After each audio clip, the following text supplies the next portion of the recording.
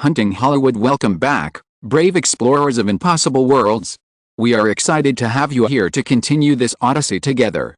Before we continue, everything you'll hear is pure fiction, so please don't try to replicate combat techniques at home. This wonderful story and all its rights belong to its brilliant original author. We are only the messengers of entertainment. Want another dose of adventure? Subscribe to our YouTube channel so you don't miss a single chapter, and if you can't wait, our Patreon has exclusive surprises you'll love. Chapter 101. This is my Maya. After Monday, under the strong efforts of Fox Film, the media trend about the butterfly effect changed significantly in just a few days. Compared with media film reviews that are biased towards subjective tendencies, ordinary people are obviously more susceptible to real data. The first week box office was $21.69 million, a slight drop of 17% in the second weekend. An average audience score of 7.7. All of these undoubtedly show that the quality of the butterfly effect is far from as bad as critics criticize. Under the deliberate guidance of public opinion by Fox Film, the public gradually realized that the one-sided negative reviews of the butterfly effect were probably the result of someone's deliberate smear. Subsequently, the New York Post, a subsidiary of News Corporation, published an article that further convinced many people of this. The matter still has to go back to the media questioning Simon suddenly in March. A reporter from the New York Post discovered that Mark Hollington, the independent writer who published an article questioning Simon in the New York Times, had recently suddenly purchased a brand new Ferrari sports car. So, the problem came. Mark Hollington's previous income was not enough for him to pay for such an expensive sports car. So, where did the money come from? Was it the extra money he suddenly earned from criticizing a genius boy under someone's instruction? As a tabloid with a huge circulation, the New York Post is well known for all kinds of shameless news. In order to avoid being sued for defamation, this article did not directly raise similar questions to Mark Hollington, but the words always guided the audience in a certain direction. Facing the accusation of the New York Post, Mark Hollington was very cooperative and refuted it immediately, claiming that he bought the sports car in installments and did not pay the full price, so naturally there was no extra money. The New York Times may not want to wade into this muddy water again, so Mark Hollington's clarification article this time can only be published in another newspaper, the Daily News. This is even more lively. As we all know, the Daily News and the New York Post, which have similar market positioning and comparable circulation, have always been mortal enemies. The two shameless newspapers are almost completely at loggerheads with each other, and even bring out each other's bosses Rupert Murdoch and Mortimer Zuckerman and devalue them to nothing. Now, with Mark Hollington's clarification in the Daily News, the war between the two sides has started again. This kind of media tearing is usually difficult to have any results. The unlucky one is Mark Hollington. The matter is getting bigger and bigger, and the fact that he was paid to discredit Simon Westeros was inexplicably confirmed in this tearing. This was so lively until Friday, April 24th. Due to the change in the media's wind direction and Fox Film's intensified marketing offensive, the box office decline of the butterfly effect in the second week continued to narrow compared with the 3 days of the weekend, only 15%, and collected another $18.28 million. In 2 weeks, the total box office of the butterfly effect has reached $39.97 million. The box office of nearly $40 million has already made the butterfly effect the fourth place in the total box office of the movies released in 1987, second only to Lola Run, Lethal Weapon and Cruel Fate released by Disney in January. Simon, while busy with a lot of things at hand, also cooperated with Fox Film to be a guest on NBC's Tonight Show again, and spent a few minutes discussing the inspiration of the butterfly effect. In the contract between the two parties, although Simon has the obligation to cooperate with the promotion of the film, he is actually the kind of person who doesn't like to show up. However, when Peter Sanders invited Simon to participate in the talk show, he directly sent a check of $300,000, and also said that if the North American box office of the film exceeded $100 million, Fox Film would pay Simon another bonus. The other party was so accommodating, Simon naturally tried his best to cooperate. At the same time, after Michael Ovitz's visit, Robert Redford responded the next day and was willing to accept the salary terms of $500,000 plus 5% profit sharing. After the party last Saturday, Madonna and her husband thought about it for a few days and also responded, saying they were willing to guest star in the roles of the Bunny and Pumpkin. The final condition was that the couple would take $500,000 in salary together. In addition, Simon also agreed to write a song for Madonna's new album in the second half of the year. After these were finalized, Pulp Fiction already had 3 superstars, Robert De Niro, Robert Redford and John Travolta, joining. The fame of Madonna and Sean Penn should not be underestimated either. With a budget of $8 million, such a strong cast was assembled. The ecstatic Orion Pictures specially held a press conference on Thursday and announced the name of Simon's new work Pulp Fiction and a list of participating celebrities with great fanfare. In the afternoon, Deaneries Pictures headquarters in Santa Monica. In Simon's office, Meg Ryan, dressed in a white shirt and black tweed skirt, carefully poured coffee for Simon and Amy, and then turned to leave. Amy held the coffee cup, looked at Meg Ryan's figure leaving, and said to Simon, "She seems to be a little afraid of you." It's not a good sign to make a woman afraid. These days, Meg Ryan officially started working 9 to 5 at Deaneries Pictures. Simon just wanted to restore Meg Ryan to the state of a 26-year-old woman through a regular life. He didn't expect her to do any substantial work, so he just arranged her to work as his secretary outside with Susan. Hearing what Amy said, Simon, who was flipping through a thick stack of actor information, just shook his head slightly and said, "It's not fear, it should be embarrassment. It would be strange if he wasn't embarrassed after being touched twice." Amy naturally didn't understand Simon's explanation, but she just smiled and didn't ask any more questions. Seeing Simon lower his head and carefully flipping through the actor information again, Amy noticed that there was a novel on his desk near her side.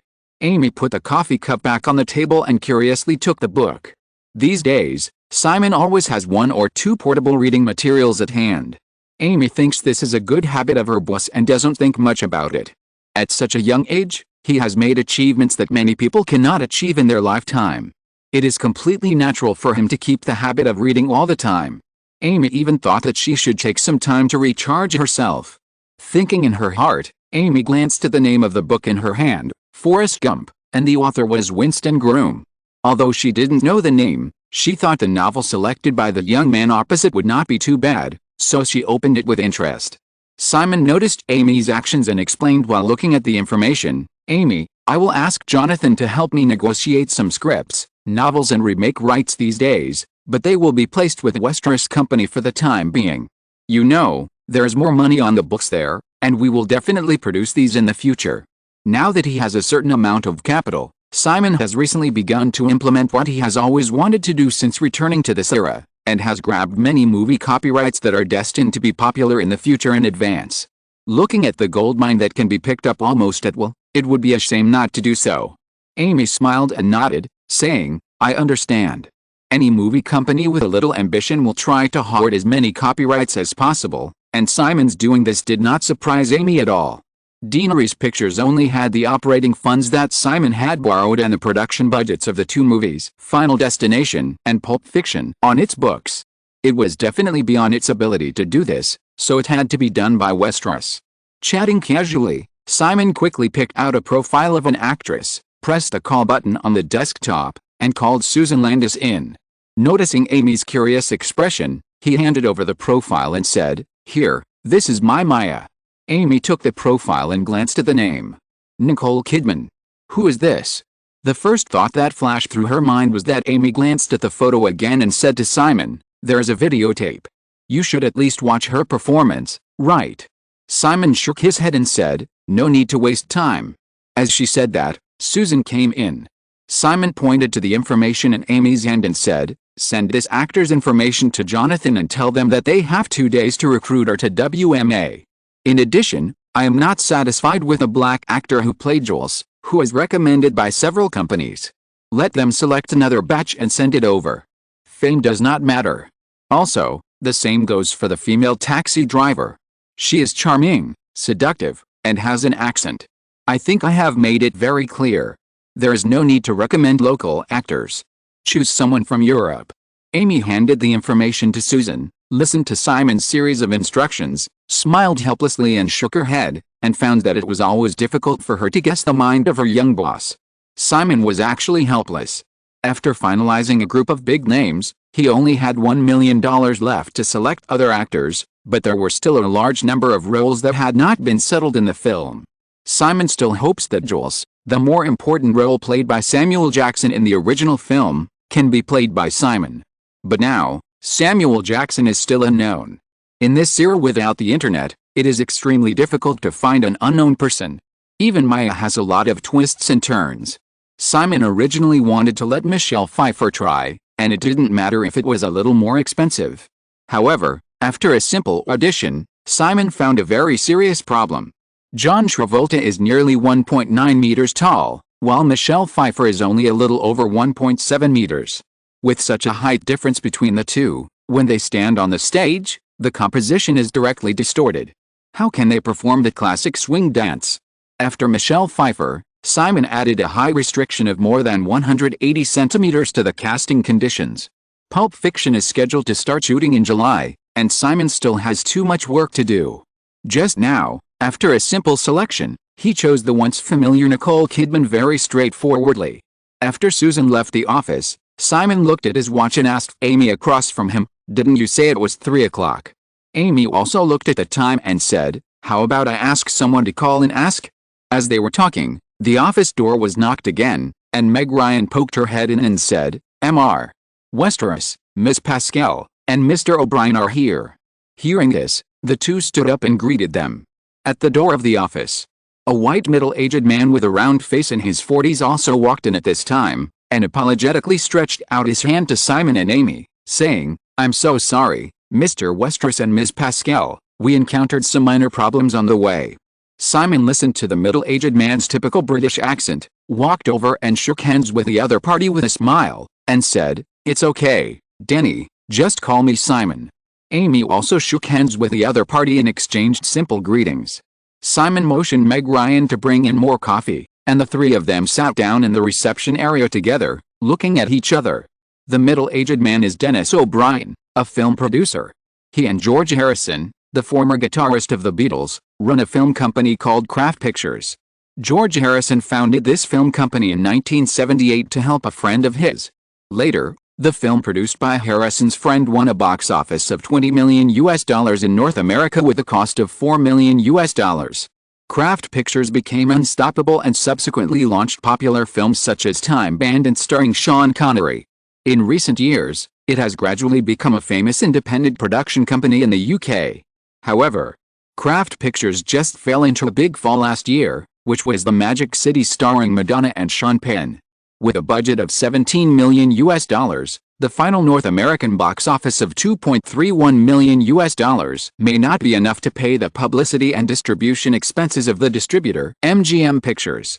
Due to the overheated global economy in recent years, a large amount of capital has poured into the film industry. Kraft Pictures did not go bankrupt due to the failure of The Magic City. Instead, it contacted Daenerys Pictures through Madonna's relationship and became interested in When Harry Met Sally. The success of The Butterfly Effect has solved the deadlock of When Harry Met Sally that had been ignored before. This week, not only many second and third tier film companies, but also the Big Seven have basically re-expressed their interest in When Harry Met Sally. However, Simon now has other plans. Daenerys Pictures cannot establish its own distribution channels in the short term, and the promotion of When Harry Met Sally will naturally cooperate with the Big Seven. But in terms of production, in order to maintain absolute control over the entire project, Simon plans to invest with some independent film producers. In this way, as long as a part of the funds can be obtained first, the entire project can be started. When Simon completes the stock index futures operation in the second half of the year, Daenerys Pictures can inject follow-up funds into the entire project. At the same time, due to the success of the two films Lola Run and The Butterfly Effect, even if it is a co-investment, Daenerys Pictures has enough confidence to ask for more profit sharing. Chapter 102 Hollywood Ledger. Danny, several major studios are currently very interested in When Harry Met Sally, and the commercial prospects are definitely very secure. However, in order to maintain control over the project, Daenerys Pictures prefers to invest alone. On the other hand, the funds I have will not be available until the end of the year, but the film will start shooting in September. So we chose to cooperate with a third party. Although Daenerys Pictures took the initiative to contact us after releasing the news of seeking cooperation, Dennis O'Brien still keenly raised his doubts after listening to Simon's explanation of the general situation of the project. Simon, as far as I know, Deaneries Pictures has absolute control over both Final Destination and Pulp Fiction. It shouldn't be difficult for you to get the same treatment from the Big Seven for When Harry Met Sally, right? Simon shook his head and said, Denny, this time is different. The key is that I also plan to participate in the investment. If we cooperate with one of the Big Seven, even if we can get control over the project production process, the subsequent distribution, not only in North American theaters, but all other channels will inevitably be completely tied to the other party. Moreover, the accounting system of the big movie companies cannot guarantee that Deaneries Pictures will obtain the benefits we deserve. You must have experienced this. Dennis O'Brien nodded in agreement. Almost all film capital that enters Hollywood hates the Hollywood account books of major studios and even second and third tier distribution companies. In order to intercept as much as possible the deserved benefits of independent producers, Hollywood distribution companies will do everything possible to falsely report various costs. Take theatrical distribution as an example. If it is a project of a single producer, the usual profit-sharing rules between Hollywood distributors and producers are as follows. After the movie is released, the distributor will first deduct a portion of the movie box office as a distribution commission. The proportion of this money is determined by the contract between the two parties. The stronger the producer, the lower the distribution commission it needs to pay. In the original time and space, DreamWorks and Paramount and other companies cooperated, and the distribution commission that needed to be paid was only 8%. But the distribution commission that weak producers need to pay may even be as high as 15%. But this is just the beginning. The subsequent publicity and promotion expenses of the distributor are the essence of the Hollywood account book system. Movie distribution definitely costs money. Copy costs, TV advertising, offline expenses of the company's loss-making projects, mowing the studio lawn, and private jets for management vacations. Basically everything that can be calculated for you will be calculated for you. In the end. In fact, the publicity and promotion expenses, which may be less than half of the production cost, may even be higher than the production cost of the movie on the distribution company's books.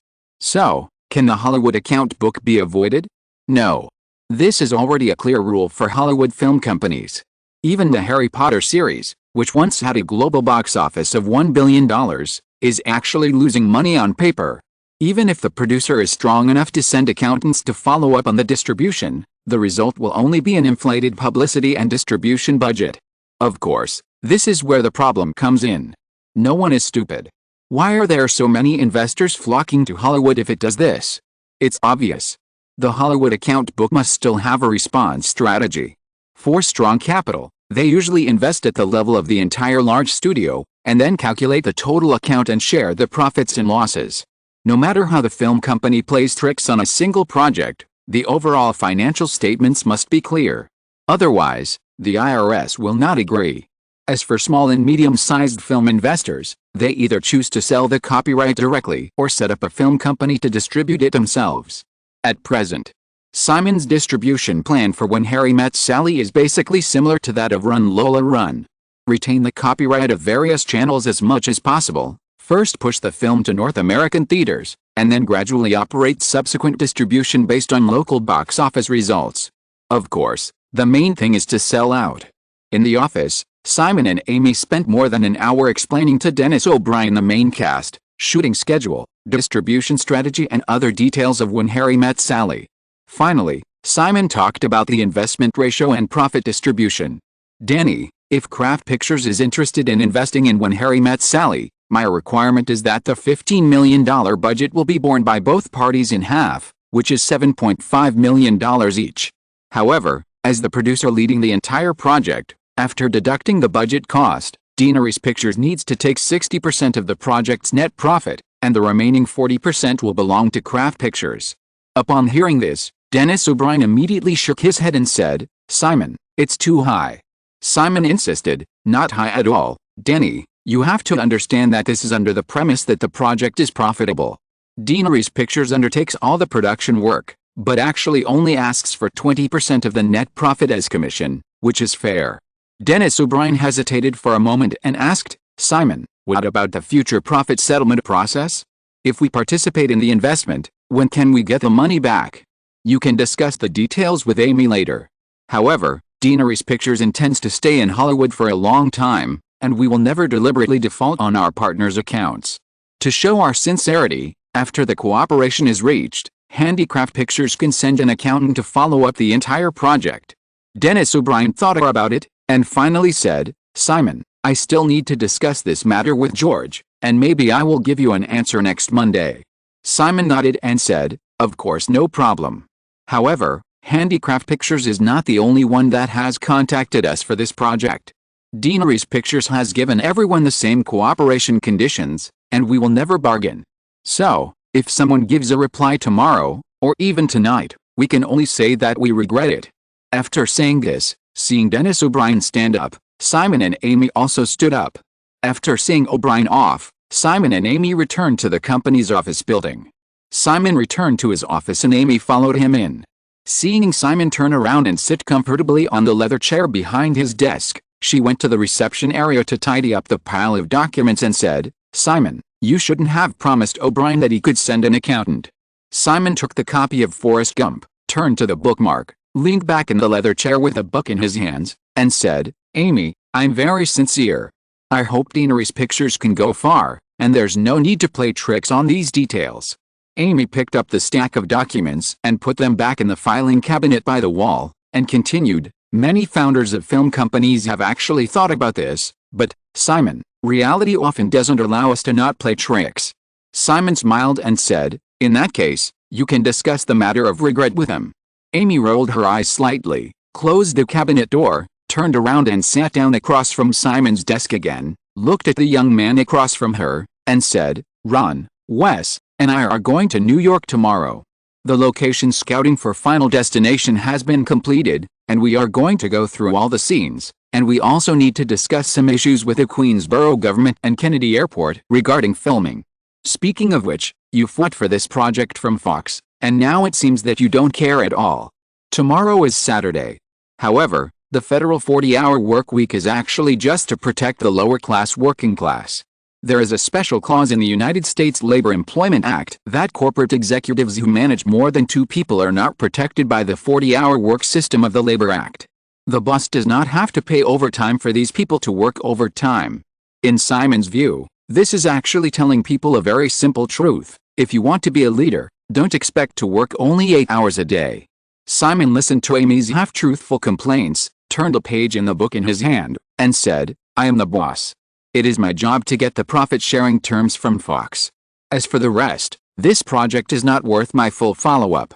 After completing the script and finalizing the director Wes Craven, and with the assistance of Amy and others, Simon was very confident about the project.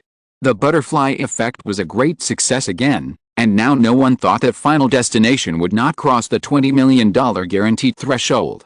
For such a purely entertaining horror film for teenagers, Simon really didn't need to spend too much time on it. After chatting for a few more sentences, Simon looked at his watch, closed the book, and asked Amy, "I'm about to get off work. Do you have any plans tonight?" Amy raised her eyebrows and smiled, "I have a dinner date with my boyfriend." "Oh, forget it," Simon shrugged and explained, "it was Jonathan, actually. You know, Robert De Niro has never had an agent. After he failed to get the leading role in Fox's Fast and Furious, he began to think about finding an agent for himself. Jonathan wants to bring De Niro to WMA, and he's holding a party tonight. I hope I can go there." Speaking of which, Simon's acceleration of collecting some copyrights is also influenced by many projects he has discovered recently. For example, Fast and Furious. In the original time and space, this movie not only achieved a good result of breaking the $100 million box office in North America, but also brought Tom Hanks his first Oscar nomination for Best Actor. Simon only learned that Robert De Niro had also tried for this project when he was chatting with Jonathan Friedman in private. In addition, Fox has also confirmed Die Hard, which is also a box office hit series. Apart from Fox, Simon couldn't get involved in many other hot-selling projects in his memory. Moreover, there were some projects that Simon was hesitant about whether to get involved. Just like Rain Man, which was the North American box office champion next year in the original time and space, and the current script was still in a state of uncertainty. However, Run Lola Run has basically determined this year's North American box office champion.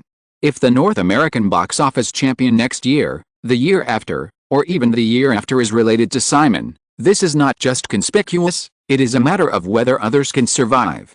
If others can't survive. Tisk. Considering this aspect, Simon has planned to consciously mix in some projects that are not popular in his memory in the process of collecting copyrights in the future, and will actually invest in production if there is sufficient funds. Across the desk. After hearing Simon's explanation, Amy said, even if De Niro is looking for an agency, it is more likely that he will go to CAA, right?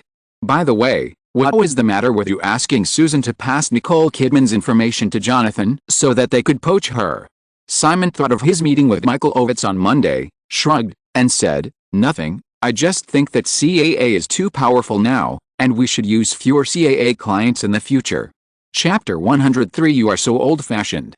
Simon, you must be complimenting me on purpose. In Once Upon a Time in America, the most impressive female character should be Deborah in her teenage years. This is definitely not a compliment, Miss Fluger.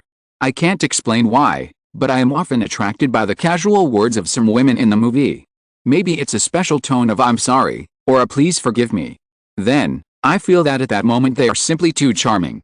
Coldwater Canyon community on the western edge of Beverly Hills. At the party at Jonathan Friedman's house, in order to impress Robert De Niro, the agent obviously put a lot of effort into the details of the party and specially invited some stars under WMA who had worked with De Niro to attend. Simon was talking to Hollywood actress Darlene Fluger who played De Niro's girlfriend even Once Upon a Time in America. Darlene Fluger was about 30 years old, with blonde hair and blue eyes, and a typical German girl's appearance, but her appearance and temperament had a bit of Naomi Watts feeling. At this time, hearing Simon say this, Darlene Fluger looked at him with interest and said, what about me, Simon, which line of mine attracted you? Simon kept it a secret and said, guess. Darlene Fluger didn't have many roles in Once Upon a Time in America. She thought for a while and shook her head, I don't know. Simon listened to the woman's answer, but a smile appeared on the corner of his mouth, and he said, it's this sentence, I don't know. At the beginning of the movie, several thugs broke into Eve's residence and asked about the whereabouts of the noodles. Eve said, I don't know, and she said it twice.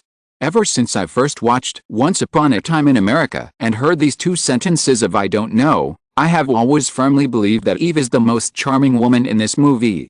Oh, Simon, you are really attentive and good at talking, Darlene Fluger's beautiful blue eyes flashed, and said, so, do you think I can try the role of Maya in Pulp Fiction? I submitted my resume, but it was unfortunately rejected. Westerners don't care about being subtle. When Simon heard the woman take the opportunity to recommend herself, he just smiled and shook his head, saying, it's a pity that Maya's role requires a height of about 180 centimeters. Darlene Flug felt a little strange that Simon used the metric system to measure height, but she didn't give up easily. She said, wouldn't it be okay to wear high heels? Maya is barefoot most of the time in the movie, Simon continued to explain, and then said, but I think there is definitely a chance for us to work together. Maybe you can leave me a contact number. Darlene Flug looked at the big boy in front of her with a harmless smile, but her expression was a little hesitant. After a moment of silence, the woman was about to speak when another white man in his 30s trotted over from the villa. Walking closer, the man put his arm around Darlene Flug's waist, looked at Simon uncertainly, and asked the woman next to him, honey, what are you talking about? Darlene Flug felt the change in Simon's eyes, forced a smile, raised her hand to introduce the two. Simon, this is my husband, Michael Small. Mike, this is Simon, Simon Westeros. Simon has become very famous after the success of 2 consecutive movies. However, he himself is not the kind of person who likes to show up in the spotlight, so it is not surprising that Michael Small did not recognize him for a while. After hearing his wife's introduction, Michael Small showed a look of realization, and extended his hand to Simon very enthusiastically to say hello. After chatting for a few more words, Michael Small turned around and left with Darlene Flug. Simon took the cup in his hand and took a sip of the cocktail, then walked to Sandra Bullock and Keanu Reeves who had been standing nearby chatting. Seeing Simon coming over, Keanu Reeves just said hello and turned away. Simon looked at Keanu doubtfully as he hurried away, obviously suppressing some emotions. He glanced at Sandra in front of him and saw that she also had a half smile on her face. He asked, what's wrong? Nothing, Sandra shook her head, but the smile on her face became more intense. She couldn't help but say, I just heard a line that impressed me very much.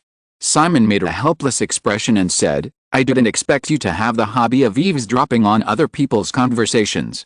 Sandra rolled her eyes at Simon and retorted, Keanu and I were standing here before you stopped that woman from chatting up, okay? I'm not deaf. Okay, Simon shrugged and said, my fault. Sandra made an expression that said it was your fault, and the smile on her face still didn't disappear. She looked at Simon and said, don't you want to guess which line I was impressed by? Simon asked back, is there a reward for guessing it right? Sandra asked casually, what reward do you want?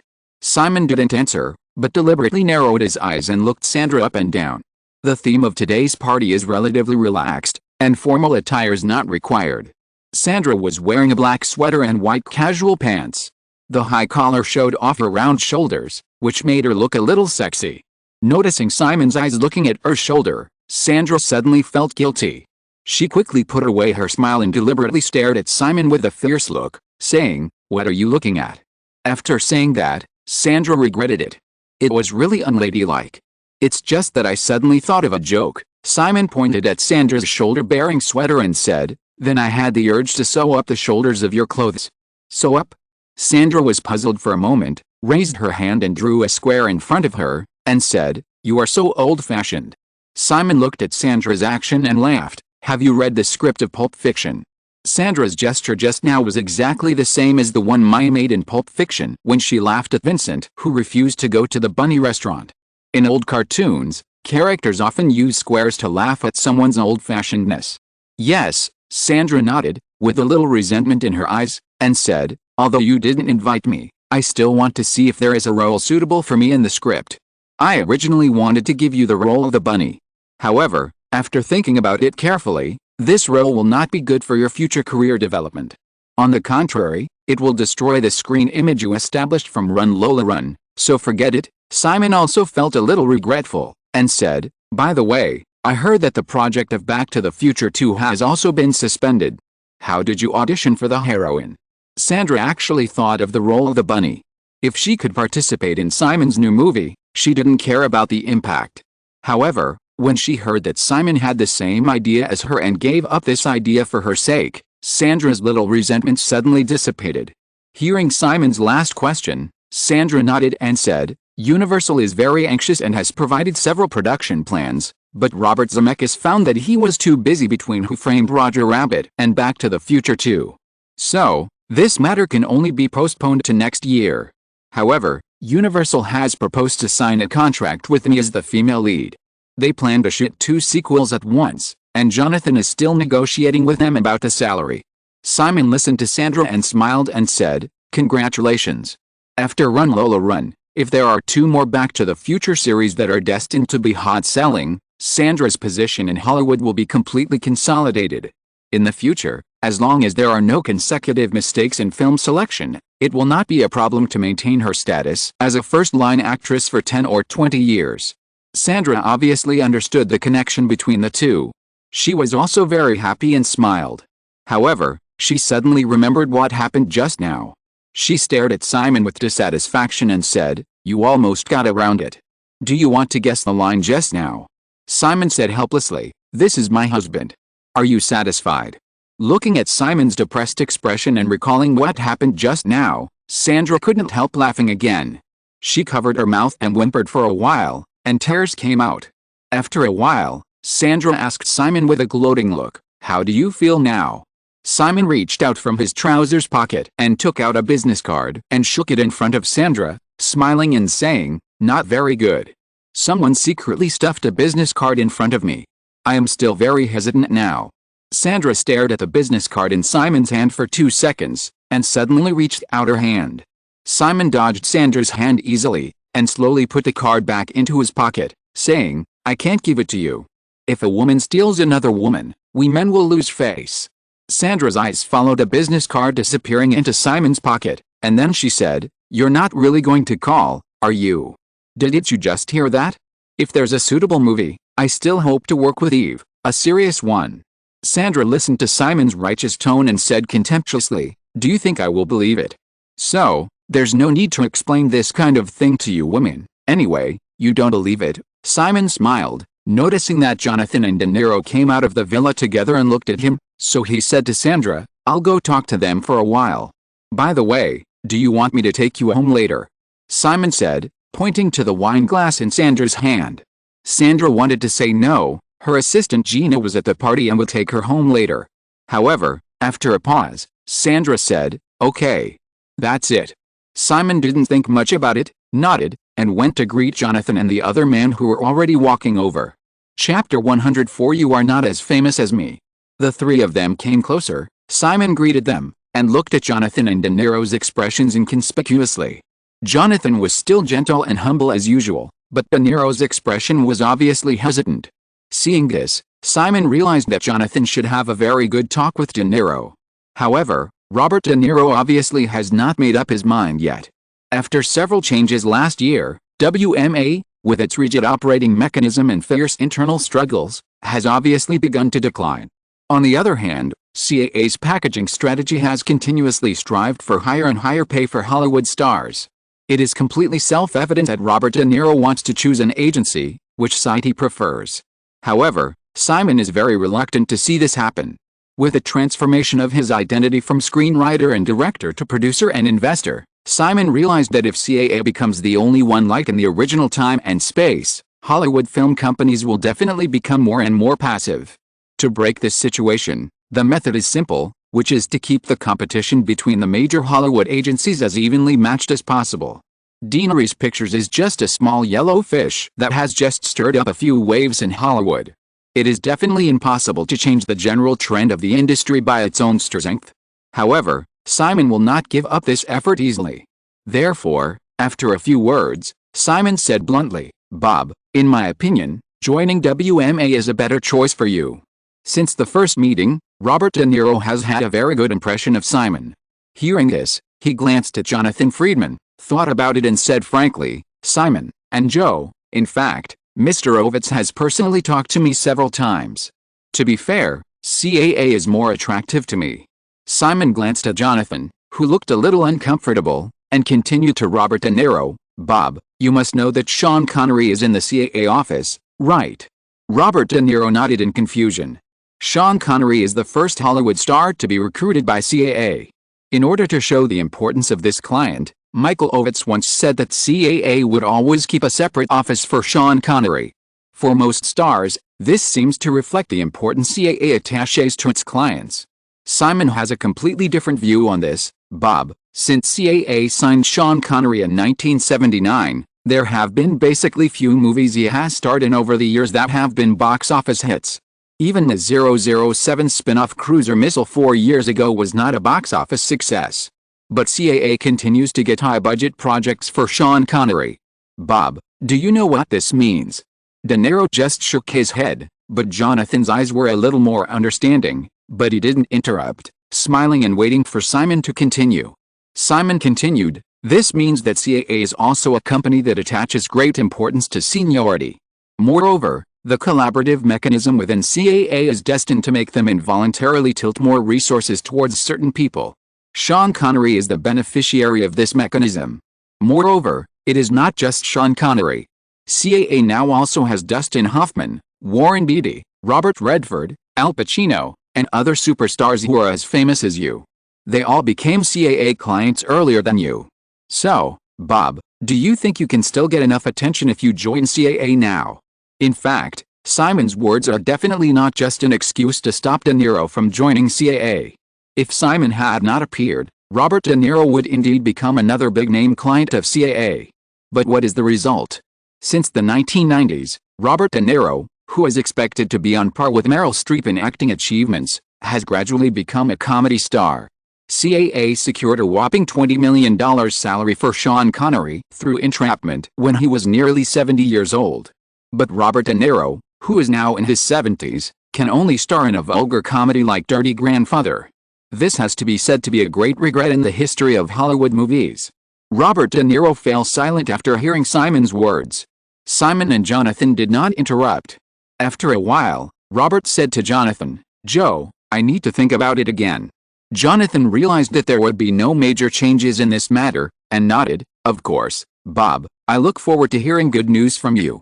Time passed 9:30 unknowingly.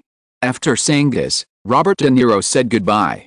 After seeing him off and returning to the party, Jonathan asked Simon curiously, "You seem to want De Niro to join CAA more than I do. What's going on?" Although they were close, Simon couldn't tell Jonathan everything he thought. He just said, "You must know what happened on Monday, right? My conversation with Ovitz was not very pleasant." Jonathan nodded and smiled. Of course he knew what happened on Monday, and he was even worried that Simon would be poached by CAA suddenly. After enduring for a week, Jonathan originally wanted to test Simon's attitude at this party. After his persuasion of Robert De Niro just now, the agent was completely relieved at this time. So he talked about another thing. "Simon, the actress's information you sent to me this afternoon is Nicole Kidman. I have already contacted her, and it won't be a problem to poach her. But what are your plans?" Simon did not hide it and said, "I want her to play Maya." Jonathan knew the progress of the casting of Pulp Fiction very well. The role of Maya is just in the stage of submitting resumes. Nicole Kidman has some fame in Australia, but in Hollywood, she is still a complete unknown. It is unlikely that Simon has seen her performance in advance. However, when the information Australia flashed through his mind, Jonathan immediately thought of Janet. As Simon's agent, although he didn't know what happened between the two, Jonathan could judge from many signs that Simon and Janet were not enemies as the outside world said, and they were not even lovers. Perhaps, this Nicole Kidman was recommended to Simon by Janet Johnston. Jonathan knew that Simon was never a frivolous person. Since he wanted Nicole Kidman to play Maya, the actress could definitely support this role. Lola Run has already made Sandra a first-line actress in Hollywood, and Jonathan naturally doesn't mind having another top actress under his name. The two chatted for a while, and Simon was about to say goodbye, but then he remembered another thing. "Joe, I just made a story script for an animated film recently. I'll give it to you next Monday. Please help me contact Disney." Jonathan was a little surprised. Animated film. Simon nodded and said, "The story tells about a little lion who gradually grows into the king of the grassland. It's called The Lion King." Jonathan couldn't help shaking his head and said, "Simon, Disney is no longer the Disney of the past. Eisner and Katzenberg don't attach much importance to animated films. Not only did they reorganize the animation department into a subsidiary of Disney Pictures 2 years ago, but even the studio employees were sent to an abandoned warehouse in Glendale." Simon has been paying close attention to various developments in Hollywood, so he naturally understands the situation Jonathan mentioned. Although Disney launched a number of popular 2D animations such as Beauty and the Beast and Aladdin in the early 1990s before the rise of 3D animation, in the first few years of taking charge of Disney, Michael Eisner and Jeffrey Katzenberg paid more attention to live-action movies. There were even rumors that Disney planned to completely close the animation department. "Joe, I know everything you said. I don't plan to sell the script to Disney. If possible, I hope that Deaneries Pictures will invest and entrust Disney's animation department to produce this project on my behalf. The production cycle of an animated film is very long. Therefore, let's not consider the issue of distribution for the time being. You just need to negotiate with Disney according to this idea." Jonathan frowned and said, "Simon, I don't understand." Simon will definitely do more things that will confuse people around him in the future. He doesn't want to waste his breath every time, so he just said, "Joe, this is actually a gift I want to give to Jenny. So, you just need to contact Disney according to my ideas." Jonathan looked at Simon deeply for a few times, and didn't ask any more questions. He just smiled and said, "Okay, who made you my most important client? However, Simon, according to your idea, this should actually be Pascal's job. My contact with Disney has already exceeded my job." Simon spread his hands and said, "Amy is too busy. She has to fly to New York tomorrow. The annual salary you get from me is higher than Amy's. You have to do more." Although Jonathan didn't think Amy's salary would be lower than his, he still nodded in agreement. After the two of them agreed on this matter, Simon said goodbye. As usual, Neil Bennett drove to pick him up. Simon found Sandra from the crowd and took the girl to his SUV. The car left Jonathan's house and headed east to West Hollywood. It was not too far from Coldwater Canyon to West Hollywood. More than 10 minutes later, the Chevrolet stopped outside an apartment building near Santa Monica Boulevard. Looking at the dark corridor at the entrance of the apartment building, Simon thought about it and got out of the car with Sandra. The two had just stood on the side of the road when a clear click sounded not far away. Simon looked at Sandra, who was clasping her hands behind her back and looking down, and smiled and said, "That's good, Simon. Westeros's new relationship is exposed."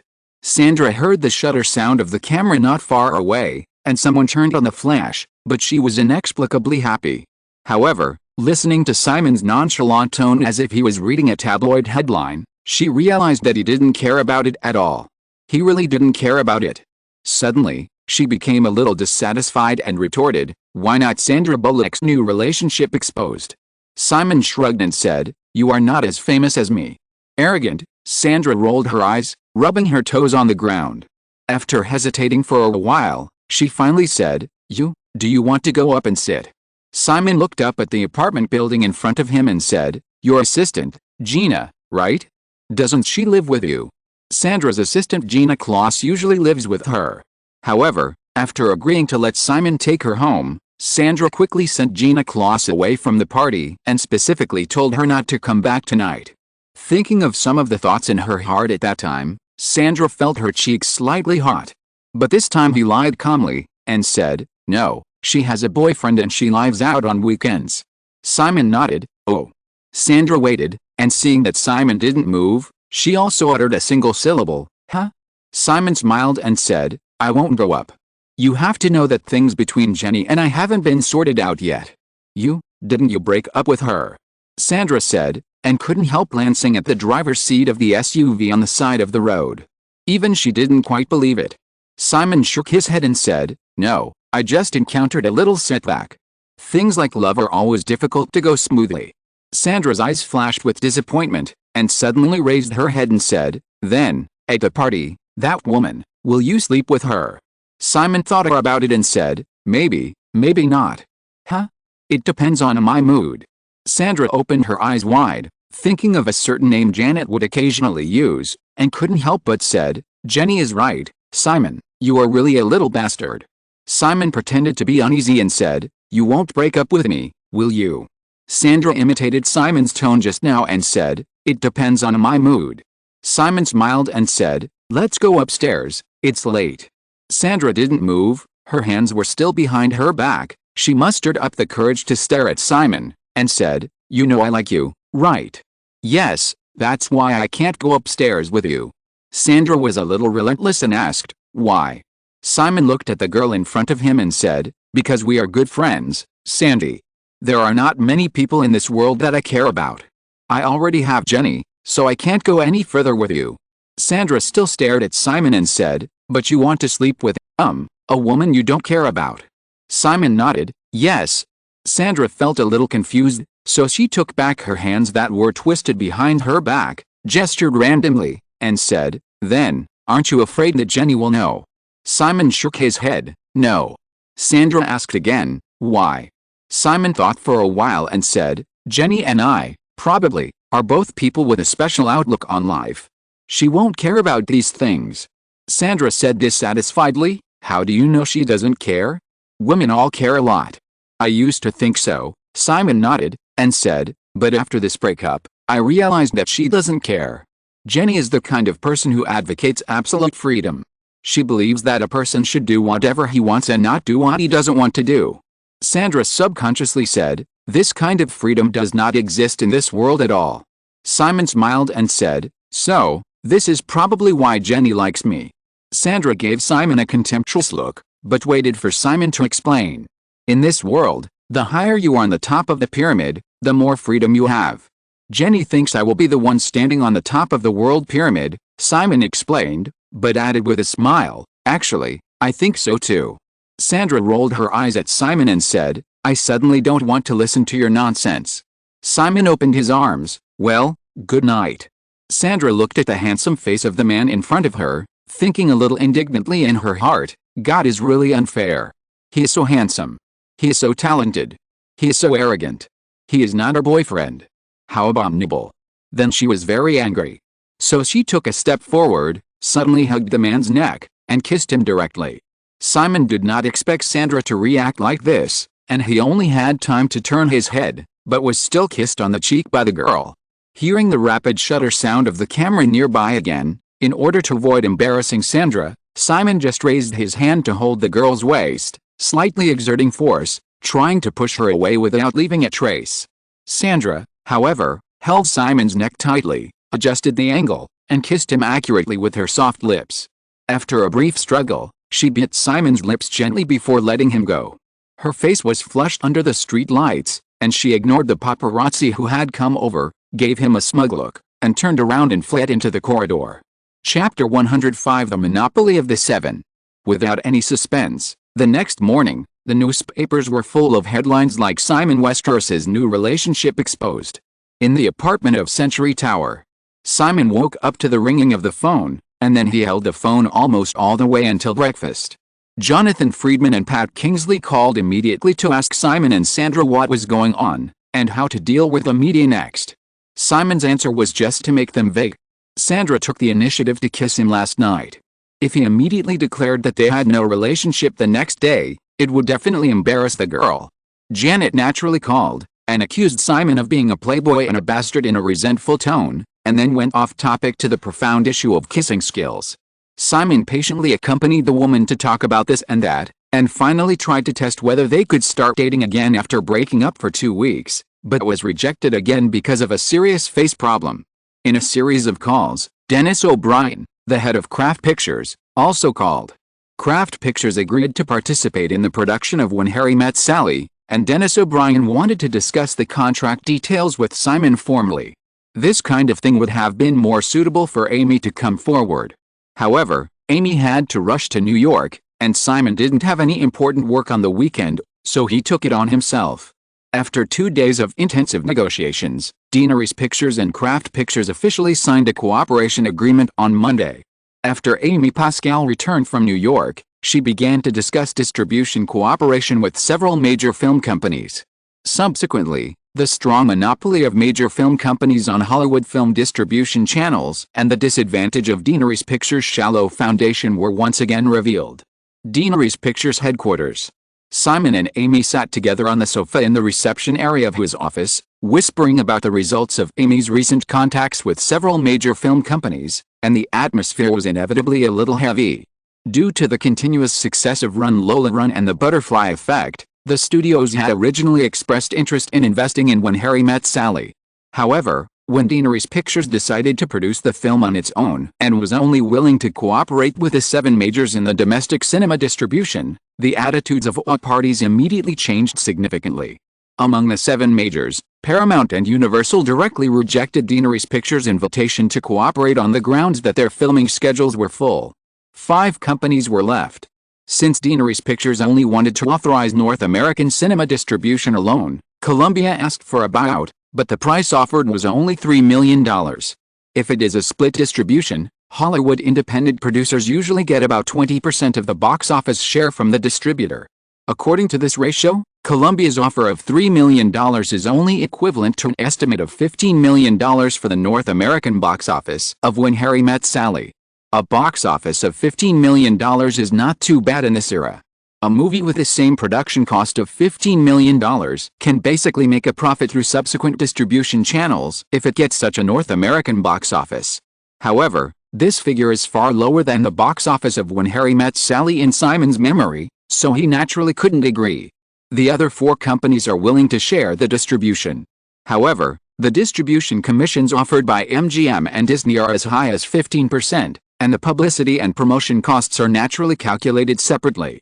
Moreover, the 2 companies not only asked Simon to sign director and screenwriter contracts and other additional conditions, but also the number of screens and movie schedules they could offer were not satisfactory. Next are Fox and Warner. Fox is willing to give the Easter schedule at the end of March next year, guaranteeing a minimum of 1,000 screens for opening, and a distribution commission of 12%. However, Fox asked to take away the agency distribution rights of When Harry Met Sally and other channels in North America. The schedule given by Warner is the best among the 7 companies: November next year, Thanksgiving, guaranteeing a minimum of 1,000 screens for opening, and a distribution commission of 10%.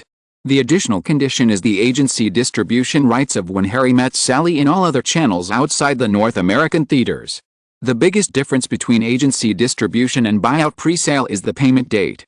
If Daenerys Pictures retains the distribution rights of other channels, after the release of When Harry Met Sally, if the market response is good, it will soon be able to quickly recover funds by selling out the distribution rights of subsequent channels like Lola Run. But if it chooses to distribute through agents, it will have to wait until the film companies complete the distribution of various channels before the accounts can be settled one after another. Take the distribution of videotapes, which is closest to the theatrical release. After a movie is off the shelves, there is a 3-month window period before the videotapes can be put on the market. Even if it is settled on a quarterly basis, it will take at least another 3 months. Therefore, even if it can eventually recover more profits by choosing to distribute through agents, the long payment cycle of several years is not something that a small company like Daenerys Pictures can bear. In short, the conditions given by the 5 major companies that agreed to cooperate are basically not what Simon wants to see. However, 5 of the 7 major film companies are willing to cooperate with Daenerys Pictures, which is actually the result of Simon's accumulation of 2 consecutive hot-selling movies. For an independent film, Simon wants to hold more distribution rights in his hands, and the 7 major companies are obviously unlikely to give 2 good conditions. For example, don't even think about the popular summer season. In fact, the situation faced by When Harry Met Sally is a true portrayal of the common experience of independent producers in Hollywood. Although Hollywood has never lacked second- and third-tier film companies that can independently distribute films, the monopoly of the 7 major studios on film distribution channels is definitely not an empty talk. Only those who are in it understand how terrible this strong monopoly is. Take New Line Cinema as an example. Robert Shea, the founder of New Line Cinema, founded the company in 1967. But until 1984, when New Line Cinema launched its first independently produced A Nightmare on Elm Street, it could only get 165 screens for the film to open, and it was still an unpopular schedule on November 9. Even the recent A Nightmare on Elm Street 3, although the number of screens for opening has finally expanded to more than 1,000, the schedule seems even more unpopular. February 27. For big studios, this schedule is basically a movie graveyard. Only very unpopular films or films produced by independent producers will be left to fend for themselves in this unpopular schedule. So why didn't New Line Cinema choose the popular schedule such as the summer or Christmas schedule? Because it can't get in.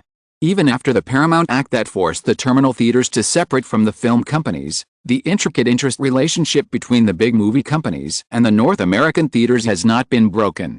What's more, in recent years, as the local government has continuously relaxed the control of the media industry, the Paramount Act has been dead in name only. At present, the total number of movie screens in North America is about 22,000, of which 7,500 screens are located in the core prosperous areas, and the proportion of North American box office contributed each year is as high as 80%. After the Paramount Act expired, Warner, Universal, Columbia and other companies have re-entered the theater screening business in recent years, and currently have once again controlled nearly half of the core 7,500 screens. With direct control over 40% of the total box office share in North America, coupled with close interest ties with other theater chains, second- and third-tier film companies can still make small moves, but they basically cannot threaten the monopoly of the 7 majors. Simon was actually very clear about these things because of his attention to all aspects of Hollywood, but he still felt strongly unwilling. After taking another look at the memorandum recording the cooperation conditions of several major film companies, Simon looked up at Amy Pascal and asked, "Amy, what do you think is the possibility that we will distribute this movie ourselves?" Amy Pascal shook her head and said, "Simon, it's too risky. This is $15 million, not $1.8 million like A Nightmare on Elm Street. Local box office data is the most important basis for subsequent channel distributors to quote. It is not impossible for us to distribute it ourselves, but the box office we get may not even be half of what the 7 majors can do. This will have a serious impact on the revenue of all subsequent channels, and it is completely not worth the loss." After listening to Amy's words, Simon fell silent. He naturally understood these principles. Once again, he looked at the memorandum in front of him and quickly weighed the several cooperation plans in front of him.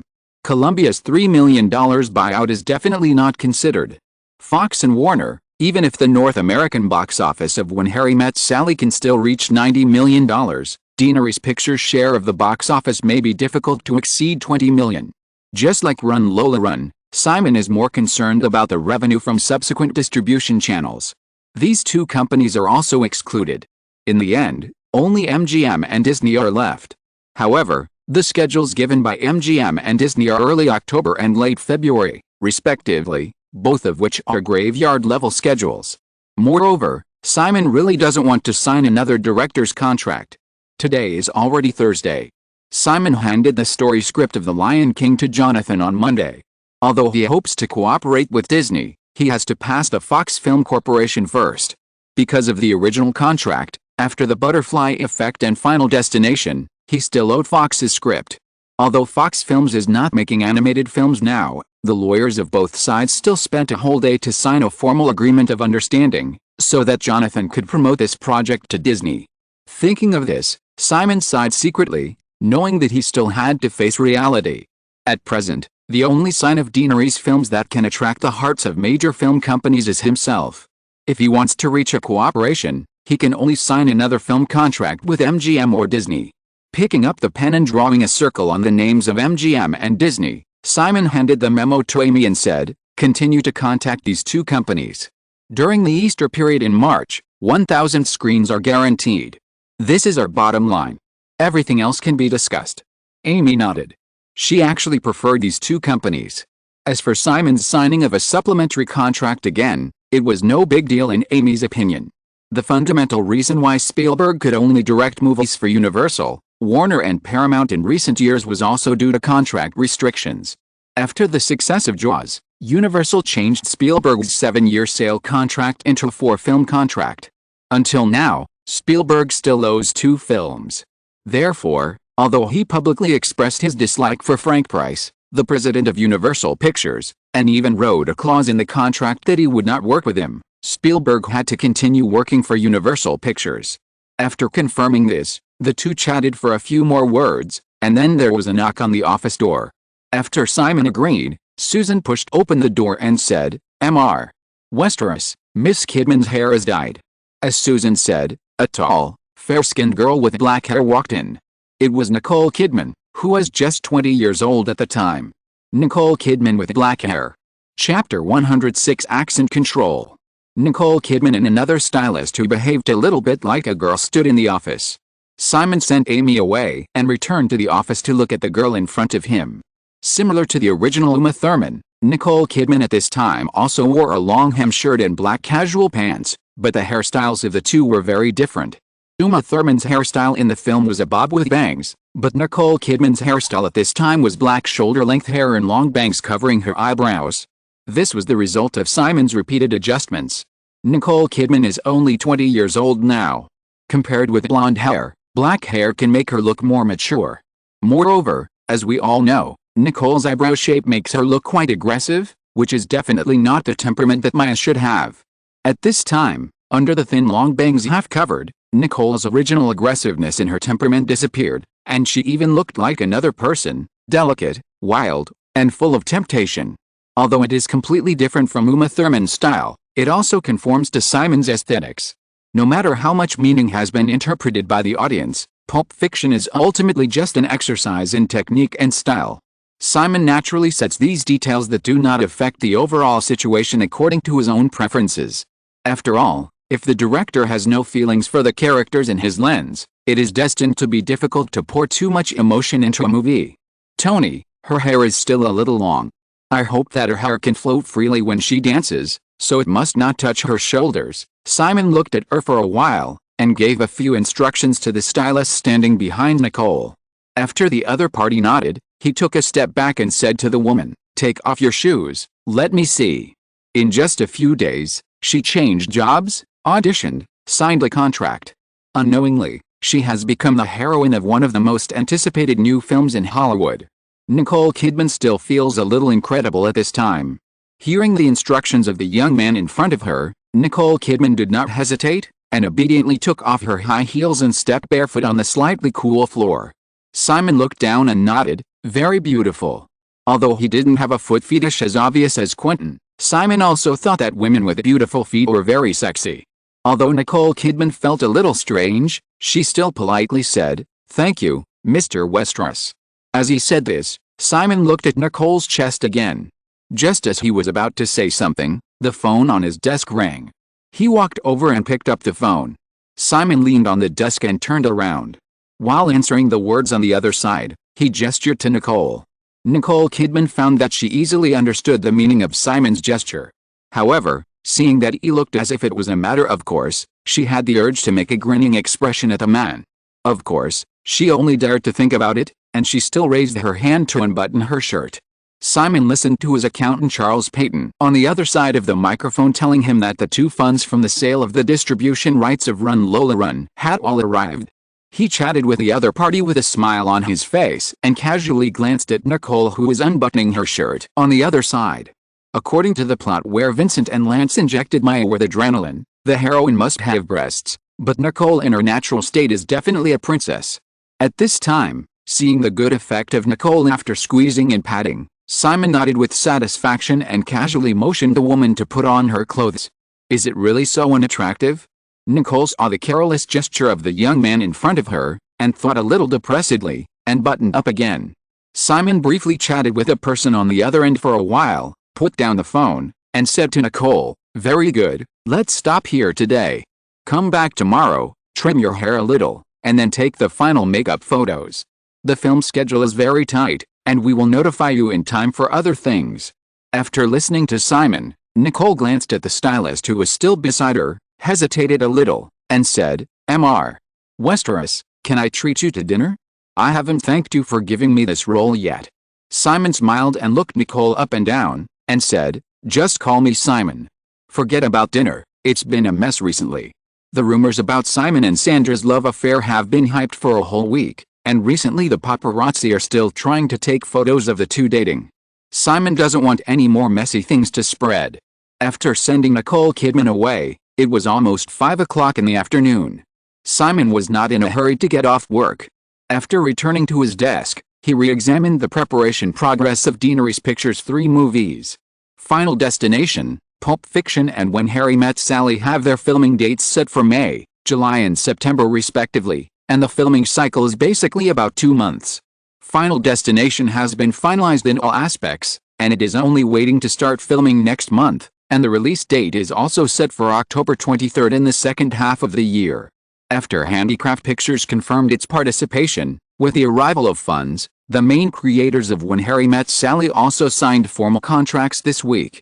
The next 4 months of preparation are definitely more than enough. As for Pulp Fiction, after all, the circle of black actors is not too big.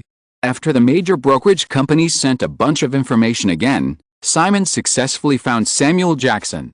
Samuel Jackson was born in 1948 and is 39 years old this year. After obtaining a degree in drama arts in the early 1970s, Samuel Jackson performed in stage plays on Broadway in New York for 10 years. In the 1980s, he began to play some small roles in Hollywood, but he has always been unknown. The invitation to play the role in Pulp Fiction was a big pie in the sky for Samuel Jackson. He agreed without hesitation and signed the contract yesterday. After Samuel Jackson, the supporting roles were very easy to handle, except for the role of the female taxi driver, for which Simon still had not found a suitable candidate.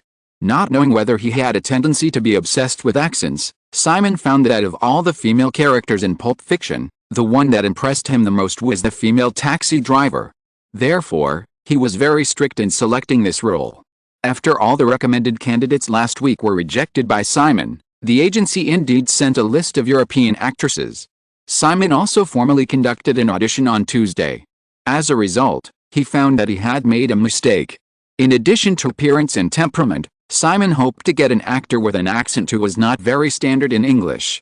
Then, all the actresses who participated in the audition had various strange accents, and Simon could not tell who was real and who was pretending.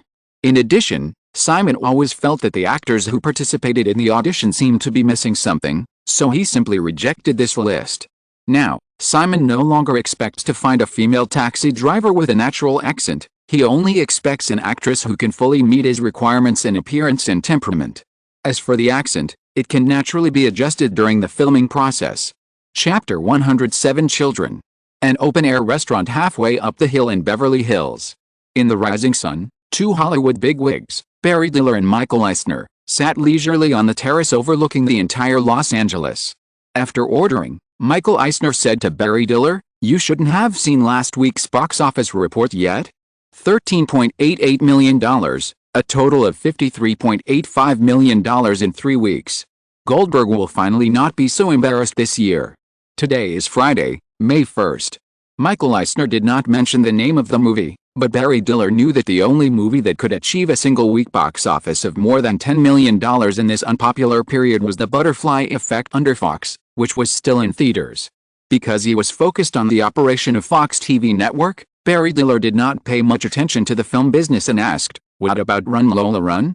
Michael Eisner's expression became more emotional. He shook his head slightly and said, $7.59 million, a total of $175.6 million. Orion may earn more than $80 million from the box office alone.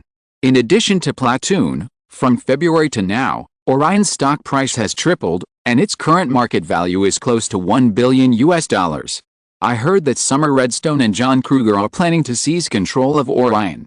Barry Diller also felt a little incredible. Thinking of a young man who was talked about everywhere around him during this period, he couldn't help but say, "What a miraculous little guy, maybe I should take the time to meet him." Michael Eisner smiled and said, "If you want to see him, you can come with me to Burbank later." Barry Diller made a puzzled look.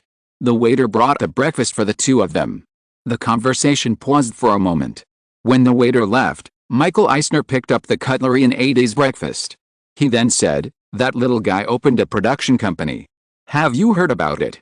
Barry Diller smiled and nodded, saying, "Of course, Deaneries Pictures has also poached a vice president of production from our Fox." Michael Eisner smiled with gloating, and then said, "Deaneries Pictures is seeking a distribution partner for a movie. Disney should be one of their choices. In addition, Simon Westeros also handed us an animation script and wanted to entrust Disney to produce it. Amy Pascal and I have an appointment to talk formally today. I'll have someone make a call and ask Westeros to come together." Barry Diller nodded, paused, and then shook his head gently.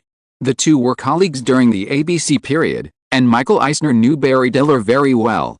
Noticing his little action, he realized that his shaking head was actually directed at Ronald Goldberg. Simon Westeros has already collaborated with Fox Films on 2 films. Final Destination may still be a work in progress, but The Butterfly Effect has been very successful. In this case, Fox should have been the best partner for Deaneries Films. Now, Ronald Goldberg has apparently given up another opportunity. Michael Eisner actually doesn't think highly of Ronald Goldberg. However, he also understood the deep friendship between Ronald Goldberg and Barry Diller, so he said, "It's not Ronald's fault. The director and screenwriter of that movie are not Westeros himself, and the script is also relatively anti-mainstream. Deaneries Pictures is not only willing to give up the domestic theater distribution rights of the film, but also wants the Easter schedule next year." Barry Diller listened silently and asked, "What about you?" "Next Easter, we originally planned to rescreen Bambi, and there is no distribution pressure for a live-action movie. In addition, you should have seen Run Lola Run. Although there are many accidental factors in the success of this movie, Westeros's film skills are absolutely impeccable. I plan to take this opportunity to sign him for a few film contracts." Michael Eisner finished speaking and smiled and said, "So, Barry, do you want to meet the little guy?" When Barry Diller and Michael Eisner had breakfast together, Simon also woke up in his Century Building apartment a little earlier. The location was the study. Sighing that the life of a bachelor is so bleak, Simon put away a pile of financial books beside the sofa, stood up and walked to the writing board embedded in the wall of the study. On the large writing board were 2 general trend charts of the Dow Jones Index and the S&P 500 Index in the next few months, as well as various text annotations in various languages such as Chinese, French, Spanish, Hebrew, etc. It is not easy to collect this information from more than 10 memories in my mind. Sometimes it is just a flash of thought. Therefore, Simon accumulated it for a week to get these. Just in case, Simon did not use English annotations, and the other languages were all suggestive words that only he could understand. Except for the 2 index trend charts, even if others found them, it would probably be unlikely to understand them. After looking at them for a while, He carefully wiped the two trend charts that had been drawn many times and were completely engraved in his mind, leaving only various scattered text annotations, and then Simon left the study. Simon had originally arranged an audition for a supporting role in Pulp Fiction in the morning. While eating breakfast, he received a call from Amy. Michael Eisner wanted him to personally attend the meeting today, so he had to change his schedule temporarily. At 8 o'clock, Simon met with Amy first, and then rushed to the Disney headquarters in Burbank. The secretary took the two to a conference room. After Simon entered the room, he found that in addition to Michael Eisner, there was another middle-aged man sitting at the conference table. Moreover, he immediately recognized the other party's identity, Barry Diller, chairman and CEO of 20th Century Fox. Everyone greeted each other. Simon shook hands with Michael Eisner, then reached out to Barry Diller and said with a smile, "Mr. Diller, it's nice to meet you. Your high-concept movie model has benefited all of us filmmakers a lot." Barry Diller shook hands with Simon, and after hearing what he said, he pointed to the script of When Harry Met Sally that he had just been reading, and asked in a slightly testing tone, "But, Simon, I found that several projects related to you are not high-concept movies." Simon noticed that Amy and Eisner were looking at him with interest, waiting for his answer, and said with a relaxed smile, "Daenerys Pictures is still just a child, and children can be more creative. When they grow up, they will definitely be well-behaved." Seeing Simon give an answer without hesitation that was both appropriate and ambitious, Barry Diller raised his eyebrows and said, "I'm looking forward to seeing what Daenerys Pictures will look like when it grows up."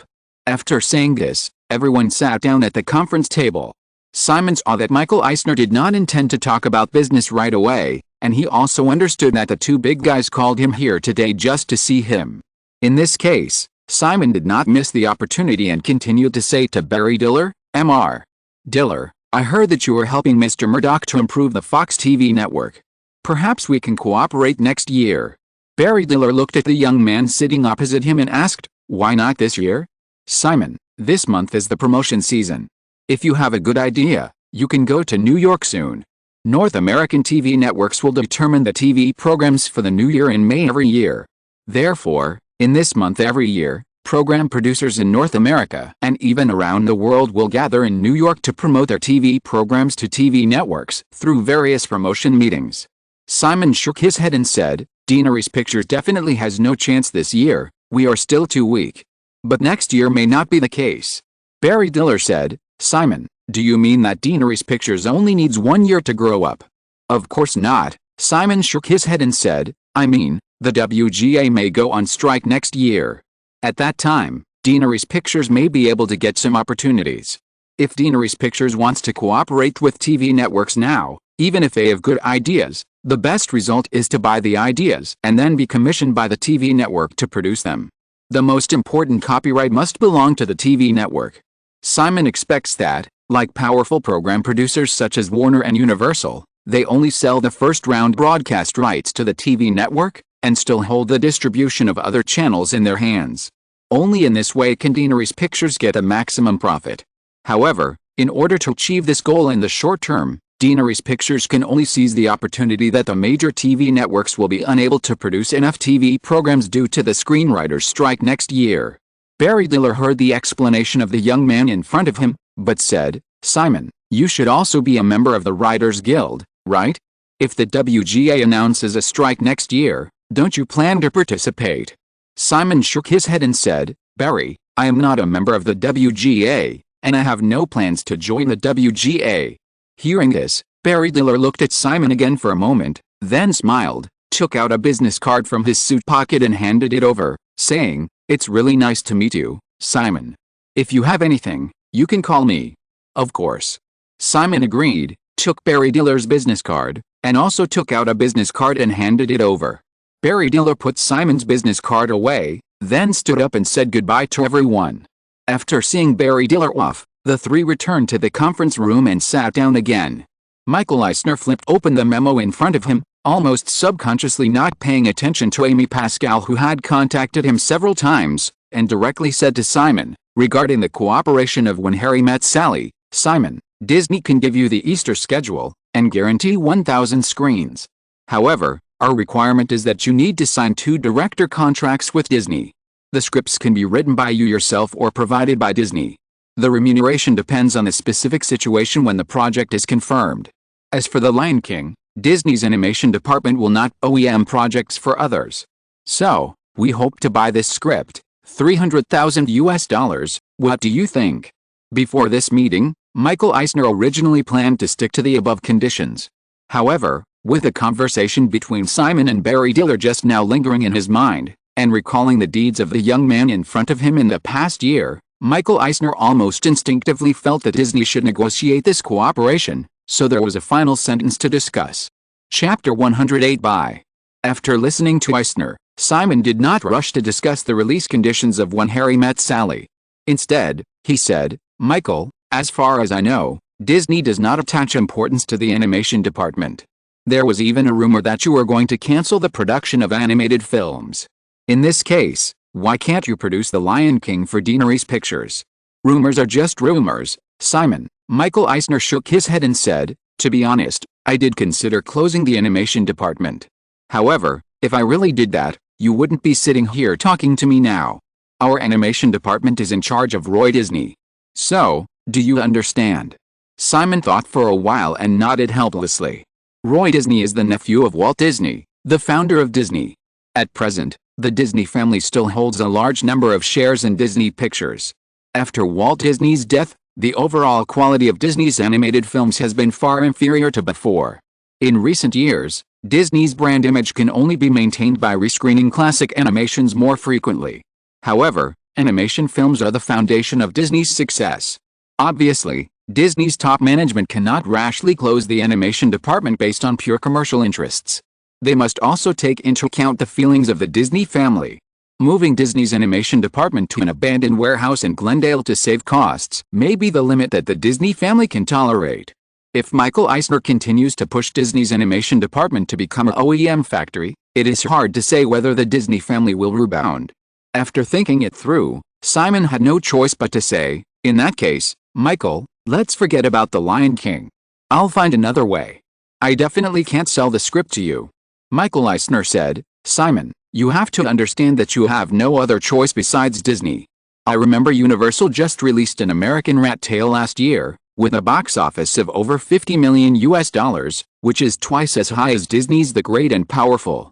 That movie." Michael Eisner smiled when he heard it, and said, "Including director Don Bluth, several main animators are employees who left our Disney.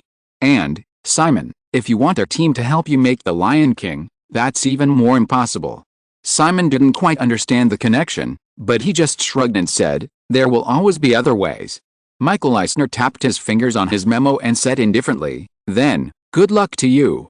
Although Simon's script was very popular in Hollywood, Michael Eisner didn't force it after hearing Simon's insistence. Unlike live-action movies, the production cycle of animated movies usually takes 2 to 3 years, and the cost remains high.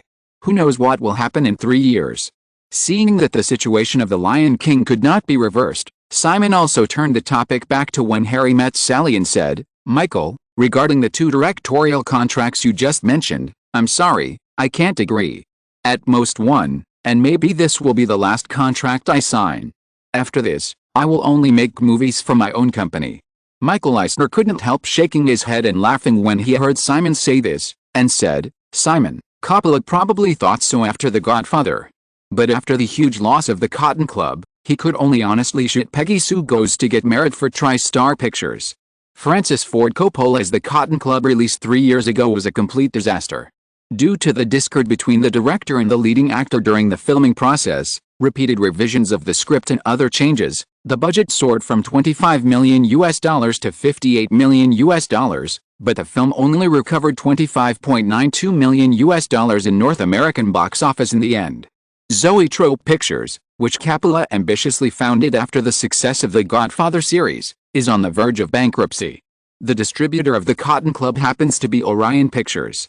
Speaking of which, Simon did not consider Orion, which also has a good relationship with him, and directly sought cooperation with a large film company. This is also because Orion is currently in an ambitious state and cannot give When Harry Met Sally a good schedule. Due to the box office success of several films last year, Orion, which has become more financially relaxed, has currently confirmed that it will personally invest in as many as 9 film projects. In addition to the films it represents other independent producers, the company's distribution scale next year is completely on par with the Big Seven. However, Orion obviously does not have the foundation of the Big Seven. Simon looked at those films that were basically all in a slump, and he understood why Orion, which frequently produced films that were both box office and award-winning, would fall into trouble step by step in the next few years. The big sales of a single film will definitely not make up for the losses of multiple films. Maybe I will become the second Coppola, Simon thought to himself, and also smiled, and said, "But, Michael, everyone should have some dreams. What if they come true? So, there's only one." Michael Eisner recalled what Simon had just said, but insisted, "Simon, if this is the case, Disney will not be able to give you the Easter schedule." Simon thought for a while and said, "Michael, I can make some concessions on the commission, 18%, what do you think?" Michael Eisner still shook his head and said, "I have read the information about Fire Inside, the previous work of the screenwriter of When Harry Met Sally. Jack Nicholson and Meryl Streep are two big stars in the lead roles. The production cost is $25 million, and the box office is only $25 million. Simon, I don't think the market performance of this movie can be better than Fire Inside, so there is not much difference between 18% and 15%. Michael, I think you got one thing wrong. The movie Fire Inside only grossed $25 million at the box office because of Jack Nicholson and Meryl Streep. I still don't understand who is so talented to bring Jack Nicholson and Meryl Streep together to star in a love movie. The two of them don't have any chemistry on the screen at all. Now this movie When Harry Met Sally, I believe its box office will be much better than Fire Inside." Simon, your confidence is meaningless. Simon thought for a moment and said, "Or, Michael, how about Daenerys Pictures directly buy Disney's Easter schedule next year?" Michael Eisner asked puzzledly, "What do you mean?" Simon looked at Amy, who had been listening to the negotiation between the two, and said, "Can you give me the box office data report for last week?" Amy was also a little confused, but she took out a page of the report from her bag and handed it to Simon. Simon took it and glanced at the data, then handed it to Michael Eisner across the conference table, saying, "Disney is rescreening 1970's The Adventures of Cats this Easter. It will be released on April 10th, with more than 1,400 screens. The current box office is $13 million, and it will definitely last for a few more weeks. So, let's calculate based on the total box office of $16 million, 50% of the box office share, and the publicity and distribution costs are calculated as $2 million, and Disney can make a profit of $6 million. Michael, Daenerys Pictures will pay $6 million as a fixed distribution commission, and Disney only needs to give us 1,000 screens next Easter. What do you think?" Michael Eisner took the box office report, looked down at the data on it, and began to think about Simon's novel cooperation plan in his mind. A fixed commission of $6 million, based on a 15% distribution commission rate, the young man in front of him is equivalent to calculating the North American box office of When Harry Met Sally at $40 million. If When Harry Met Sally can get $40 million in North American box office, including the subsequent distribution income, this is definitely a big money-making project. Thinking of this, Michael Eisner quickly said, "Simon, things are not calculated in this way. In addition to the box office of Cat Adventures, the rescreening of this animated film can also stimulate its videotapes and derivative sales, and Disney will get more than $6 million from it." Simon nodded and said, "Of course I know this, Michael. However, in addition to the $6 million, Disney can also buy out the other channel distribution rights of When Harry Met Sally first. The North American videotape and television broadcast distribution rights of Lola Run obtained by Orion will also bring them very rich profits in the next few years. At the same time, you can also get a director contract from me." Michael Eisner said, "Two."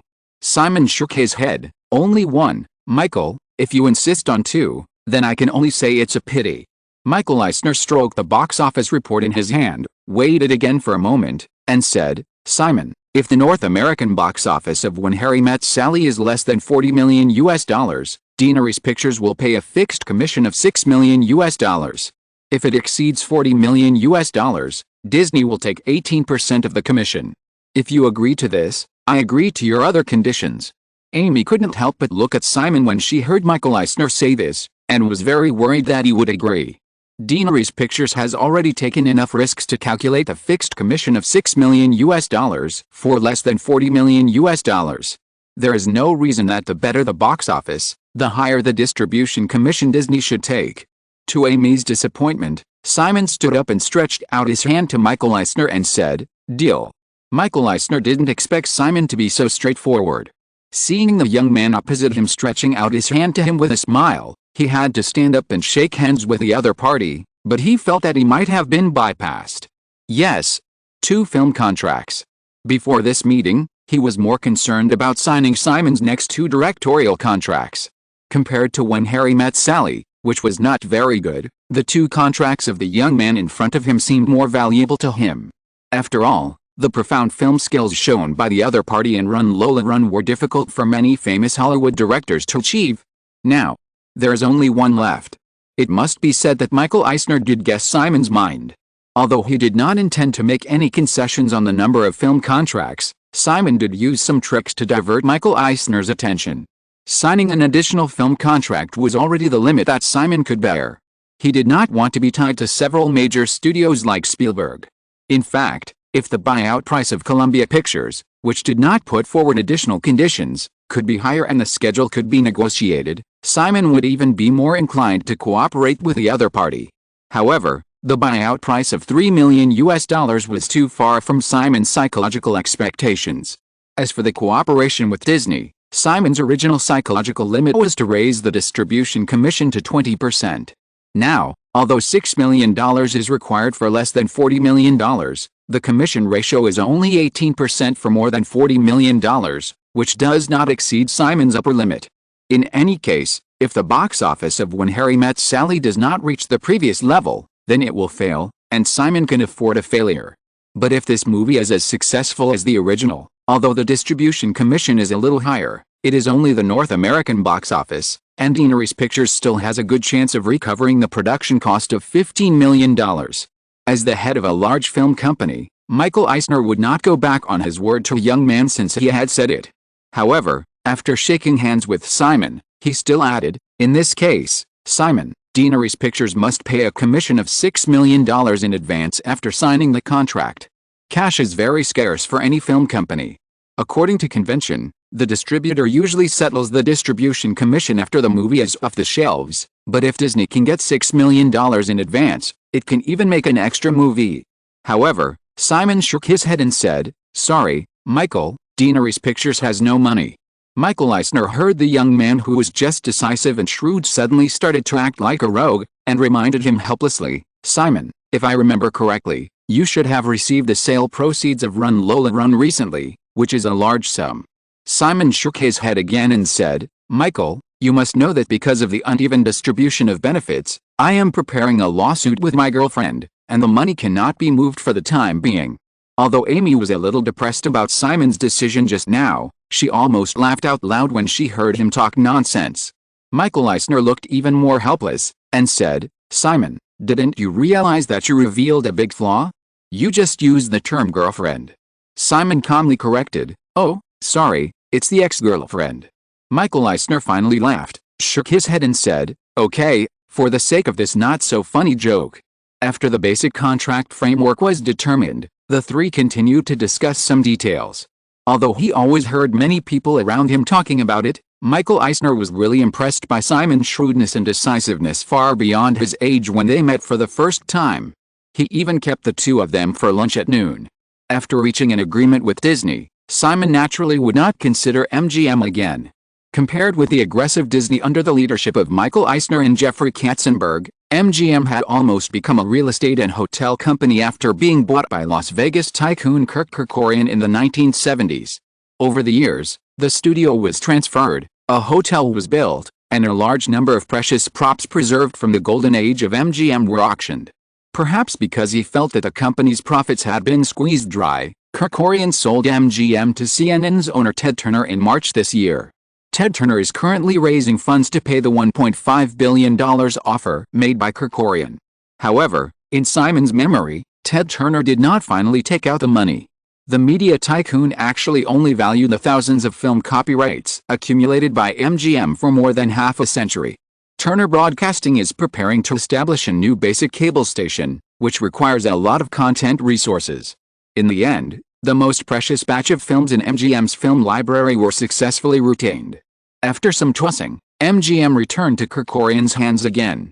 In the next few years, the casino tycoon began to use MGM to play capital operations.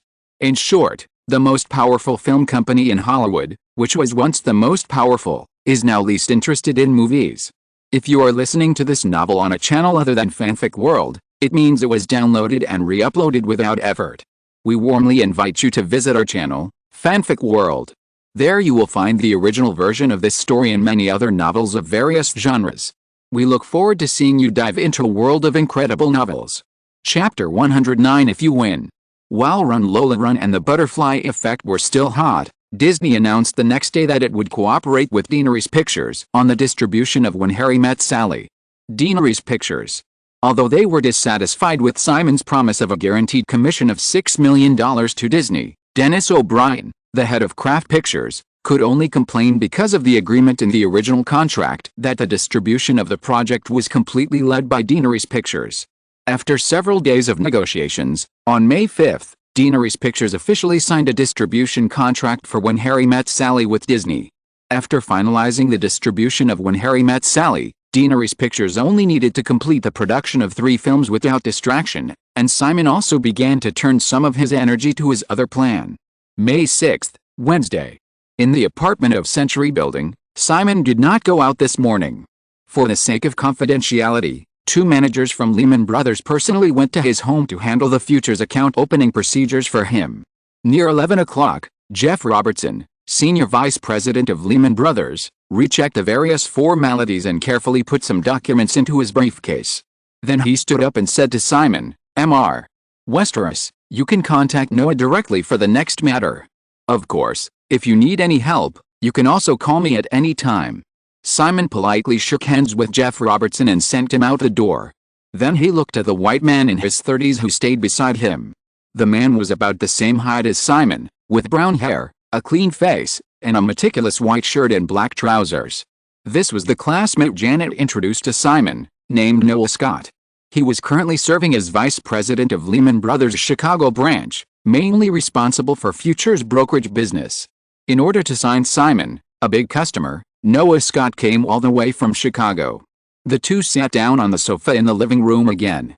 Simon looked at the young man opposite and asked tentatively, "Noah, if I guess correctly, you and Jenny are not on the same class, right?"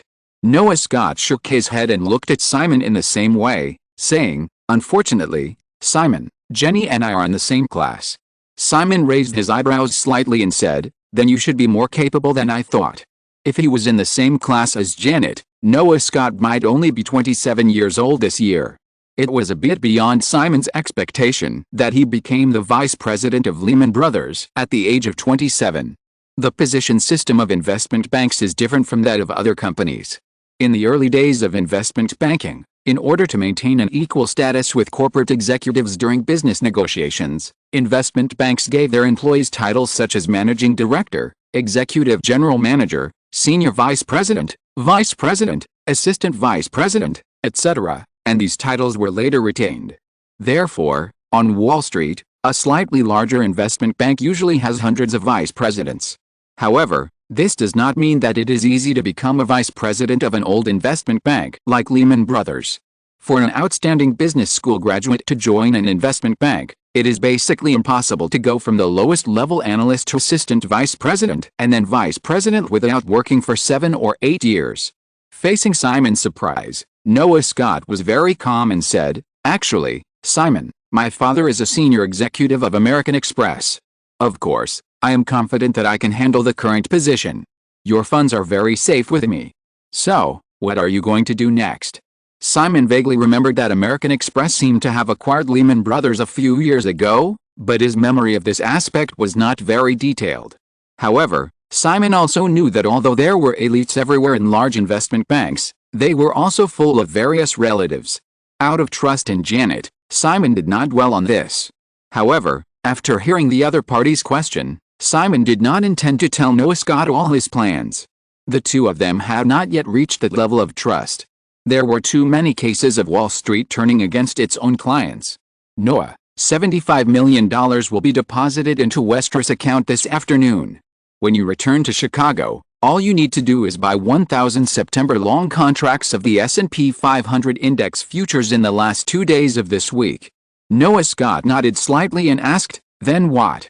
Simon said simply, "Wait. Wait for my next instruction." Noah Scott thought for a moment and tried again. "Simon, do you want to do long-term investment?" "Maybe," Simon responded without comment. He looked at the young man opposite and said, "Noah, you have to understand that I don't need investment advice. My requirements are very simple. I say, and you do it." Noah Scott felt Simon's sharp gaze for a moment, shrugged after a moment, slightly changed his posture on the sofa, and said, "Of course, Simon, the customer is God. However, you don't seem to trust me too much?" Simon asked back, "If we swapped positions, would you trust me the first time we met?" "If I were 19, I might believe it," Noah Scott said with some sarcasm in his tone, but then he said, "Since that's the case, Simon, in terms of business, maybe we don't have much to talk about. So, can you tell me how you caught up with Jenny? Many of us tried to pursue her back then, but all failed." Simon didn't want to talk too much about his and Janet's privacy, just shook his head, stood up and said, "Sorry, Noah, I can't treat you to lunch today. Maybe there will be a chance in the future." Noah Scott didn't get entangled, stood up and shook hands with Simon, and said, "I look forward to the trust between us increasing next time we meet." After seeing Noah Scott off, Simon found a recent trend chart of the S&P 500 index on the coffee table in the living room and went to the study. Standing in front of the large white writing board on the wall of the study, Simon raised the S&P 500 index trend chart as of yesterday in his hand and compared it with another S&P 500 trend curve drawn on the writing board based on his memory. In order to avoid interference with his memory, Simon had never paid attention to various recent stock index curves before today.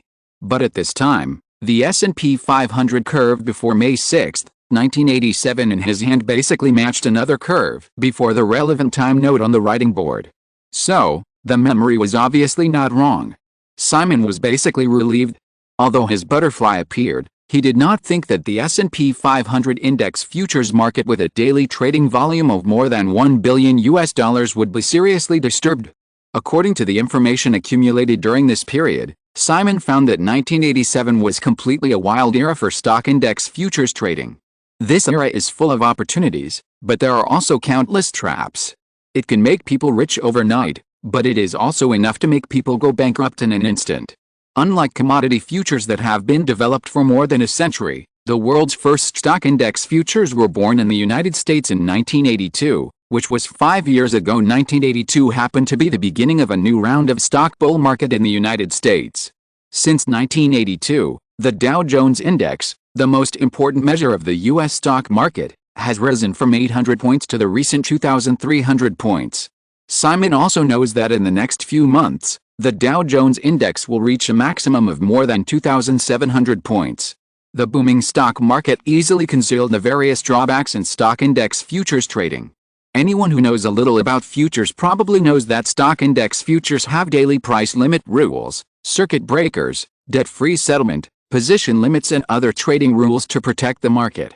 However, in 1987, none of these existed. Dow Jones Index futures had not yet been launched.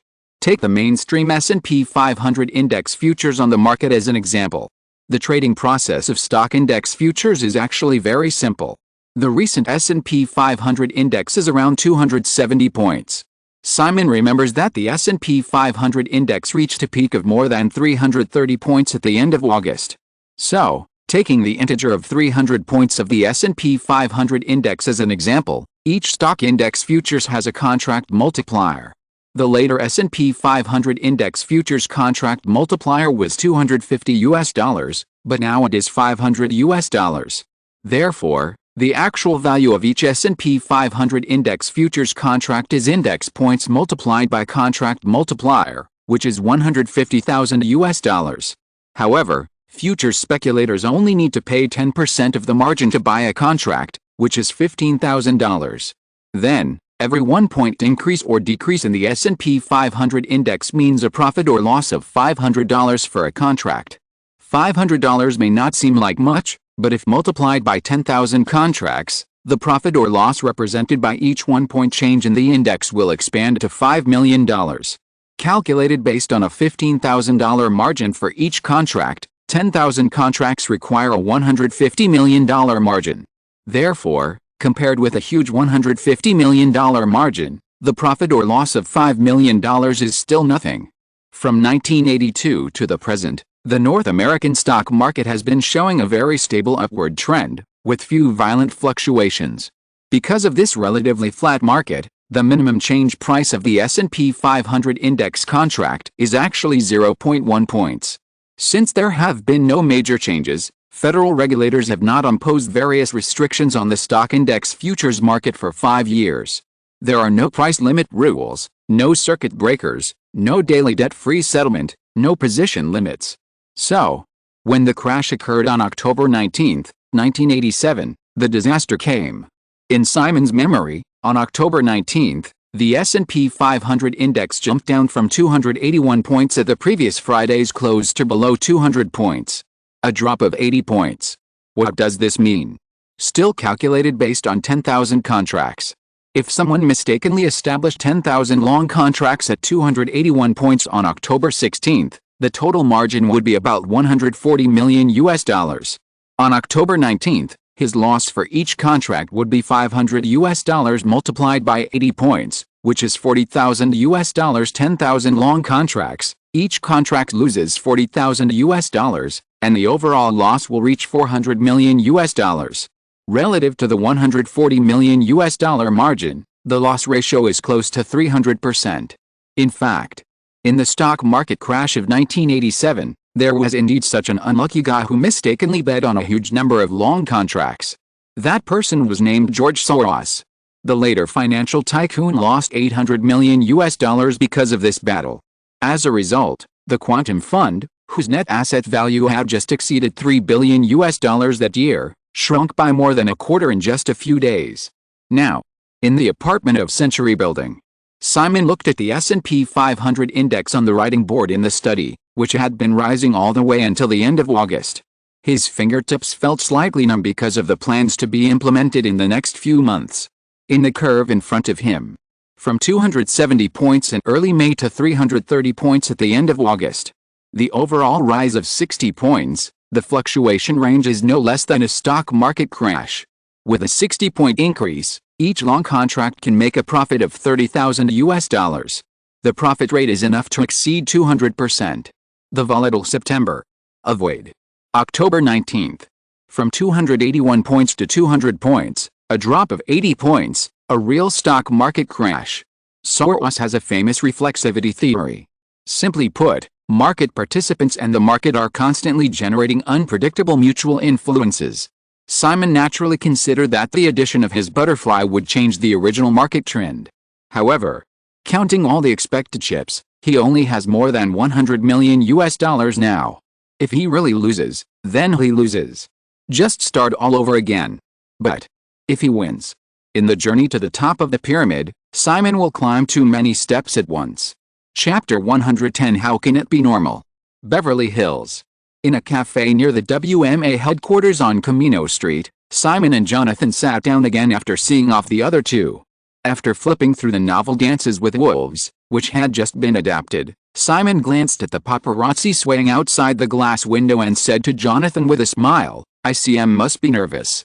You just signed Robert De Niro, and now you are going to take action against their stars."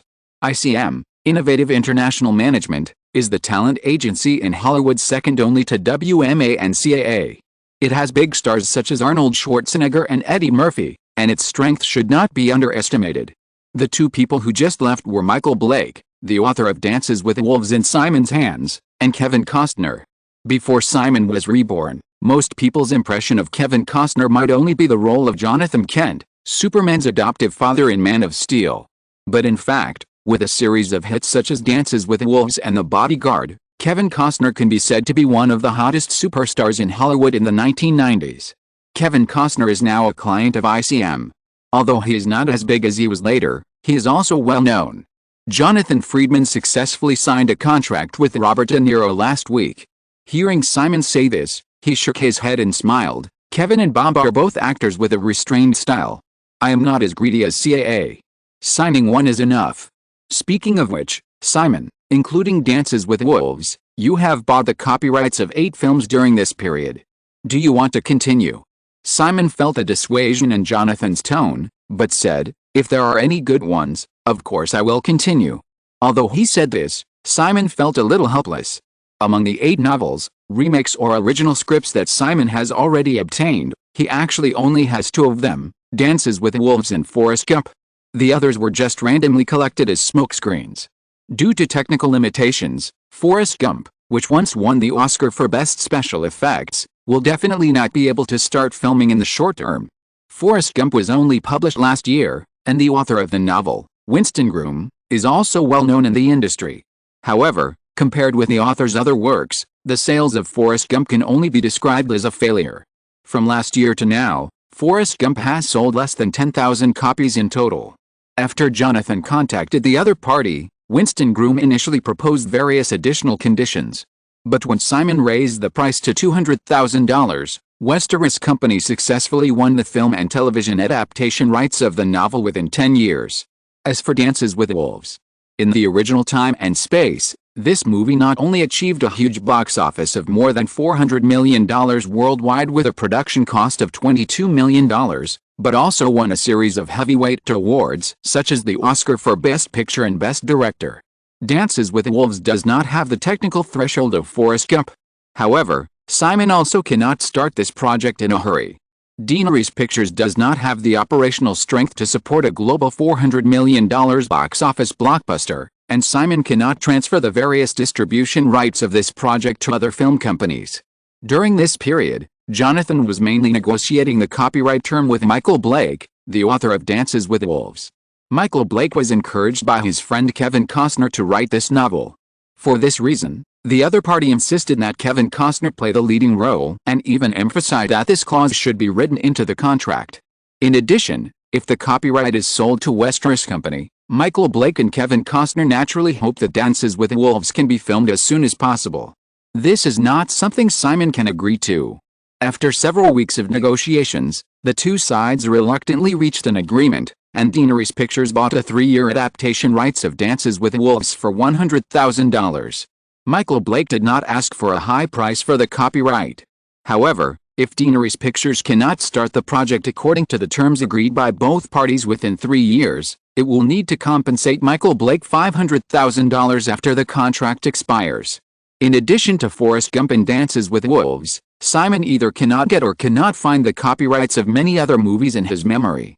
Moreover, Simon cannot make a big fanfare about this matter, so he can only take it slowly and secretly. In fact, the 8 copyrights only cost Simon more than $1 million. Jonathan's mind flashed the tens of millions of dollars that the young man had accumulated at this time. Seeing that he did not intend to listen to his dissuasion, he stopped talking and said, Simon, I'm thinking, since Sally cannot be given to Sean, can we let her try the role of Sally's friend Mary? The Sean mentioned by Jonathan is obviously Sean Young, Rachel and Blade Runner. Some time ago, Simon just decided to produce When Harry Met Sally, and Jonathan recommended Sean Young. Simon gave Jonathan face and had a special talk with Sean Young, which caused a scandal. However, Simon already had his own plans, and Sean Young did not leave a good impression on Simon, so the matter was left unresolved. Hearing this, Simon said, Joe, didn't she join the crew of Oliver Stone's Wall Street? Oliver Stone won the Oscar for Best Director for Platoon in March, and last month he started shooting another new film of his own, the business war film Wall Street invested by Fox Film. Jonathan smiled bitterly and nodded, saying, Sean plays Michael Douglas' wife in the movie. However, neither Oliver nor Michael likes her very much. Originally, it was just a small role of less than 10 minutes. Her role in the final film will probably be cut even shorter in the future. Sean is too beautiful and not suitable for the role of Mary. Besides, Joe, you don't think she can get along well with everyone in the crew of When Harry Met Sally? Simon could only shake his head and refuse. After thinking for a while, he said, in fact, Sandy, Liz and Nicole all have great potential. Joe, Sean's mean and eccentric personality is not suitable for this circle at all. You don't need to spend too much time on her. Jonathan saw that Simon did not mention Courteney Cox, the first person he knew, and he couldn't help feeling a little emotional in his heart, but explained, "Sean's father Donald Young is a TV producer. When I was working in New York, I was a good friend of him. Donald has helped me more than once. It's exhausting to do favors." Simon thought so in his heart, but he couldn't let go rashly and put in a character that might make the whole crew uneasy. After chatting for a while, Simon said goodbye to Jonathan and rushed to the headquarters of De Laurentiis Entertainment, which is also located in downtown Beverly. Today is May 13th, Wednesday. After more than a month of intense post-production, Blood Night officially completed the final cut. Kathryn called yesterday to invite Simon to see the finished film. Speaking of which, Simon originally wanted to help Kathryn as much as possible in the post-production of Blood Night. However, after he broke up with Janet, the woman seemed to have done something wrong. During this period, she had been politely refusing Simon's help, and only occasionally contacted him by phone when there were some problems. So, Simon had not met the two women he was most familiar with after returning to this era during this period. After leaving Camino Street, Neil Bennett parked the Chevrolet SUV under a 3-story office building on nearby Alden Street in less than 5 minutes. Before Simon got out of the car, he noticed another burgundy Range Rover parked in front of his car. Compared to his Chevrolet SUV, the Range Rover, which is known as the special vehicle for the British royal family's outdoor activities, is definitely several levels higher. The bright burgundy body is probably a customized model. The most important thing. After being together for so long, if Simon couldn't find Janet's preference for burgundy, he would be a failure. Sure enough. After getting out of the car, Simon took a few steps forward and found Ken Dixon sitting leisurely in the driver's seat reading a newspaper. This was the bodyguard that Simon and Janet had left with a woman after dividing the property last month. Noticing Simon's appearance, Ken Dixon pushed the door and got out of the car, saying, "Mr. Westeros." Simon nodded at her and asked, "Where's Jenny?" Ken Dixon pointed to the office building on the side of the road and said, "The lady has already gone in." As the two said this, the paparazzi, who had obviously discovered the serious situation, had already surrounded them and took a lot of photos of Simon, who was talking to Ken Dixon. Neil Bennett stepped forward in time to separate the paparazzi who wanted to rush over, and Ken Dixon also skillfully blocked Simon on the other side. Ignoring the various messy questions from the paparazzi during the photo session, Simon quickly walked into the office building of De Laurentiis Entertainment, but he couldn't help thinking in his heart, "I won't be able to get rid of these guys forever, right?" Simon entered the office building, and Edward Feldman, the producer of Blood Night, and another tall blonde woman in her 30s came to greet him. After the introduction, Simon learned that the blonde woman was Martha Schumacher, the president of De Laurentiis Entertainment. After a brief greeting, Edward Feldman noticed Simon's inquiring eyes and took the initiative to explain, "Kathryn was here just now, but was pulled in by Miss Johnston. Simon, let's go upstairs." Simon nodded and followed the two upstairs. In a spacious office on the 3rd floor, Janet and Kathryn were originally sitting on the sofa in the reception area and whispering about something. When they saw Simon walk in, the two women immediately stood up. Edward Feldman smiled and said that he was going to prepare the broadcast of the sample film, and then left with Martha Schumacher. Kathryn came forward and hugged Simon, and also found a reason to disappear. Soon, Simon and Janet were the only ones left in the office. After everyone left, Simon looked at Janet, who was still standing there. The woman had a big wavy perm today, and there was a long bang on her forehead. She was wearing a white plaid blue long hem shirt and white casual pants, and high-heeled sandals on her feet. After being looked at by Simon for a while, Janet finally couldn't stand it anymore.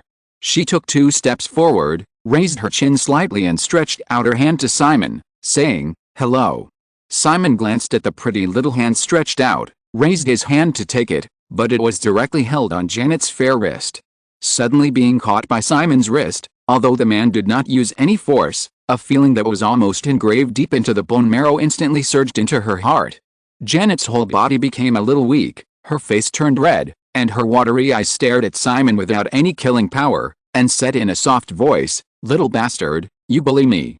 Simon originally just wanted to scare Janet, and felt that the woman was about to go soft like this, so he hurried forward to hug her, and Janet immediately entangled with her like a koala, and kicked off the sandals on her feet with 2 snaps. Simon held Janet's soft body, feeling the woman's delicate face buried in his neck, rubbing against it, with a strong obsession, and finally nibbling on his neck like a mouse, as if to confirm something. So he whispered, "Are you still breaking up?" Janet did not answer this question. Her voice was still soft, and she murmured, "Little bastard." Simon carried the woman to the sofa and wanted to put her down, but Janet's hands and feet wrapped around Simon immediately tightened, and she didn't intend to separate from Simon at all. Simon had no choice but to turn around and sit on the sofa.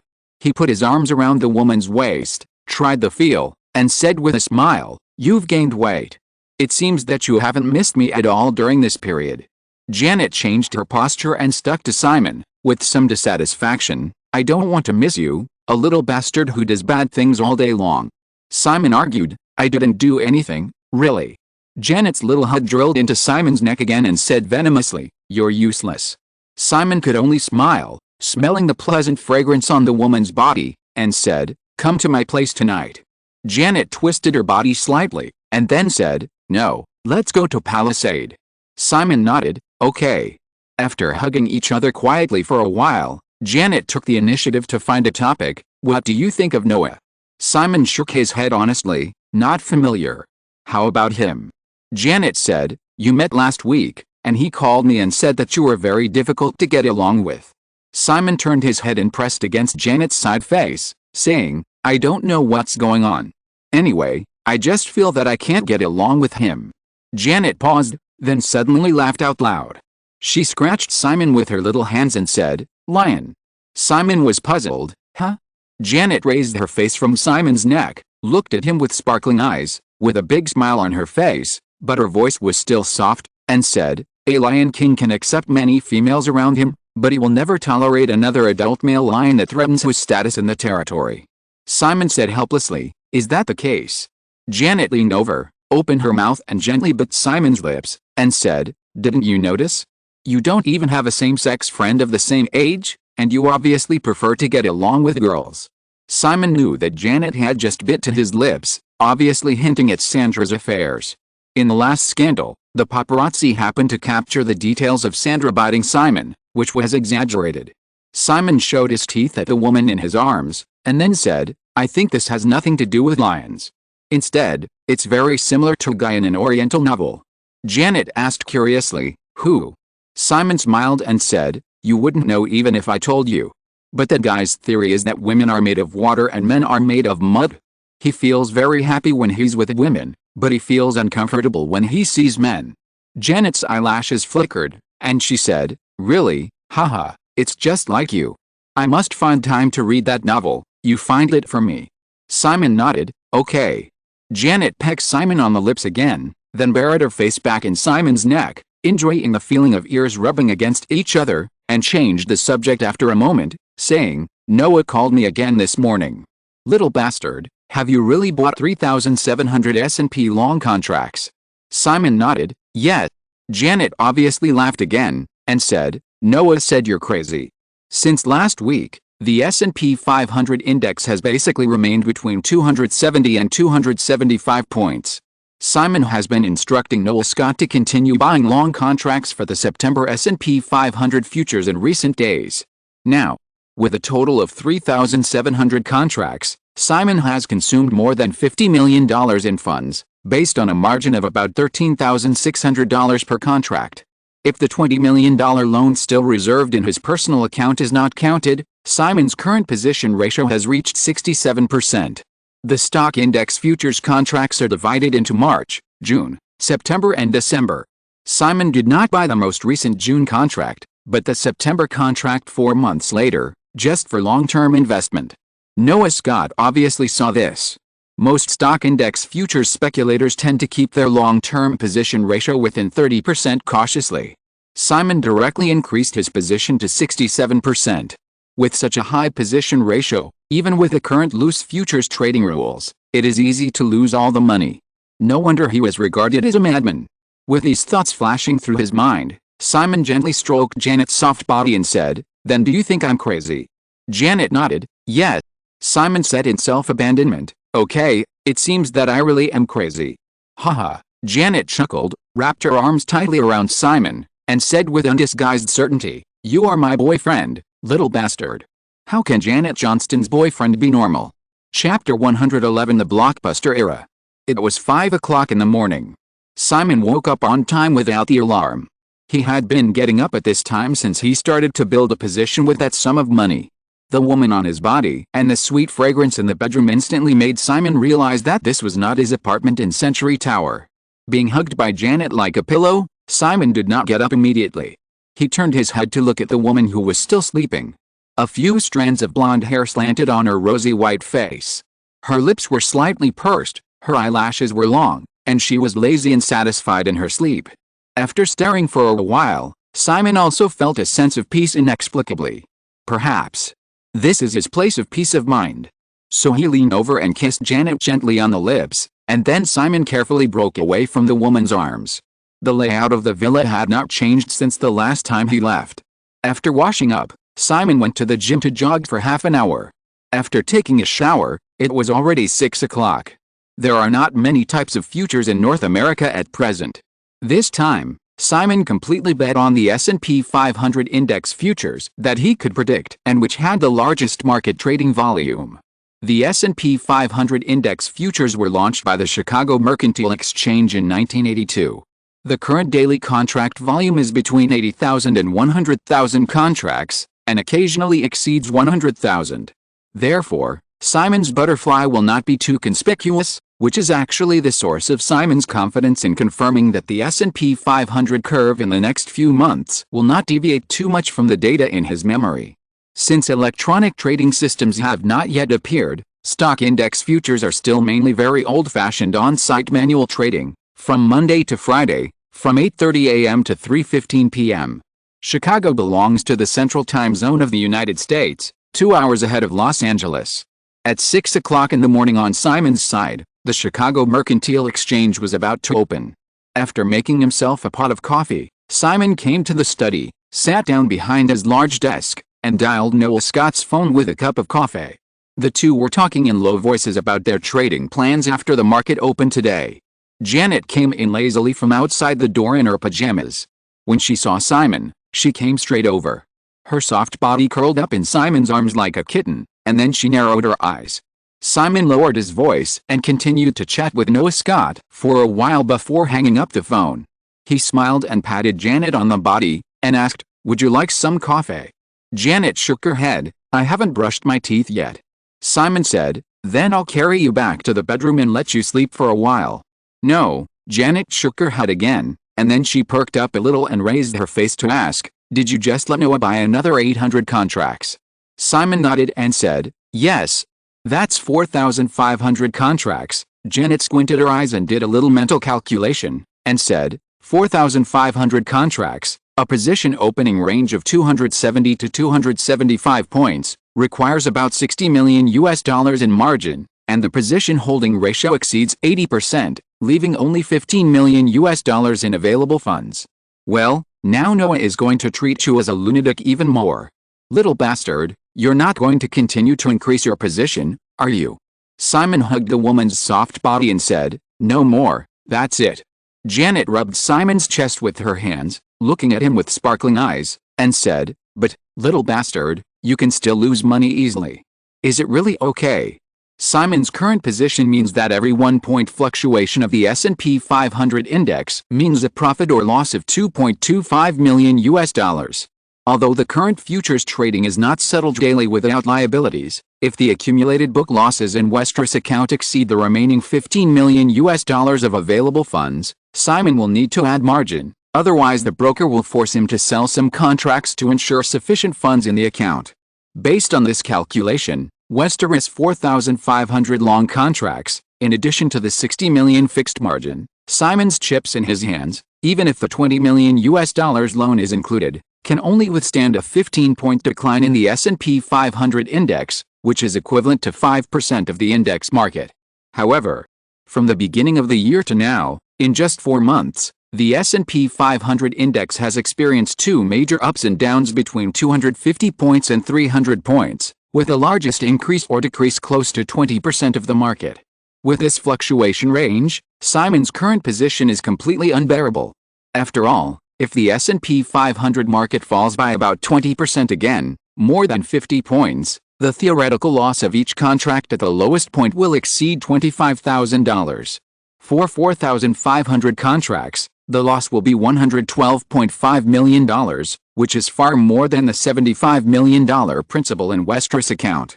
Of course, as long as there is no big crash like the one in his memory, Simon can still clear his position and escape in advance, but he will definitely face huge losses. If this happens, even if he loses half, it will be $37.5 million. In this era, US dollars are still quite valuable. The Palisade mansion where Simon and Janet live now will be worth 20 or 30 million in 20 or 30 years, but even now, at the peak of the US real estate bubble in the 1980s, the price is only $4 million. It is obvious. Simon is now in a dangerous state where he may lose 10 of the top mansions of this era at any time. It is no wonder that he is regarded as a lunatic by Noah Scott. However, danger and opportunity always coexist. Although many Wall Street analysts now believe that the stock market is already weak and may turn to a sharp drop at any time, this is indeed the case. However, Simon clearly remembers that the current S&P 500 index of around 270 points is the lowest point in the next 4 months. Compared with the repeated ups and downs in the previous 4 months, the S&P 500 index will show a very stable rise in the next 4 months, and basically will not fluctuate too much. Therefore, Simon may not need to use the loan just in case. The remaining $15 million in available funds in Westeros's account is enough to withstand the slight fluctuations in the overall upward trend of the market. At this time, looking at Janet in his arms, who opened her eyes wide and tried to look worried, Simon couldn't help but lower his head and peck the woman's lips, smiling and saying, "You're not thinking that I'll lose everything, are you? When the time comes, Westeros will have to use himself to pay off the debt." Janet raised her little hand and pushed Simon's head away. The original worried look was swept away in an instant, revealing a smiling look. She chased after him and touched the man's cheek, saying, "I will definitely treat you well, little Simon." It was indeed like this. Simon sighed in his heart, and suddenly stretched out his hand to hold Janet's outstretched little arm, feeling the woman who melted in his arms in an instant, and said, "Look, face the reality." Janet stared at Simon with watery eyes, and murmured in a soft voice, "Little bastard." Simon smiled and took Janet, who was almost sliding off his body after losing strength, into his arms. Listening to her completely harmless scolding, he inadvertently noticed a pair of beautiful feet painted with burgundy nail polish that were exposed during the woman's movements, and suddenly his heart was moved. Lifting the woman's fair face with one hand and looking at her for a moment, Simon suddenly felt like he had found her after searching everywhere for her. Janet was the type who liked to go out with a plain face. The woman's well-maintained appearance was enough for her to appear in front of people without any makeup. However, as long as she put on bright red lipstick and adjusted her way of speaking, then, the seductive, charming, accented, and even the danger and madness suppressed under the surface, this was exactly the female taxi driver Simon needed. Simon lowered his head and pecked her lips again, then said, "Baby, I'm still missing a role in my movie, how about you play it?" Janet, who had recovered a little, twisted her body and asked in a still soft voice, "Which one?" Simon said, "Esmeralda Villalobos." Janet's eyelashes fluttered a few times, and said, "Okay, but I can't act." "It doesn't matter, I'm the director. The director likes to guide the actresses personally the most." "Haha, little bastard." Janet smiled and pinched Simon lightly, then said, "By the way, how is the cartoon you mentioned last time? I'm looking forward to it." Although they had never met before, Simon asked Neil to transfer the manuscript to Janet the day after the phone call that night, and the two talked about this on the phone more than once during this period. Hearing this, Simon shook his head regretfully and said, "Disney only wants to buy the script, not produce it for us." Janet tilted her head. "What should we do then?" Simon thought of an animation company still located in a corner of San Francisco, and said, "That's good. Perhaps we can try to make this movie in another form." Janet was puzzled. Simon did not hide it and said, "What do you think about making this animated movie in 3D? Janet's eyes flashed again, and she was obviously unfamiliar with the concept of 3D animated movies. This is not surprising. So far, 3D animation is still in its infancy, and Pixar has only produced a movie called Naughty Jumping Lights that is only more than 2 minutes long. Simon patiently explained, "Remember the animation opening of Run Lola Run?" Janet paused and said, I remember it, Pixar. In fact, Janet thought of more. For example, a certain page of clippings that she had seen in Simon's study clearly had the name of Pixar marked on it. The little bastard must have had this idea a long time ago. And she's using the excuse of sending gifts to deceive me. Humph. However, a smart woman will definitely not expose these. Then I won't expose them. Simon didn't know what Janet was thinking. Looking at the innocent look of the woman in his arms, although he instinctively felt that Janet was actually thinking something in this state, he didn't ask any more questions. He nodded and said, It's Pixar.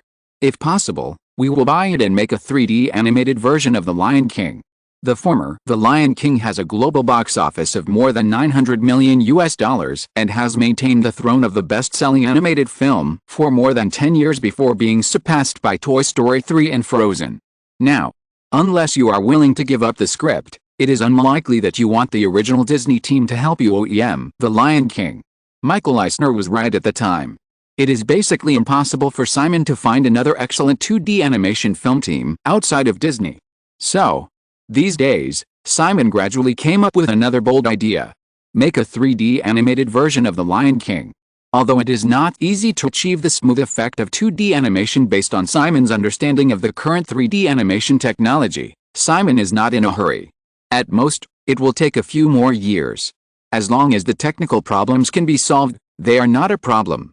Too many excellent animated films later are enough to prove that Pixar definitely has enough technical strength to solve these problems. As for whether the 3D version of The Lion King can still achieve the box office miracle in the past, Simon is not too worried. Movies are the most risky business in the world. But at the same time, movies are the purest business in the world. As long as the quality of a movie is good enough, the audience is willing to buy tickets to enter the cinema. Therefore, whether it is 2D or 3D, The Lion King is The Lion King. Even if Simon perfectly copies the original 2D version of The Lion King, whether it can achieve the previous box office results, there are still too many variables. In comparison, the 3D version of The Lion King can add some selling points to this movie. After chatting for a while, Simon and Janet left the study. Janet ran to change clothes and wash up, and Simon went downstairs to prepare breakfast. Around 8:30, the two left the Palisades mansion. Simon rushed to the Deaneries Pictures headquarters in Santa Monica, while Janet's destination was her studio in Venice Beach. The two suddenly reunited a month after their breakup, which inevitably attracted a large-scale chase by paparazzi again. However, they were used to this state and were not affected too much. It was already mid-May. The next day, the film Aista, produced by Columbia Pictures, was released on 1,139 screens, heralding the official arrival of the 1987 summer season. Aista starred Warren Beatty, Dustin Hoffman and French actress Isabelle Adjani, and cost $55 million. Simon saw the budget scale of this movie in the newspaper, and his heart was left with only emotion. Half of the top 10 movies in the North American box office rankings last year had a production cost of no more than $10 million. Now, it seems that Hollywood has suddenly entered the era of blockbusters. Kathryn's first theatrical feature film, Blood Night, which Simon just watched yesterday, is also scheduled to be released on June 19. Although Simon, the assistant director, was used as a gimmick, De Laurentiis Entertainment only managed to secure 500 screens for the film after barely squeezing into the summer season. In this regard, Simon raised doubts to Martha Schumacher, president of De Laurentiis Entertainment, yesterday. Simon didn't mind that Kathryn's film would use his name to promote it. However, it would be better to postpone the film to August or September, as the competition in the unpopular time slots is not fierce, and at least more than 1,000 screens could be secured for the opening. Martha Schumacher told Simon that Blood and the Dud should be the last film released by De Laurentiis Entertainment Group before bankruptcy, and they could no longer wait for a few more months. Simon could only do nothing about it. Instructing Noah Scott to buy the last long contract, Simon temporarily let go of the matter and put all his energy into the production of 3 films under Deaneries Pictures. Chapter 112, Watershed. In Simon's opinion, the summer season of 1987 was a watershed in the production and distribution model of Hollywood movies. From mid-May, films such as Aista starring Dustin Hoffman, Beverly Cop 2 starring Eddie Murphy, Predator starring Arnold Schwarzenegger and The Witches of Eastwick starring Jack Nicholson were released one after another. Among them, Aista and Beverly Cop 2 are the most typical representatives of this watershed. The budget of Aista was as high as $55 million, and the box office of $5.7 million in the first week was destined to make Columbia Pictures, the producer, lose all its money. However, this movie foreshadowed the official arrival of the era of big budgets in Hollywood. As the sequel to the North American box office champion in 1984, the production cost of Beverly Cop 2 was also as high as $28 million. However, the more representative point of this movie is that it opened on as many as 2,326 screens. 2,326 screens for the opening are not many for the blockbusters that opened with 3,000 or 4,000 screens later, but in this era when most films can only get about 1,000 screens for the opening, the scale of the opening of Beverly Cop 2 is absolutely unprecedented. Paramount Pictures did not choose the traditional Friday release date, but decided to release it on Wednesday, May 20th. Through intensive publicity in the early stage, Beverly Cop 2 earned $7.61 million in the 2 days of opening on Wednesday and Thursday, directly kicking Ishtar, which only earned $5.7 million for the whole week, to the second place in the single-week box office list. In the following week, Beverly Cop 2 earned another $40.03 million, and the cumulative box office in 9 days reached $47.64 million. Before 1987, such a fierce box office momentum was completely only achieved by the national-level Star Wars series. In comparison, the box office champion Top Gun in 1986 only had a box office of $12.21 million in the first week, and the box office champion Back to the Future in 1985 only had a cumulative box office of $22.02 million in the same Wednesday schedule. At the same time, after raking in $47.64 million in the box office data of Beverly Cop 2 in the following week fell sharply by 40%, which was far more than the long-term trend of 10% to 20% for popular films. Despite this, Beverly Cop 2 is destined to be another super hit.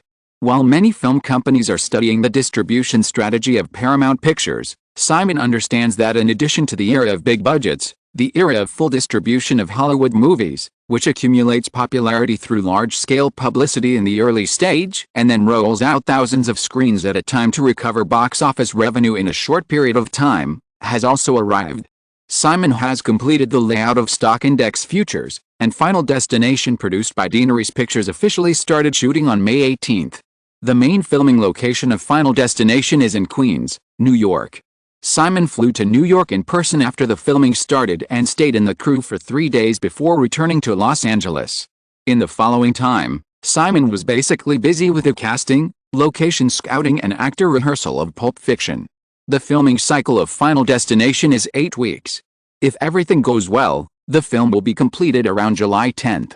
The filming of Pulp Fiction was scheduled to start on July 13th, and the initial plan was for a filming cycle of 10 weeks. At the same time, due to the release of a series of new films in the summer, the box office trends of Run Lola Run and The Butterfly Effect have been significantly impacted.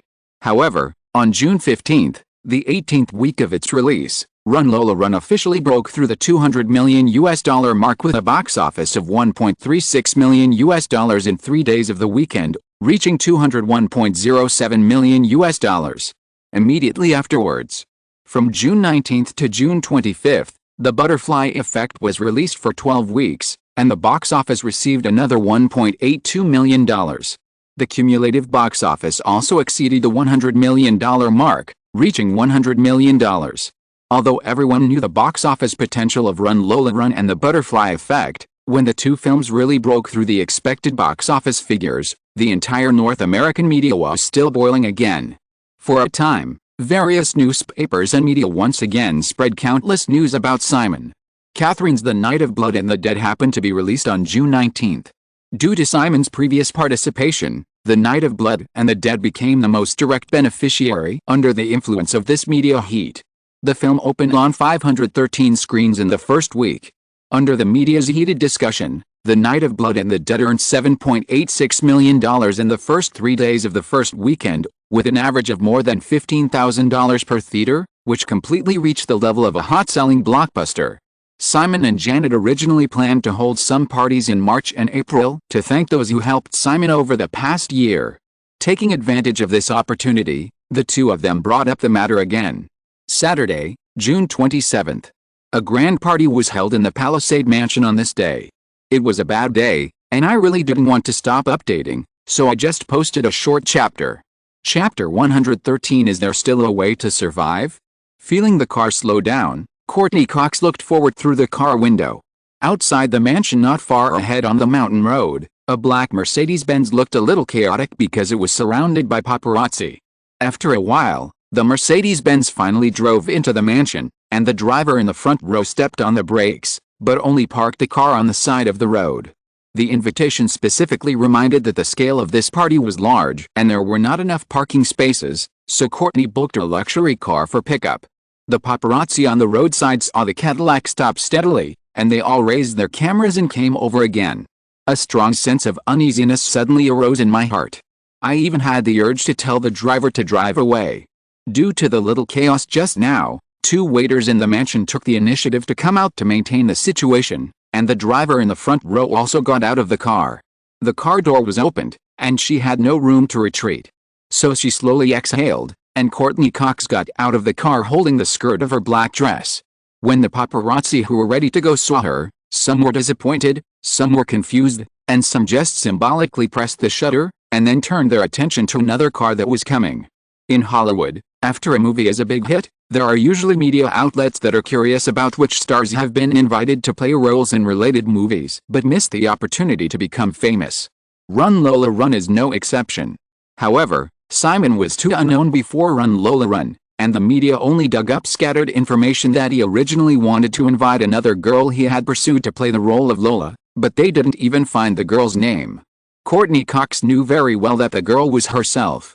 The neglect she suffered after getting off the car made Courteney Cox, who was already a little nervous, even more upset, and she inexplicably thought of Sandra Bullock. A rookie who had never appeared in a TV series or film rose to become a Hollywood A-list actress. Recently, she signed a contract to play the leading role in 2 sequels of Back to the Future, which were destined to be big sellers. She rose to fame overnight. And all of these should have been hers.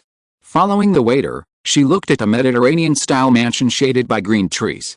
These should also be hers. She felt a little resentful in her heart. If that guy had been more attentive and formally pursued her, perhaps she would have agreed. Thinking of this, she unknowingly arrived in front of the villa in the mansion. Although there were many other people around, she still caught a glimpse of a guy at a glance. He was chatting enthusiastically with a man and a woman while welcoming guests in person. Walking closer, she immediately recognized the identity of the man and woman. Sean Penn and Madonna. The couple might be in the car that was just surrounded by paparazzi. Noticing her approaching, Sean Penn and his wife nodded politely to her and walked into the villa. Before leaving, Madonna rudely told him to write a song for her quickly, with a smile on her face, and it was obvious that they were very familiar with each other. Simon watched Sean Penn and his wife walk into the villa, and then looked at Courteney. Looking at the man in front of her, Courteney suddenly felt guilty. She did not receive an invitation to this party. The invitation letter was only from Jonathan Friedman. The agent had some invitation letters specifically for WMA's clients. The last time they met was the day when Run Lola Run was completed. More than half a year had passed, and Simon almost forgot about Courteney. At this time, seeing the girl appear in front of him again, Simon smiled and stretched out his hand to her, asking, "How are you doing recently?" Courteney finally relaxed a little, stretched out her hand and shook his hand, saying, "Very good. I've been thinking about congratulating you, and today I finally have the chance." "Oh, thank you." Simon let go of the girl's hand, gestured to the villa, and said, "Go in and have some fun." Although she wanted to say a few more words to him, she could only nod and walk into the villa when she noticed that there were guests coming not far away. Entering the villa, there were about 20 to 30 people standing or sitting in the living room chatting, including big names such as Robert Redford and John Travolta. Although the atmosphere seemed a little quiet, her appearance did not attract much attention. Realizing that it was unlikely for her to squeeze into the circle of these people, she went straight through the living room and came to the backyard, and then she felt a sense of sudden enlightenment. The atmosphere in the backyard was obviously much more lively than in the living room. There were about 100 or 200 men and women gathered around the swimming pool and on the lawn nearby. The sound of the orchestra was floating in the air. There were several buffet tables by the swimming pool. Waiters wearing bow ties were busy shuttling among the crowd with trays in their hands. Looking at the lively scene in front of her, Courtney felt a little empty. There is a very common unspoken rule among young men and women in Hollywood. Before becoming famous, unless you can get close to a big star, it is best not to maintain a too stable relationship, because doing so will make you lose a lot of opportunities. Therefore, many young Hollywood actors who suddenly became famous often act as if they have no past. After becoming famous, they began to expose various scandals with stars of equal fame. After the small conflict at the party last year, Courtney directly told Simon that she did not plan to have a boyfriend in the short term, which was influenced by this rule. Now, time will definitely not go back to a year ago. After taking a glass of champagne from the waiter's tray, Courtney calmed down and looked around the crowd for a moment. She noticed Jonathan Friedman and walked over with a smile. After approaching, Courtney heard the agent standing with his back to her saying something to a sweet-looking blonde, as if he was trying to recruit her. The blonde noticed that Courtney was walking towards them, raised her hand and pointed at her, and said to the agent, "Joe, thank you for thinking so highly of me. But Josh is actually quite good, and I have no intention of changing my agent." Jonathan noticed the girl's gesture, turned his head to look at Courtney, made a wait a minute look at her, and said to the blonde, "Meg, anyway, I still hope you can consider it. If you can come to WMA, maybe I can let Simon tailor a script specifically for you." The person Jonathan was talking to was Meg Ryan. After more than 2 months of adjustment, Meg Ryan was no longer the depressed look Simon had seen her for the first time. She had basically recovered the radiance of a woman in her 20s. Simon originally asked Meg Ryan to work at Deanery's Pictures from 9 to 5 until the filming began, but as the project of When Harry Met Sally progressed, relevant news came out. Although both parties explained that this was to let the heroine experience life, it was still inevitable for the media to speculate. In order to avoid more messy rumors, Simon also terminated her arrangement to work at Deanery's Pictures in advance after considering Meg Ryan's recovery. At this time, hearing Jonathan's last words, Meg Ryan shrank her neck a little and said, "Joe, forget it. I have no interest in starring in Simon's film. Just a movie of When Harry Met Sally made her suffer like this. Starring in the script written by that guy himself, is there any way out?" Chapter 114. So lazy.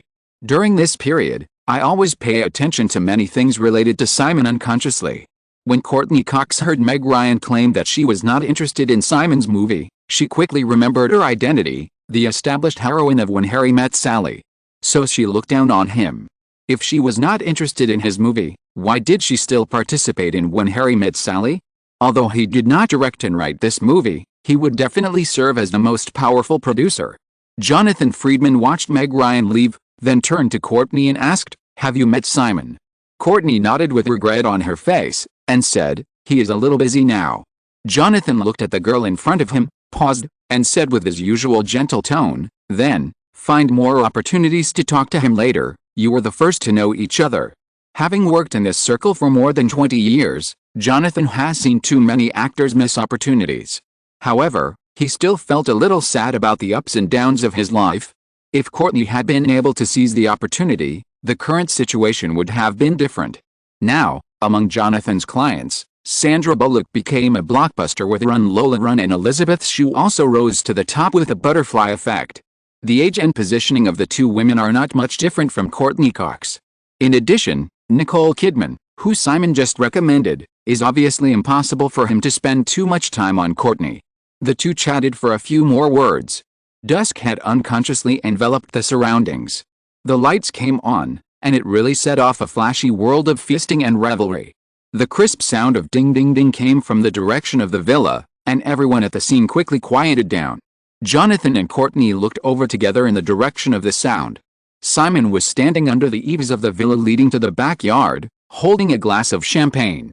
After attracting everyone's attention, he handed a spoon that had just hit the glass to the waiter next to him, and then began to speak loudly for tonight's party. In addition to Final Destination, which was filmed in New York, the leading and supporting actors of Lola Run, The Butterfly Effect, Pulp Fiction, and When Harry Met Sally, as well as the invited personnel from WMA, Orion, Fox, and other companies, plus the companions of each guest, attended the party. The total number of people attending the party exceeded 200. At this time, Hundreds of eyes were looking at the young people under the eaves, and countless mixed emotions were floating in the air.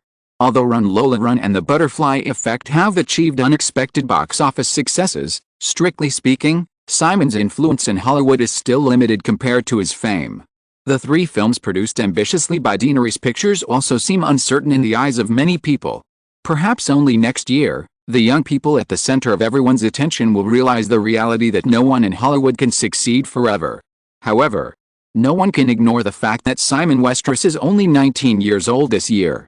In just 1 year, the 19-year-old young man directed and wrote a film that has accumulated more than $300 million in North American box office, which is unprecedented in the entire history of Hollywood movies. Moreover, the film talent shown by this young man through the two films also surpasses most Hollywood directors.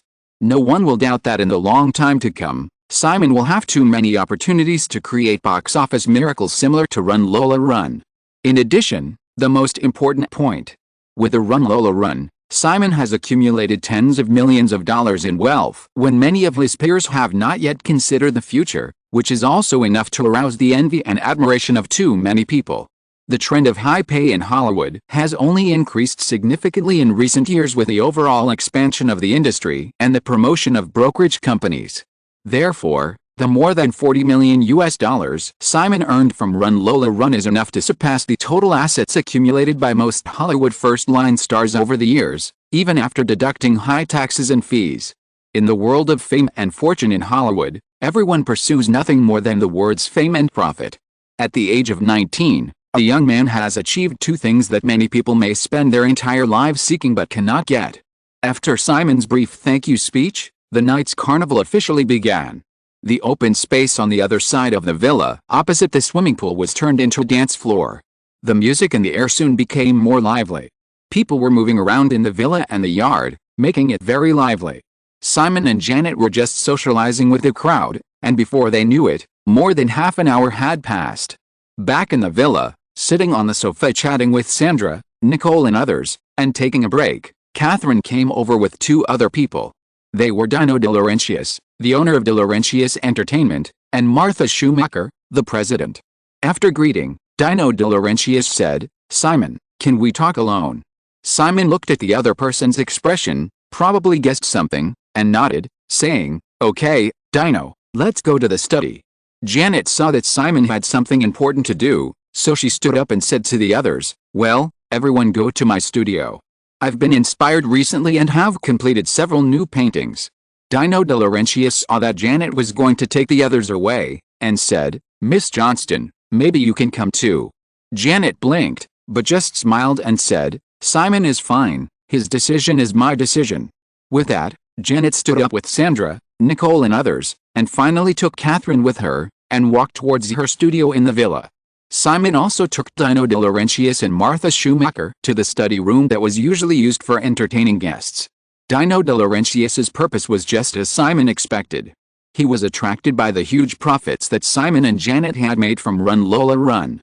Since its release on June 19, the first week box office of Blood Night was finally $11.56 million, far exceeding the original expectations of De Laurentiis Entertainment. However, due to Simon's participation, the film's shots and other technical details are excellent, but the story is too mediocre after all. According to the box office trend in recent days, the final box office of the film is about $30 million to $40 million. Compared with the production cost of $5 million, this box office result is obviously very outstanding, but even if the pre-sale income from the later distribution channels is included, the income of this film cannot pull De Laurentiis Entertainment, which has been expanding too blindly in recent years, back from the brink of bankruptcy. Dino De Laurentiis, who is nearly 70 years old this year, has been a producer since the golden age of Hollywood and is also well known in the industry. In 1983, Dino De Laurentiis reorganized De Laurentiis Pictures, which he had run for many years, into De Laurentiis Entertainment Group, and took advantage of the overall good economic situation in North America and the support of the local government for the media industry to expand rapidly. Since its establishment, De Laurentiis Entertainment has merged with some other small film companies and established its own filming base in North Carolina. In just a few years, it has continuously invested in the production of more than 20 films, including Arnold Schwarzenegger's sidekick, Diane Keaton's Crimes of the Heart and other high-budget works, and David Lynch's Blue Velvet. However, the highest-grossing film among all these films is Crimes of the Heart starring Diane Keaton, which has a North American box office of $22 million, but the production cost of Crimes of the Heart is $20 million. Other films generally only have a box office of several million $. Orion Pictures, which has produced and released hit films such as Terminator, Rambo, and Amadeus over the years, almost faced the fate of being taken over last year. It is conceivable what will happen to De Laurentiis Entertainment, which has invested in more than 20 films, but none of them has been a big hit at the box office. Now, Dino De Laurentiis is obviously unwilling to fail, so he hopes that Simon can inject a sum of money into De Laurentiis Entertainment to pull the company back from the brink of bankruptcy, $80 million, 25% of the shares.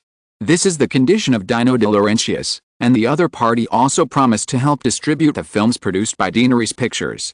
Simon did consider how to establish a distribution channel for Denaries Pictures.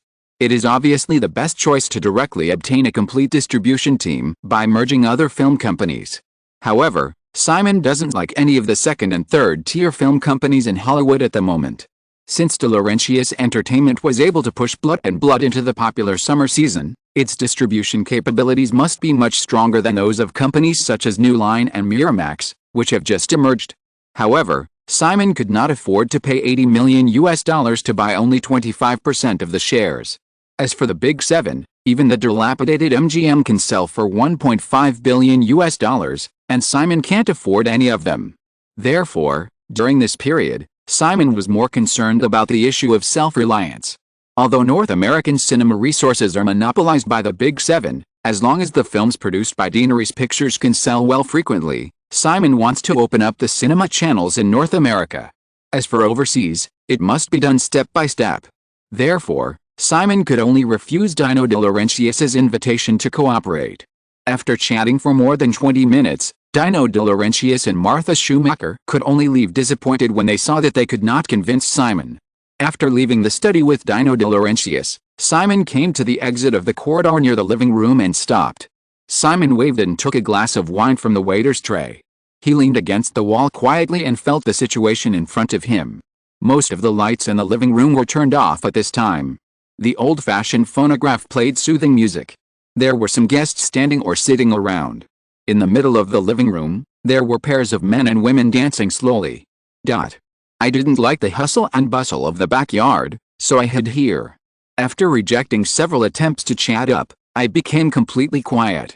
I sat alone on the sofa in the corner, holding a glass of red wine, and occasionally wondered where he should be now. Then I saw him appear.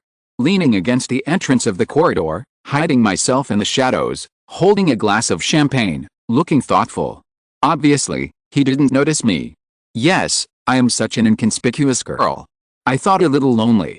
So I continued to look at him, worried and looking forward to being discovered. A few minutes passed. But he was still not discovered. I didn't feel lost, but felt some pity. For some reason, she could clearly feel that when he was quiet, he would be filled with a sense of loneliness, as if he was isolated from everything around him, as if he was just a spectator and did not belong to this world at all. She felt this aura from him when they first met in Venice Beach. However, they were just strangers at that time, and she could not walk up to him and ask, "Hi, are you okay?"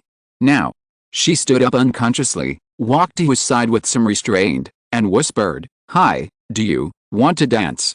Simon heard the voice and turned her head to see Jennifer Raybould in a light blue silk evening dress. The girl did not tie her hair into a ponytail today, and her loose blonde hair covered her beautiful neck. After graduating from Yale in May, Jennifer Raybould came to Los Angeles and worked in George Norman's law firm. During this period, Simon actually met the girl more than once, but most of the time it was just for work. Today was the first time they met in private. Hearing this, Simon smiled and nodded, "Okay." Putting the wine glass aside, Simon reached out to Jennifer, pulled her to the dance floor, and imitated the others, holding his hands on the girl's slender waist. Jennifer also put her arms on his shoulders, but lowered her eyes and swayed gently with the man's movements. Simon saw the shy look of the girl in front of him, smiled and took the initiative to find a topic, saying, "How are you preparing for the bar exam?" Although she has obtained a doctorate in law, Jennifer is not yet considered a lawyer. She needs to pass the California bar exam in July to obtain a formal practicing certificate. With his hands on her waist, she felt like a deer that wanted to flee but fell into a trap. When she heard his question, she raised her head, then lowered it again, and whispered, "I don't know if I can be a good lawyer." "That's for sure," Simon said without hesitation. "You are a top student at Yale. If you can't do that, there won't be many people in the entire Federation who are qualified to be lawyers." "I mean," she thought for a while and said, "I may not be able to be like my parents and uncle, who just treat lawyers as a profession." Simon listened to the girl's still vague explanation, but he understood. In the United States, lawyers are definitely one of the highest paid groups, and they can transfer to politics and business at any time. But at the same time, if you want to be a top lawyer, then too many times you have to throw away your sense of justice and simply stand on the side of your client to fight for the interests of the other party, whether it is a pedophile or a murderer. After thinking about it for a moment, Simon said, "Jenny, why don't you come and work for me?" Jennifer paused, suddenly raised her head, and then lowered her head with a slightly red face, and said, "Me? You? What kind of job?" Simon smiled and said, "My assistant." He immediately thought of the recent scandals about him, as if he asked an actress to work as his secretary in his company. His face turned redder, but he couldn't help but say, "I don't know much about Hollywood, I don't know if I can do it well." Simon still smiled and said again, "Then it's settled. In fact, I have been looking for an assistant recently, but I haven't found a suitable one." Seeing his impatient look, she felt like the little white rabbit held down by the big bad wolf, or the little Red Riding Hood tricked by the wolf grandmother to open the door. In short, they all ended up miserable. Inexplicably, she didn't want to resist. She was a little looking forward to it. So he asked again, "Is it really possible?" "Of course," Simon nodded and said, "many executives in Hollywood are actually lawyers, just like Disney president Frank Wells. Maybe you can also be the president of Deanery's Pictures in the future." Only then did he feel relieved, but he smiled, looked up and glanced at him, and said, "What about Amy? Amy will definitely be promoted. What about you?" "I'm the boss. Of course, it would be best if I don't have to work. So lazy." He remembered to remind me to add a clause to the employment contract, making fun of the boss will deduct wages. "I won't remind you." Chapter 115. This island is a bit big. The time of indulgence lasted until late at night, but it was finally over. After all the guests were sent away and the party company staff cleaned up the mess and left, it was already 12 o'clock in the morning. Janet took a shower and walked out of the bathroom barefoot in a thin suspender nightgown. She saw Simon sitting on the single sofa by the floor-to-ceiling window in the bedroom. He was still wearing his evening shirt and trousers, holding a thick book in his hand, and flipping through it with a slight frown. So she walked over, curled up in the man's arms like a cat, took the book from him and took a look. This was the Oriental novel called Dream of Red Mansions that he mentioned a few days ago, but it was the original Chinese version. She had only read a small part of the English version so far. At this time, looking at the square characters with many strokes, Janet suddenly felt dizzy. She casually threw the book aside, put her arm around the man's neck, and said, "If you don't like it, we can rent a place to hold a party in the future, not at home." As she said this, Janet smiled. Having known each other for such a long time, I can naturally feel that he is a person who cares a lot about his private space. Then, the lion's territory was invaded by more than 200 of its kind for a whole night, and you can imagine how uncomfortable he would feel. "That seems too insincere." Simon noticed the smile on the woman's face in his arms, smiled as well, lowered his head and kissed her on the lips, and said, "I was just thinking that maybe I can buy this place by the end of the year and use it exclusively for parties in the future." The end of the year. Janet recalled the recent trend of the North American stock market, and heard another flaw in the man's words, but she didn't expose it, and nodded and said, "Okay." Simon noticed a sly flash in Janet's eyes, and realized something, but just smiled. He had too many secrets that were not worth telling to outsiders. If he was on guard every moment, the two of them would not be able to get along at all. In fact, Simon would occasionally consciously take the initiative to reveal some things to the woman, such as the dream of red mansions that she had just thrown aside. Last time he mentioned it by chance, he took the time to have someone buy the novel, an English translation for the woman, and an original Chinese version for himself. Unfortunately, he couldn't find the simplified Chinese version, So he got the traditional version. Of course, there was no obstacle in reading it. Thinking of this, Simon stretched out his index finger and wiped the woman's lips, but failed to wipe off her smile, so he said, "Baby, if one day you find out that I am actually an alien, what will you do?" Janet's eyelashes flickered, with anticipation on her face, and said, "Give birth to an alien baby." Simon nodded with satisfaction. "It seems that my plan to invade the Earth will not be hindered too much." Haha. Janet laughed, changed to a more comfortable position in Simon's arms, and asked, "Didn't Goldberg give you a check before leaving? How much is it?" Simon took back the dream of red mansions, found a check tucked between the pages of the book and handed it to Janet. Janet took it and glanced at it, and said in surprise, $1 million, Fox is really generous. Yet, I didn't expect it.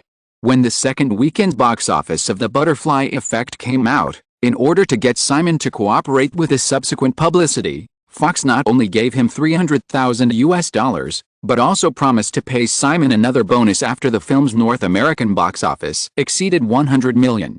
Ronald Goldberg, president of Fox Film, also attended the party tonight. Before leaving, he fulfilled his original promise and left this check. $1 million.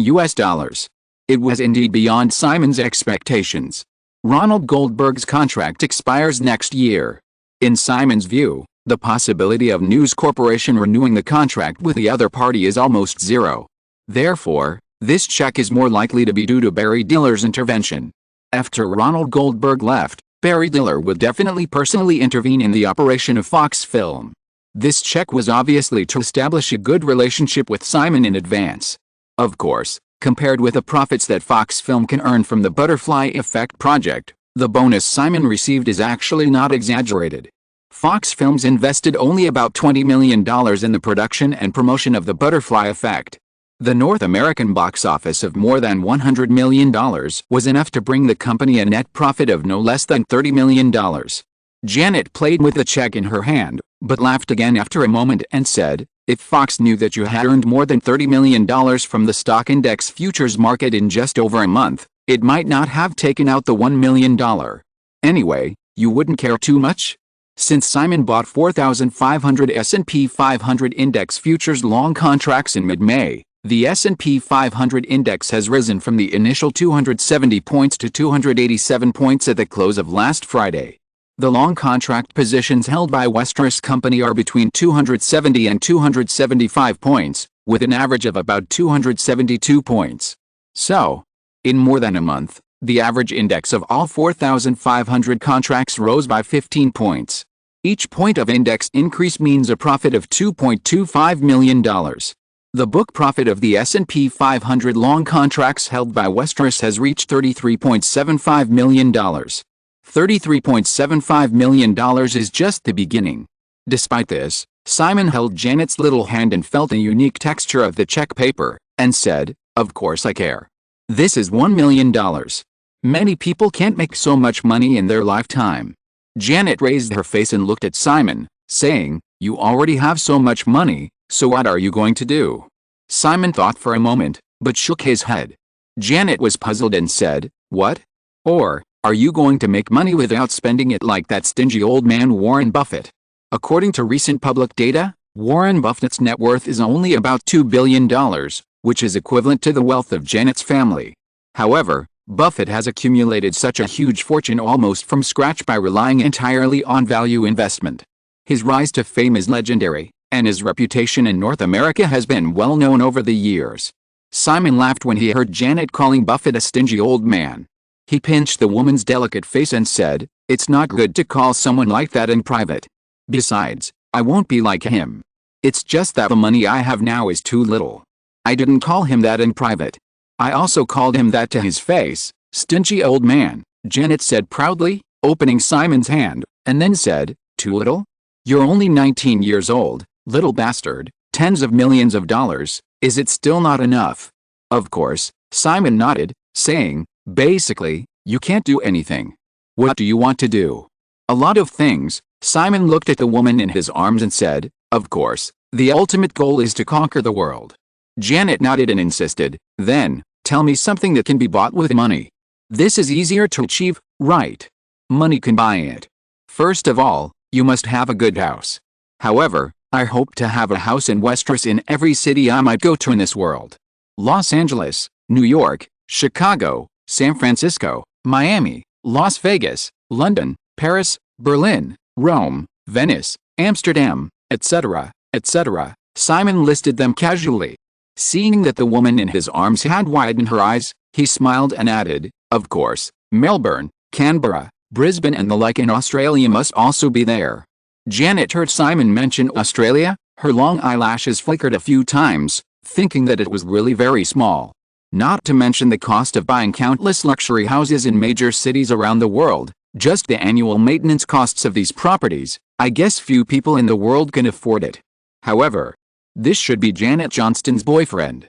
So he asked, "What else?" Simon continued, "If you want to go to places you are interested in at any time, you must have a private jet, and it must be an ultra-long-range private jet that can connect any two cities in the world. Probably, a Boeing 747 with a slight modification will be enough. You know, I am a person with little sense of security, so I must have a backup, but buying two is a bit like following the trend of Air Force One. So, it is better to buy one more. 3 Boeing 747s. This. How much does a Boeing 747 cost? And buying so many planes must have its own airport, right? The most important thing is that the maintenance cost of a private plane is much higher than that of a house. Many wealthy people just choose to rent a private plane because they cannot afford the various expenses that are equivalent to about 10% of the cost of a private plane every year. However, although it costs some money, this wish seems to be cooler. So he asked again with some expectation, "Anything else?" Simon also continued, "I hope to have a private island of my own." Huh? Janet was immediately disappointed. A private island? This is too easy. Shaking the check in her hand, Janet looked at Simon and said, "It's easy to buy a private island. We have a private island in the Aegean Sea. My grandfather bought it more than 10 years ago. It's about 20 square miles and only cost $3 million Australian dollars at the time." Simon shook his head and said, "I'm not talking about this kind of small island." Janet blinked her eyes. "What is that?" Simon thought for a while, helped the woman stand up from his arms, and took her to the study next door. There was a world map hanging on the wall of the study.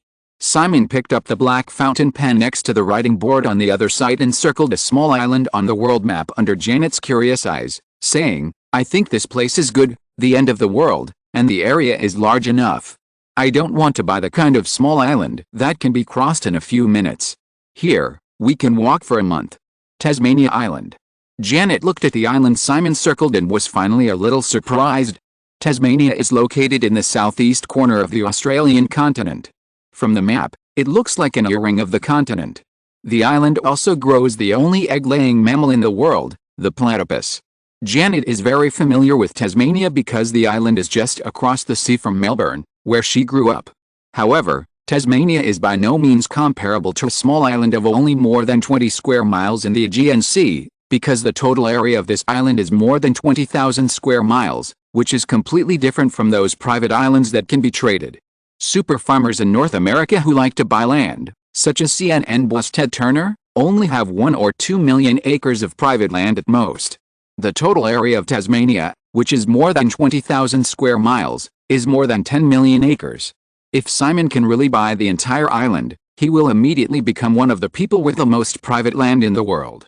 After looking at the world map in front of her for a while, Janet turned to the man next to her and said, "Simon, this island is a bit big. Do you know how big Tasmania is?" 68,401 square kilometers, Simon reported a number skillfully, still insisting on the metric measurement he liked to use. Noticing the confusion in the woman's eyes, he took the initiative to explain, "You know, Jenny, I used to only be able to live in a very small house and had almost nothing of my own. Now, since I have the opportunity and perhaps the ability, of course I have to realize some of my dreams." Janet felt the vicissitudes of life in Simon's tone that was totally unbecoming of a 19-year-old boy. She grabbed the man's hand and shook it hard, then nodded, "Simon, we can definitely achieve these." Simon grabbed Janet's small hand with his backhand and said, "Of course. So, keep helping me. Last time you just did a little and gave up, so hold on a little longer this time." "No." Janet shook her head directly this time, leaning sideways on the man. and said, "Little bastard, I found that I still prefer to wrap around you like a vine. How tall you grow, how high I can climb." Simon nodded and said, "It seems, I also like it this way." Haha, male chauvinism. Janet smiled and scratched Simon, as if trying to find out where it would be more convenient to wrap around, and said, "Actually, if you want to achieve what you just said, you don't have to wait until later, we can start now." Huh? Janet shook the check in her other hand, pointed to Tasmania on the map, and said, 68,401 square kilometers, which is larger than many states in the United States. It is impossible to buy it all at once. However, from now on, if we buy a little every year, one day this island will belong to us completely. Tasmania is actually very desolate, mostly virgin forests and barren mountains and deserts. Just this $1 million is enough for us to buy a large piece of land. By the way, there are still hundreds of thousands of people on the island. If you want to do this, you must plan it well. Well, it's best to set up a lot of shell companies and then buy it secretly without anyone noticing, otherwise it will definitely cause the land price to rise. Simon listened to Janet's increasingly excited tone, raised his wrist to look at his watch, and said, "In that case, then I'll leave this matter to you. But now we'd better go to bed." Janet was obediently pulled out of the study by Simon. The man took a shower and the two hugged each other on the big bed. But he was still very excited. She discussed with Simon in detail how to deal with the entire island of Tasmania after buying it, and then talked about his other two wishes. It was past 2 in the morning, and she still couldn't fall asleep when she felt the steady breathing of the man beside her.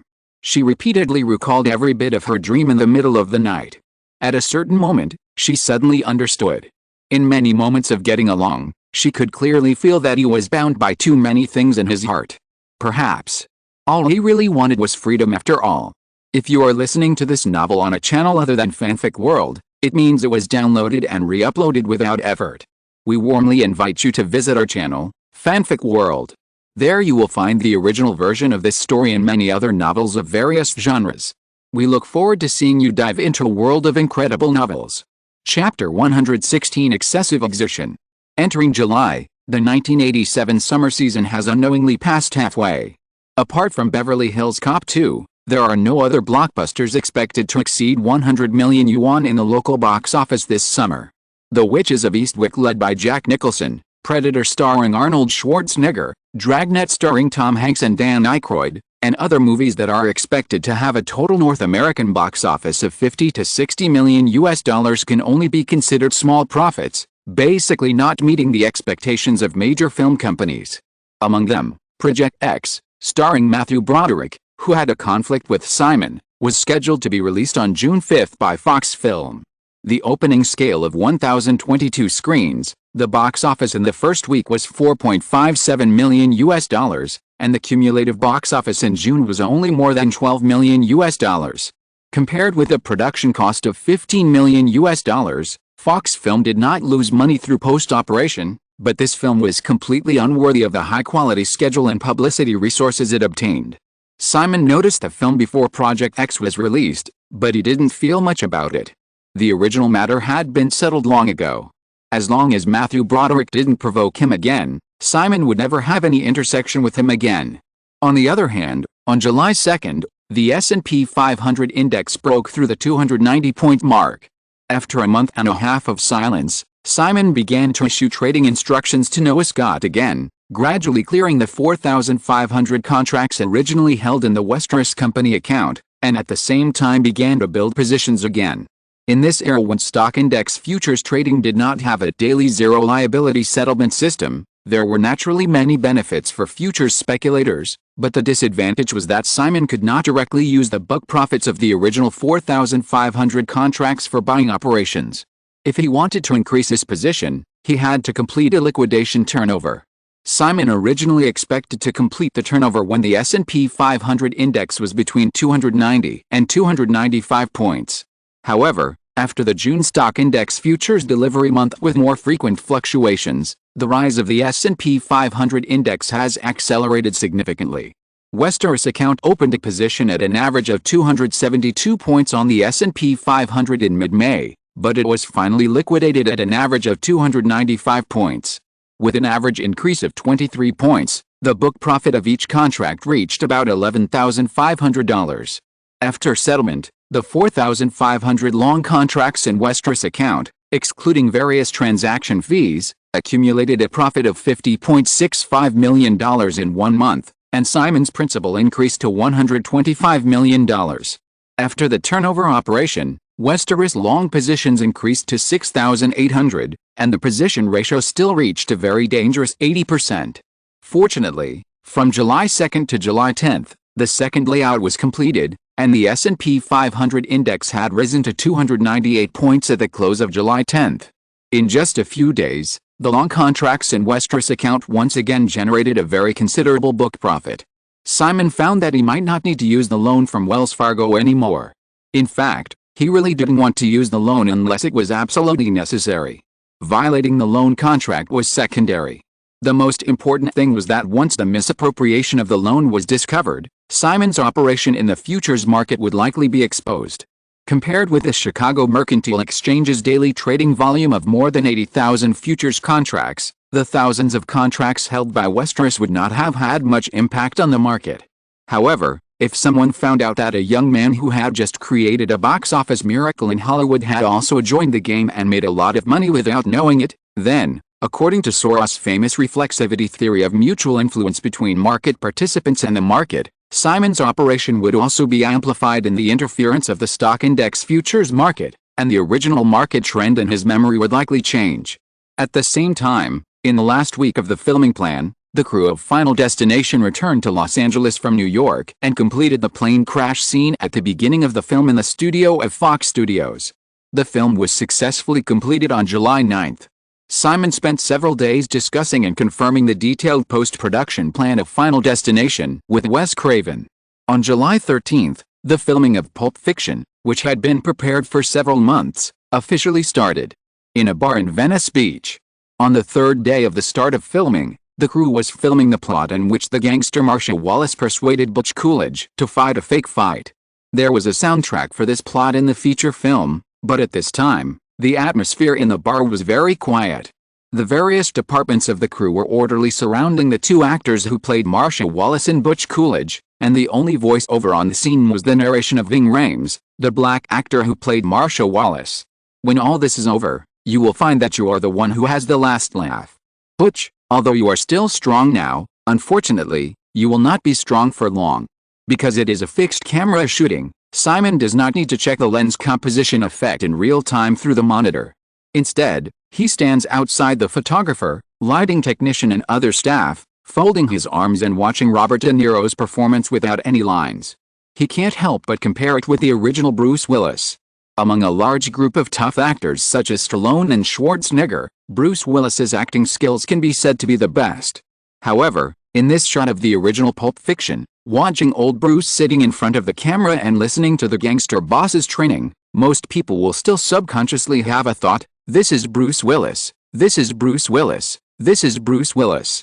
At this time, Simon looked at Robert De Niro, who was slumping his shoulders and pursing his lips slightly, suppressing his anger and unwillingness, but not daring to show it in front of the gangster boss.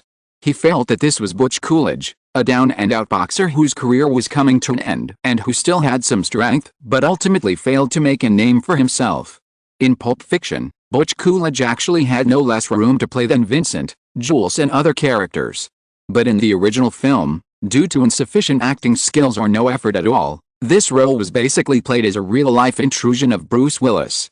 This is probably why the media and the audience talked about Vincent, Maya, Jules and other characters with great relish, but few people discussed a boxer with a heavy role. In comparison, Robert De Niro, who has always been known for his professionalism, has done a lot of preparation for this role in recent months, which Shiv and Simon couldn't help but admire. Although he is a boxer, Butch Coolidge will not appear in the boxing ring in the film. But even so, in order to make himself look like a professional boxer, Robert De Niro still conducted physical training for 2 months and gained weight. For this scene, Robert De Niro not only discussed the details of the character's psychological changes and performance methods with Simon many times, but also asked Ving Rhames to record this dialogue for him to ponder over and over again. Now, it was only Robert De Niro's first scene after the filming of the movie, And Simon was sure that this time Butch Coolidge would definitely leave a deep impression on the audience that was no less than Vincent, Jules and other characters. 3 minutes later, when Robert De Niro and Ving Rhames finished their first performance, Simon signaled others to take a break and took the two to the monitor. The image-assisted system had just emerged in the 1980s, and the monitor screen was only 6 inches in size, but the rental of the entire set of equipment was very expensive, almost the same as the rental price of the camera. In the previous run Lola Run, Simon simply did not use this set of equipment to save budget. Naturally, there was no need to be so frugal this time. The three of them watched the playback in front of a monitor screen that was only comparable to the large-screen mobile phones later. After a moment, Simon pressed the pause button, freezing the picture on a small detail of Robert De Niro's mouth twitching, and turned to ask Robert De Niro standing next to him, "Bob, what do you think?" Robert De Niro looked at him for a moment, shook his head and smiled, saying, "Overexertion." Simon nodded and said, "As a small person, Butch is actually very afraid of Marcia. His long silence has already shown his inner resistance, but he can't dare to show too obvious dissatisfaction. So, next, you need to restrain yourself a little." Robert De Niro didn't say much, and said, "Simon, I'll think about it." Simon waited for Robert De Niro to return to his seat before turning to Ving Rhames, who played Marcia Wallace. Like Samuel Jackson, who played Jules, Ving Rhames is also an original actor. Moreover, Ving Rhames is similar to Samuel Jackson in other aspects. This black actor is also a professional actor. He studied drama performance at the State University of New York and the Juilliard School in New York, which is known as the Harvard of the music world. He has a bachelor's degree in art. Before that, he also had experience in Broadway performances and has been playing some insignificant roles in Hollywood. From Samuel Jackson and Ving Rhames, it is not difficult to see that Hollywood still has deep-rooted racial discrimination. In Hollywood, many black movie stars have a higher level of education. Relatively speaking, the threshold for white people to realize the American dream is much lower. Because of his professional background, Ving Rhames did not show his face in the 3-minute performance just now, but the deep dialogue skills he showed also made Simon amazed. Simon chatted with Ving Rhames for a few words. He had a very good impression of this actor who played a gangster boss but had a very gentle personality in real life. Finally, he stretched out his hand to him and said, "Ving, your dialogue skills are excellent. I think we will definitely have the opportunity to work together in the future." Ving Rhames shook Simon's hand vigorously and said with a smile, "Of course, I am also very much looking forward to it." With that, Robert De Niro said that he could start shooting again, and Simon told everyone to prepare again. Today's main shooting was the scenes of Butch, Marcia, Vincent and Jules in the bar. The group of shots where Marcia persuaded Butch to fight a fake punch took an hour to shoot repeatedly before Simon said he approved it. John Travolta and Samuel Jackson had already finished their makeup, and then quickly started other shots. They were so busy until 5 o'clock in the afternoon, and the crew officially finished work. The others dispersed, and Simon and several assistant directors confirmed the shooting plan for tomorrow, and personally sent today's film to the Fox Studios processing plant. The time was already 6:20. Inside Fox Studios. Leaving the post-production center, Simon looked at Jennifer Rebold, who had been accustomed to following him these days. After his last invitation, the girl quickly resigned from George Norman's law firm and came to work for him. Slowing down and walking on the asphalt corridor in the studio, Simon asked the girl beside him, "Jenny, how do you feel these days?" Jennifer Rebold was carrying a briefcase and holding a folder in her hand. When she heard Simon's question, she couldn't help but think of her experiences these days. At the end of last month, she suddenly made the decision to give up her lawyer career. All her relatives around her said they couldn't accept it. Her parents even flew over from New York. However, Jennifer, who had always been a good girl since she was a child, did not intend to obey her parents' wishes this time. After several confrontations, she finally got what she wanted. However, Jennifer also made some compromises. Her parents required her to complete the California Bar Qualification Examination at the end of July and officially obtain a practicing certificate. In this way, she can return to the legal profession at any time in the future. Then, starting from July 1st, the girl officially became Simon's personal assistant. The career scope of secretaries and assistants overlaps, but they are basically two different jobs. Simply put, in a company, the authority of an assistant is usually much higher than that of a secretary. In the past half-month, Jennifer is still in the stage of getting familiar with her job. In fact, Simon's career in Hollywood has just started, and there is not much work that can be assigned to her. However, as long as the operation in the stock index futures market is successfully completed and a large amount of funds are available, the industry under Simon's name will surely expand rapidly. At that time, the girl's workload will increase significantly. At this time, hearing Simon's question, Jennifer said, It seems that I can't do much for you. Maybe I should take some film courses at the University of Southern California." Simon smiled and shook his head when he heard it, and said, "No need, Jenny. You have to know that in Hollywood, experience is more important than academic qualifications. Besides, I don't plan to train you to be a film producer." Jennifer asked in confusion, "Then what do you plan to let me do?" "Just my assistant." Simon smiled, paused, and said, "Actually, I'm doing something else recently, but it's not convenient to tell you now. Wait for a while, and you will find that you may be busy to the point of flying." Chapter 117 Entering the Play. Fox Studios. It was already the end of July. Kathryn Bigelow entered a studio in the studio, greeted people she knew, and soon found Simon, who was rehearsing scenes for Robert De Niro and Janet Johnston. Today's scene was the interaction between Butch Coolidge and the taxi driver Esmeralda Villalobos. In order to allow the actors to perform without distraction, this plot was shot in the studio except for the beginning and the end.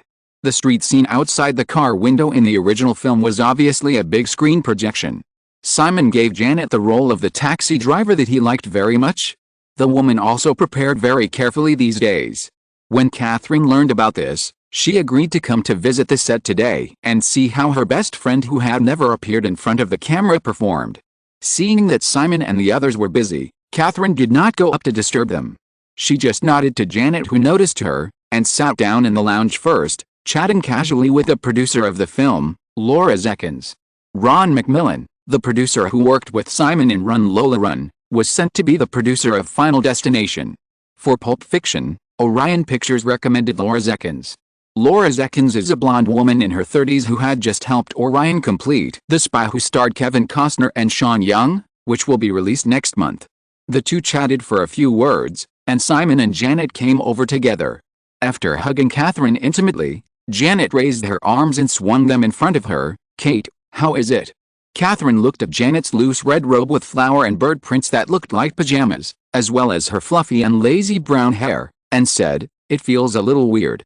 Janet smiled and shook her body again, revealing a pair of bare beautiful feet painted with nail polish under her moon-white wide-leg pants, and said, "I think so too, but if the little bastard thinks it's good, then it must be right." Seeing Kathryn looking at him inquiringly, Simon explained, "Actually, I thought about using pure red. Red represents danger, and in Eastern ghost stories, women wearing red clothes late at night are usually not human, but very dangerous female ghosts." Kathryn felt Simon's eyes coming towards her, and subconsciously dodged a little, saying, "Then why not use it?" Simon smiled and said, "Because this is a black comedy, adding surreal elements will interfere with the style of the entire movie." Laura Zekins, who had been standing next to the three people and listening quietly, heard Simon say this and interrupted, "Simon, in that case, what's in this suitcase? You never explained in the script what the golden thing is.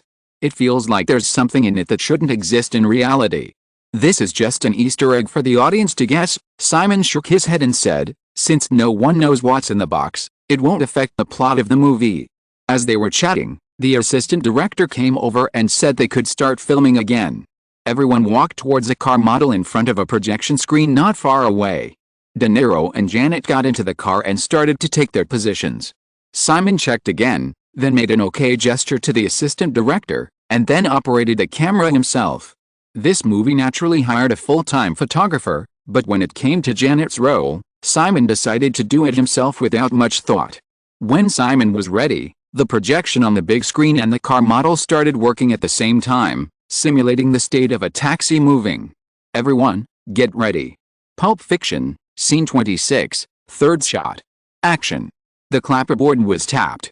Inside the car, Robert De Niro began to tear off his boxing gloves with his hands. Janet in the front seat put one hand on the steering wheel, her expression showing a little vigilance and curiosity, and her eyes occasionally squinting at the rearview mirror. After a moment, Janet spoke in a soft and sticky accent that she had practiced for several weeks. Sir? Hey, sir. What? You were in that boxing match just now, right?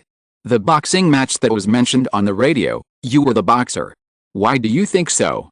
You are him. I know you are him. Tell me, you are him. Behind the camera. At this point in the performance, Simon raised his head and gestured to everyone. Cut. Everyone paused. Simon came to the open carriage, gave De Niro a look that said it was all right, and said to Janet, Jenny, when you say tell me you are him, I hope to see your excitement, a kind of tension that suppresses the madness in your heart. Janet paused, glanced at the rearview mirror, changed her mood slightly, and repeated the lines just now, tell me you are him.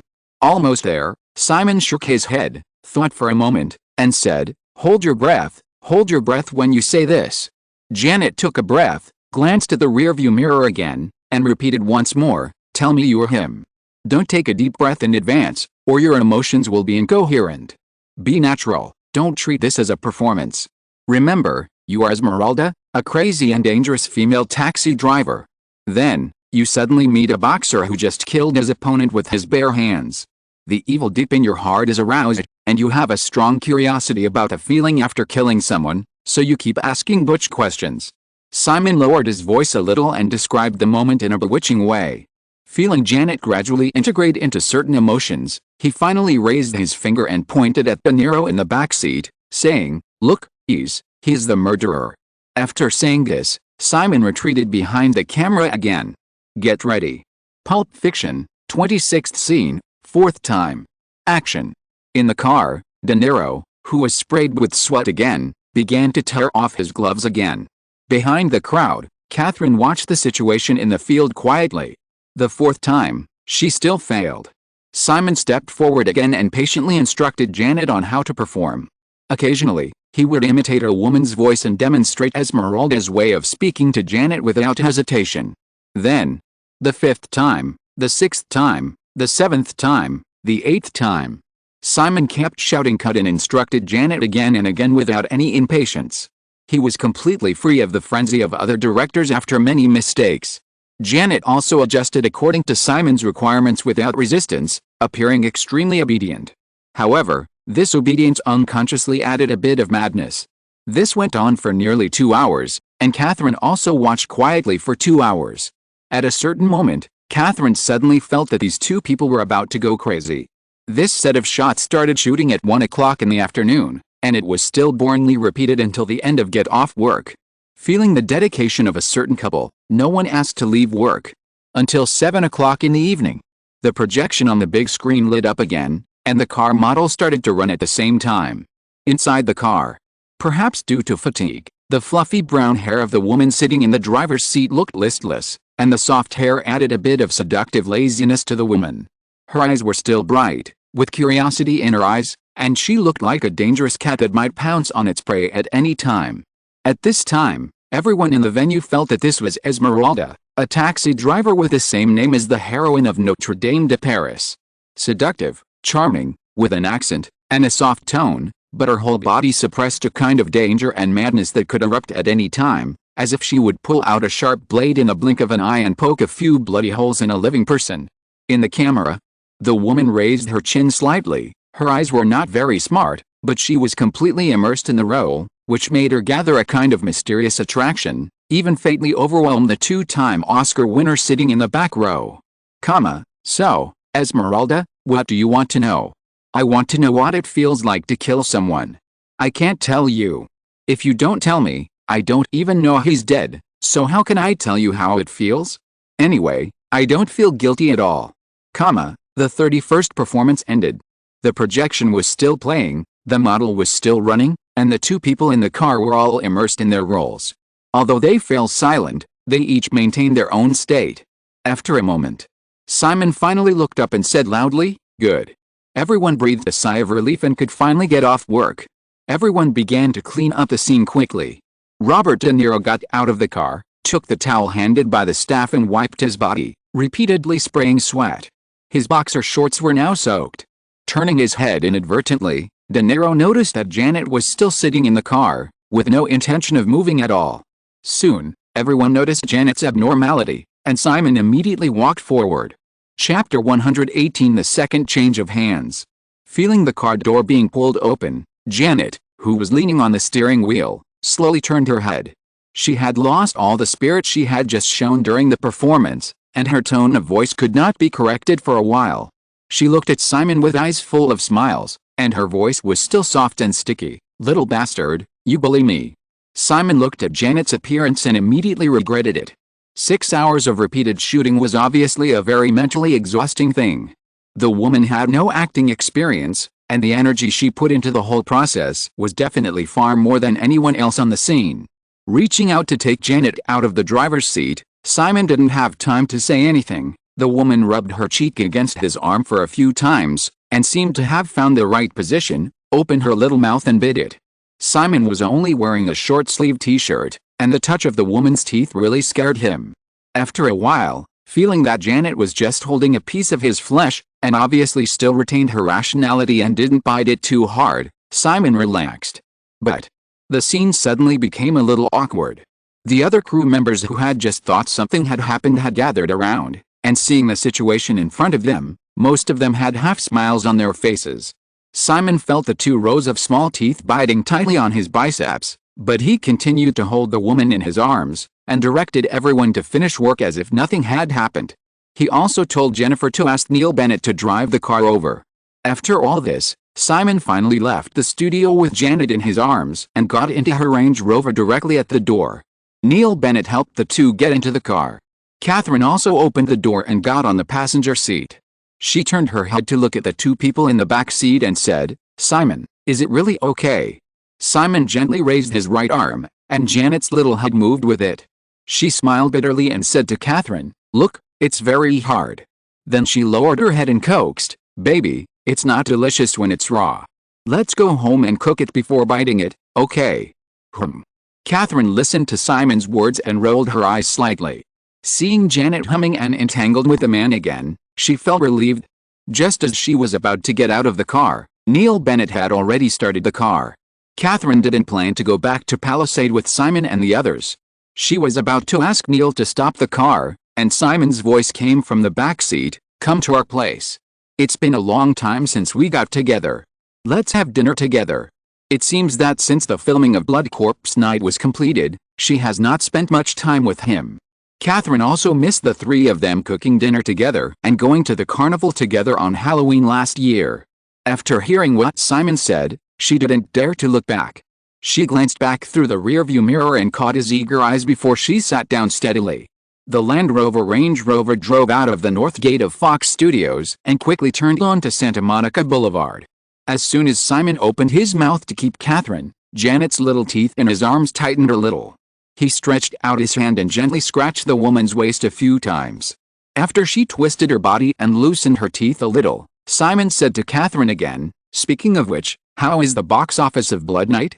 Today is July 30th, Thursday. Blood Night has been released for the 6th week."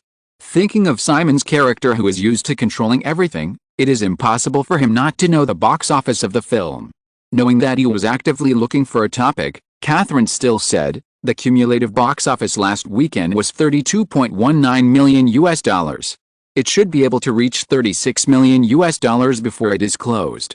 After saying this, she looked up at the rearview mirror again and said, "I haven't thanked you properly yet." The participation of the little man in the back seat not only made the quality of Blood and Blood even better. Moreover, it was precisely by taking advantage of the popularity of Run Lola Run and the butterfly effect that this film was able to receive such high attention in box office. Thinking in her heart, Kathryn inexplicably regretted it. Last Christmas. Maybe I really should have taken this little man to San Francisco. Glancing at the rearview mirror again, looking at Janet who was curled up in his arms like a kitten, she couldn't help but feel a little self-pity. She was really a failed woman. The car quickly returned to the mansion in Palisade. Although she still couldn't change her accent, Janet recovered some spirits after arriving home. The time was 7:30 and it was getting dark. The 3 of them prepared dinner together in the kitchen, and watched TV and chatted after dinner until about 9 o'clock. Kathryn wanted to leave, but Janet asked her to stay overnight. Simon was naturally driven to another bedroom. In the master bedroom of the villa, the 2 women took a shower and changed into pajamas. Janet then pulled Kathryn to sit on the big bed, holding a map book and showing it to the woman. It's here, Tasmania. Simon and I plan to buy all of this place. Kate, guess how big it is? Kathryn listened to Janet's tone of voice that still couldn't be changed, looked at Tasmania, which was still very conspicuous even compared to the Australian continent, and said, "It's bigger than many small countries. How can we buy it? The land in Tasmania is very cheap. We recently bought a 1,300-acre farm. The total area of this island is 16.9 million acres. As long as we persist, one day it will belong to us completely." Kathryn imagined the huge gap between 16.9 million acres and 1,300 acres, and shook her head and said, "I really don't know where all these crazy ideas of yours come from." Janet glanced at Kathryn with dissatisfaction. "This is not my crazy idea. This is the dream of the little bastard." "Okay, dream," Kathryn smiled and said, "then what?" Janet blinked and asked in confusion, "What's the next?"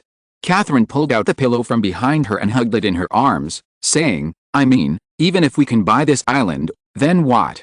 Janet's little brain turned for a while, raised her little chin, and said, "It's enough for the dream to come true. There's no need for the next. What's more, there must be a lot of things next, and they will definitely be very interesting. It's such a big island." Kathryn didn't argue with Janet, but said, "Are you going to keep talking in this tone?" Janet put down the atlas, raised her hand and rubbed her face, humming and ahhing a few times, and spoke again after a moment, "How is it now?" Kathryn shook her head, "It's still weird." Janet said indifferently, "Then don't change it, anyway, the little bastard likes it too." After all, they were busy all day, and after chatting casually for a while, Janet soon became sleepy, so Kathryn turned off the lights, and the two women laid down together in the dim light. After a short silence, Janet came over and said, "Kate, I'm used to sleeping with a little bastard in my arms." Kathryn felt Janet's little paws touching her waist, which felt a little strange. She held her hand to stop her from moving and said, "Then go find him." "Why are you hugging me?" "Haha." Janet simply leaned over and hugged Kathryn carelessly, saying, "You are the same." "The same? How could it be the same? Why is it the same?" A series of confusing thoughts flashed through Kathryn's mind. When she felt that Janet didn't move anymore, she gradually relaxed. It seemed, "This feels good." So she slowly reached out and carefully put her hand on Janet. She thought she would sleep like this, but after a moment, Janet said again, "Kate, the little bastard should not be asleep yet." Kathryn had a bad premonition. "Huh?" Janet said, "Shall we call him over?" "Call him over? Call him over for what?" "Do what? How can this be possible?" "Snap, it hurts." "Don't talk nonsense, or I'll leave." Janet seemed to pout, and said, "I just made a great decision, Kate, don't blame me for not giving you a chance." Kathryn raised her hand again. Janet begged for mercy, Okay, I won't say anything, go to sleep." After a tiring day, Janet fell asleep quickly. However, Kathryn didn't sleep well the whole night, and all kinds of messy thoughts kept floating in her mind. I don't know how long it took, but I seemed to hear some sounds.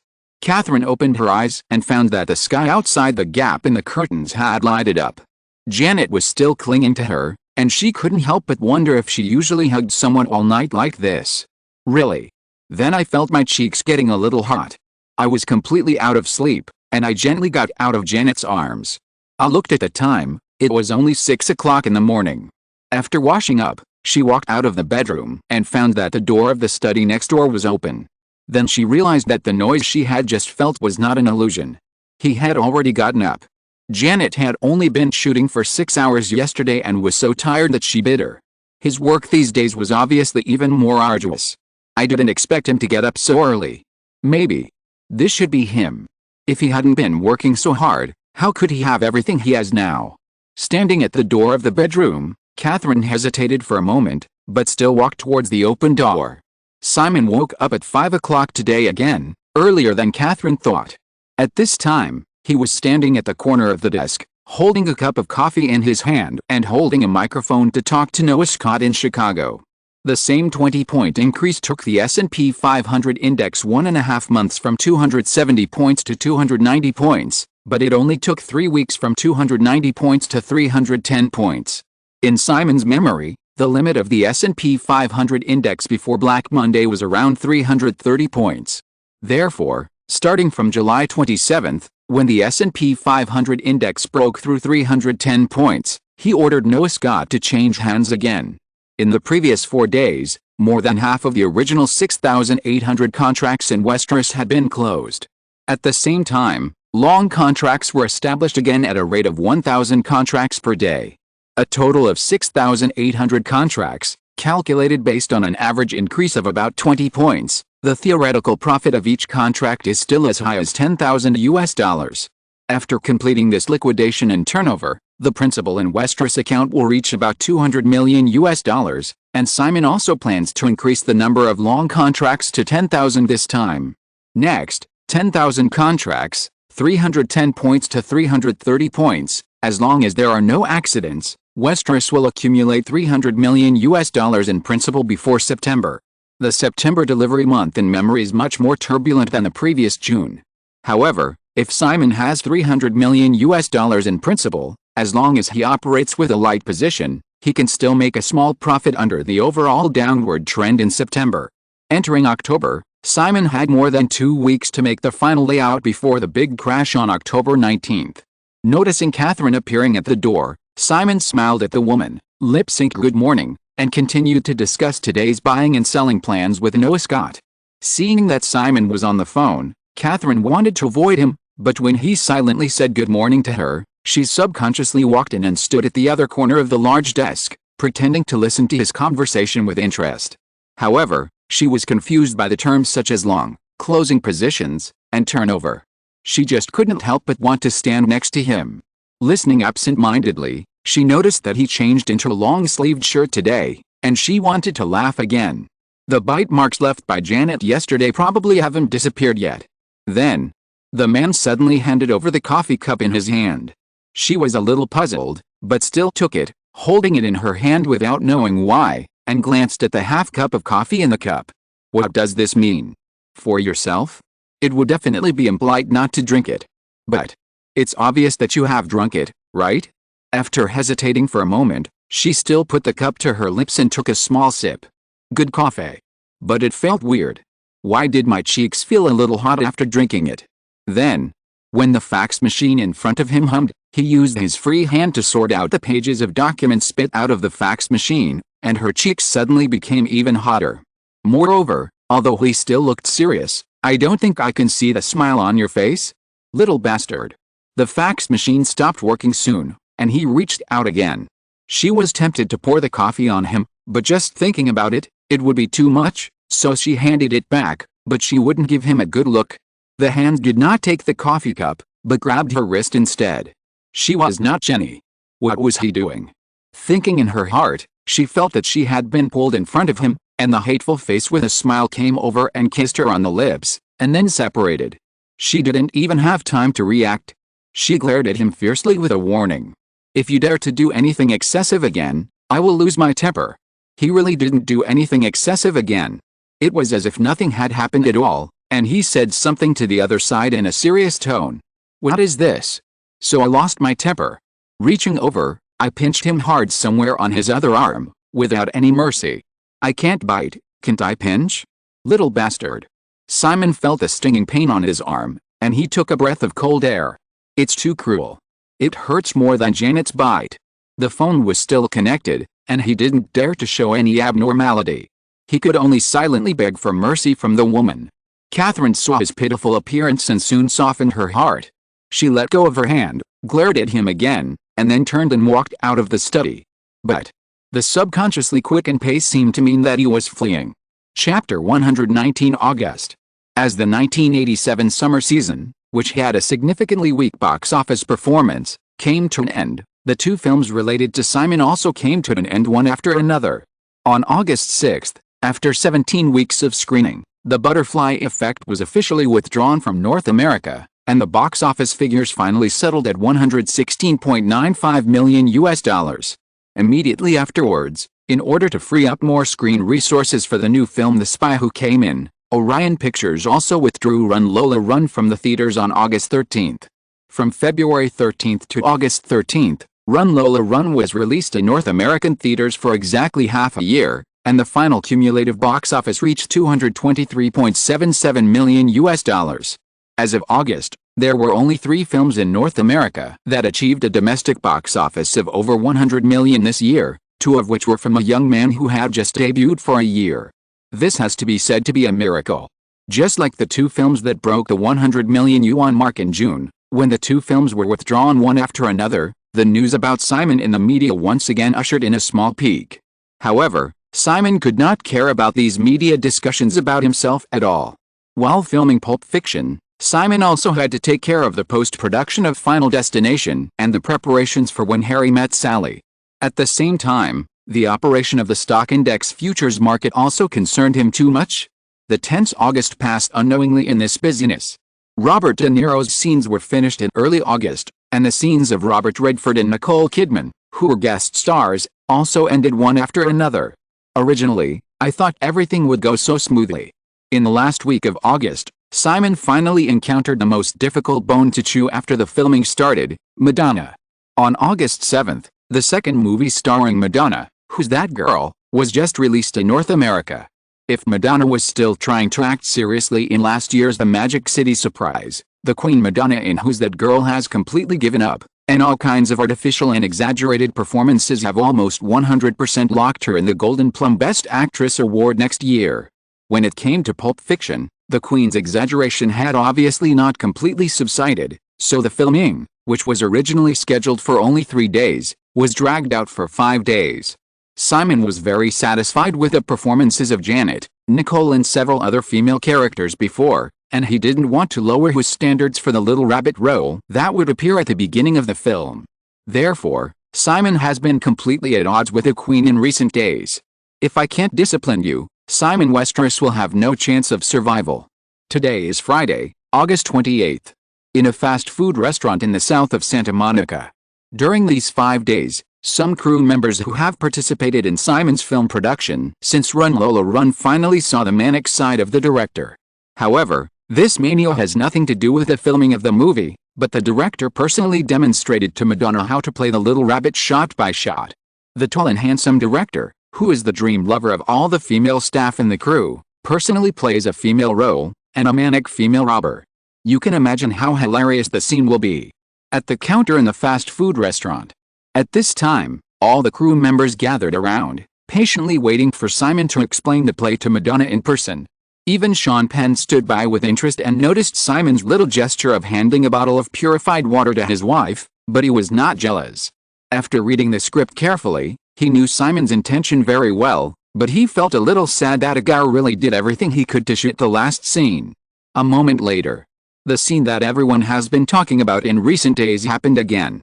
Simon finished explaining to Madonna with gestures, took the prop revolver from her hand, and jumped onto the counter in a few seconds. He didn't hesitate to shout at the air where there was no actor, let him go, or I will kill you, let him go. After the performance, Simon still stood on the counter in the same posture, and said to Madonna in the audience, Maggie, did you see it? That's it, you have to squat a little bit, the robbery failed, you are very scared, and even a little collapsed. So, it's better to shake your legs a little bit, like this. After a serious demonstration, Simon jumped off the counter. Madonna was a little dissatisfied with this crazy woman role at first. However, Simon demonstrated it for her in person without caring about his image. She couldn't help but admire this young director who had created 2 box office miracles in a row before he was 20 years old. In the past few days, she has completely let go. After all, it's just a role. What's more, it's not that no one calls her a crazy woman, so she might as well go crazy. After Simon came down from the counter, Madonna took the prop revolver he handed over, gathered her emotions for a while, and also jumped onto the counter, let him go, or I will kill you, let him go. Legs, shaking, too obvious again, hold them back a little. Okay, get down first, Simon said, waiting for Madonna to come down from the counter, and took the revolver from the woman again, demonstrating it again. After doing this several times, Simon saw that the effect was almost the same, and unnoticeably handed a bottle of purified water to Madonna again. Come on, Maggie, drink some more water, and then we start shooting. Madonna took the bottle of water, squinted at Simon, and teased in her eyes, "Little guy, is this your way of showing your courtesy to women? I have to say, it's really stupid." Although she said so, Madonna still looked up very readily and drank half a bottle of purified water in one breath.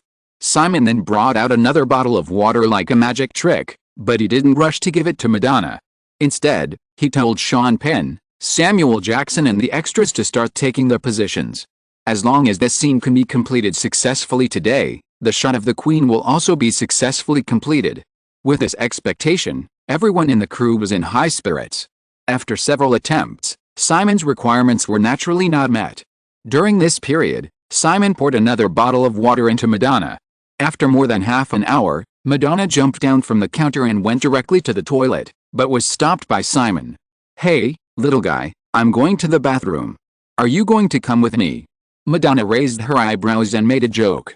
Suddenly, she understood and stared at Simon, saying, "Are you doing this on purpose?" Simon neither admitted nor denied it, and said, "Maggie, insist on finishing this scene. I'll treat you and Sean to dinner tonight, how about that?" Madonna covered her belly and her eyes began to turn. "It's very urgent, little guy, do you want to see me make a fool of myself?" "Okay," Simon surrendered directly, "you set the conditions." Madonna raised two fingers, "Add 2 more songs." "I'm just a film director, Maggie," Simon made a bitter face and said, "Besides, songs also need inspiration. How can you just say a few songs? You can play Flight of the Bumblebee so well, and you have such a great soundtrack in Run Lola Run. I have great confidence in you," Madonna said, and when Simon didn't agree, he rushed forward, "Then I'm going to the bathroom." Simon quickly stopped her, 2 songs in total, no more. "Deal," Madonna nodded readily, and then said, "But you have to be quick, I can only last half an hour at most." Simon shook the purified water in his hand and said, "You can go if you can't stand it anymore, but I need you to maintain this state for the whole afternoon, and perhaps even work overtime." Madonna immediately refused. 3 songs.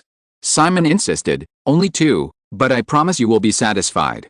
Madonna rolled her eyes and said, "You will be my guitarist at my next concert. How is that possible? Just 1 show will be fine, and it will be a guest appearance as well. We can just rehearse a little bit at that time. And, little guy, I will pay you a salary." Madonna became more and more excited as she spoke. At the end, seeing that Simon still didn't give in, she squeezed forward again, "Then I'm going to the bathroom." Simon had to nod. "Okay, only 1 show." Madonna rolled her eyes again and continued, "Well, it's very uncomfortable to hold it in." Simon simply stepped aside. "You'd better go to the bathroom."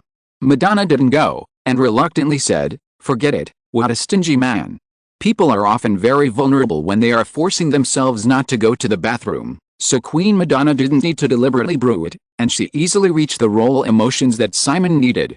In the following performance, most people felt that Madonna fully expressed the emotions of a female robber who is on the verge of collapse after a robbery failed. Although it was inevitable to add another hour of overtime, in a week, the restaurant scene in which Madonna and Sean Penn played a guest role was finally successfully completed. After finishing work, she once again urged Simon to help her finish the agreed song as soon as possible, and Madonna and Sean Penn left together. Tomorrow is the weekend. Simon returned to Palisade, and it was already 7 o'clock in the evening. Janet prepared dinner very considerately. During the meal, the woman told him that Noah Scott had called him 3 times in a row since 5 o'clock in the afternoon.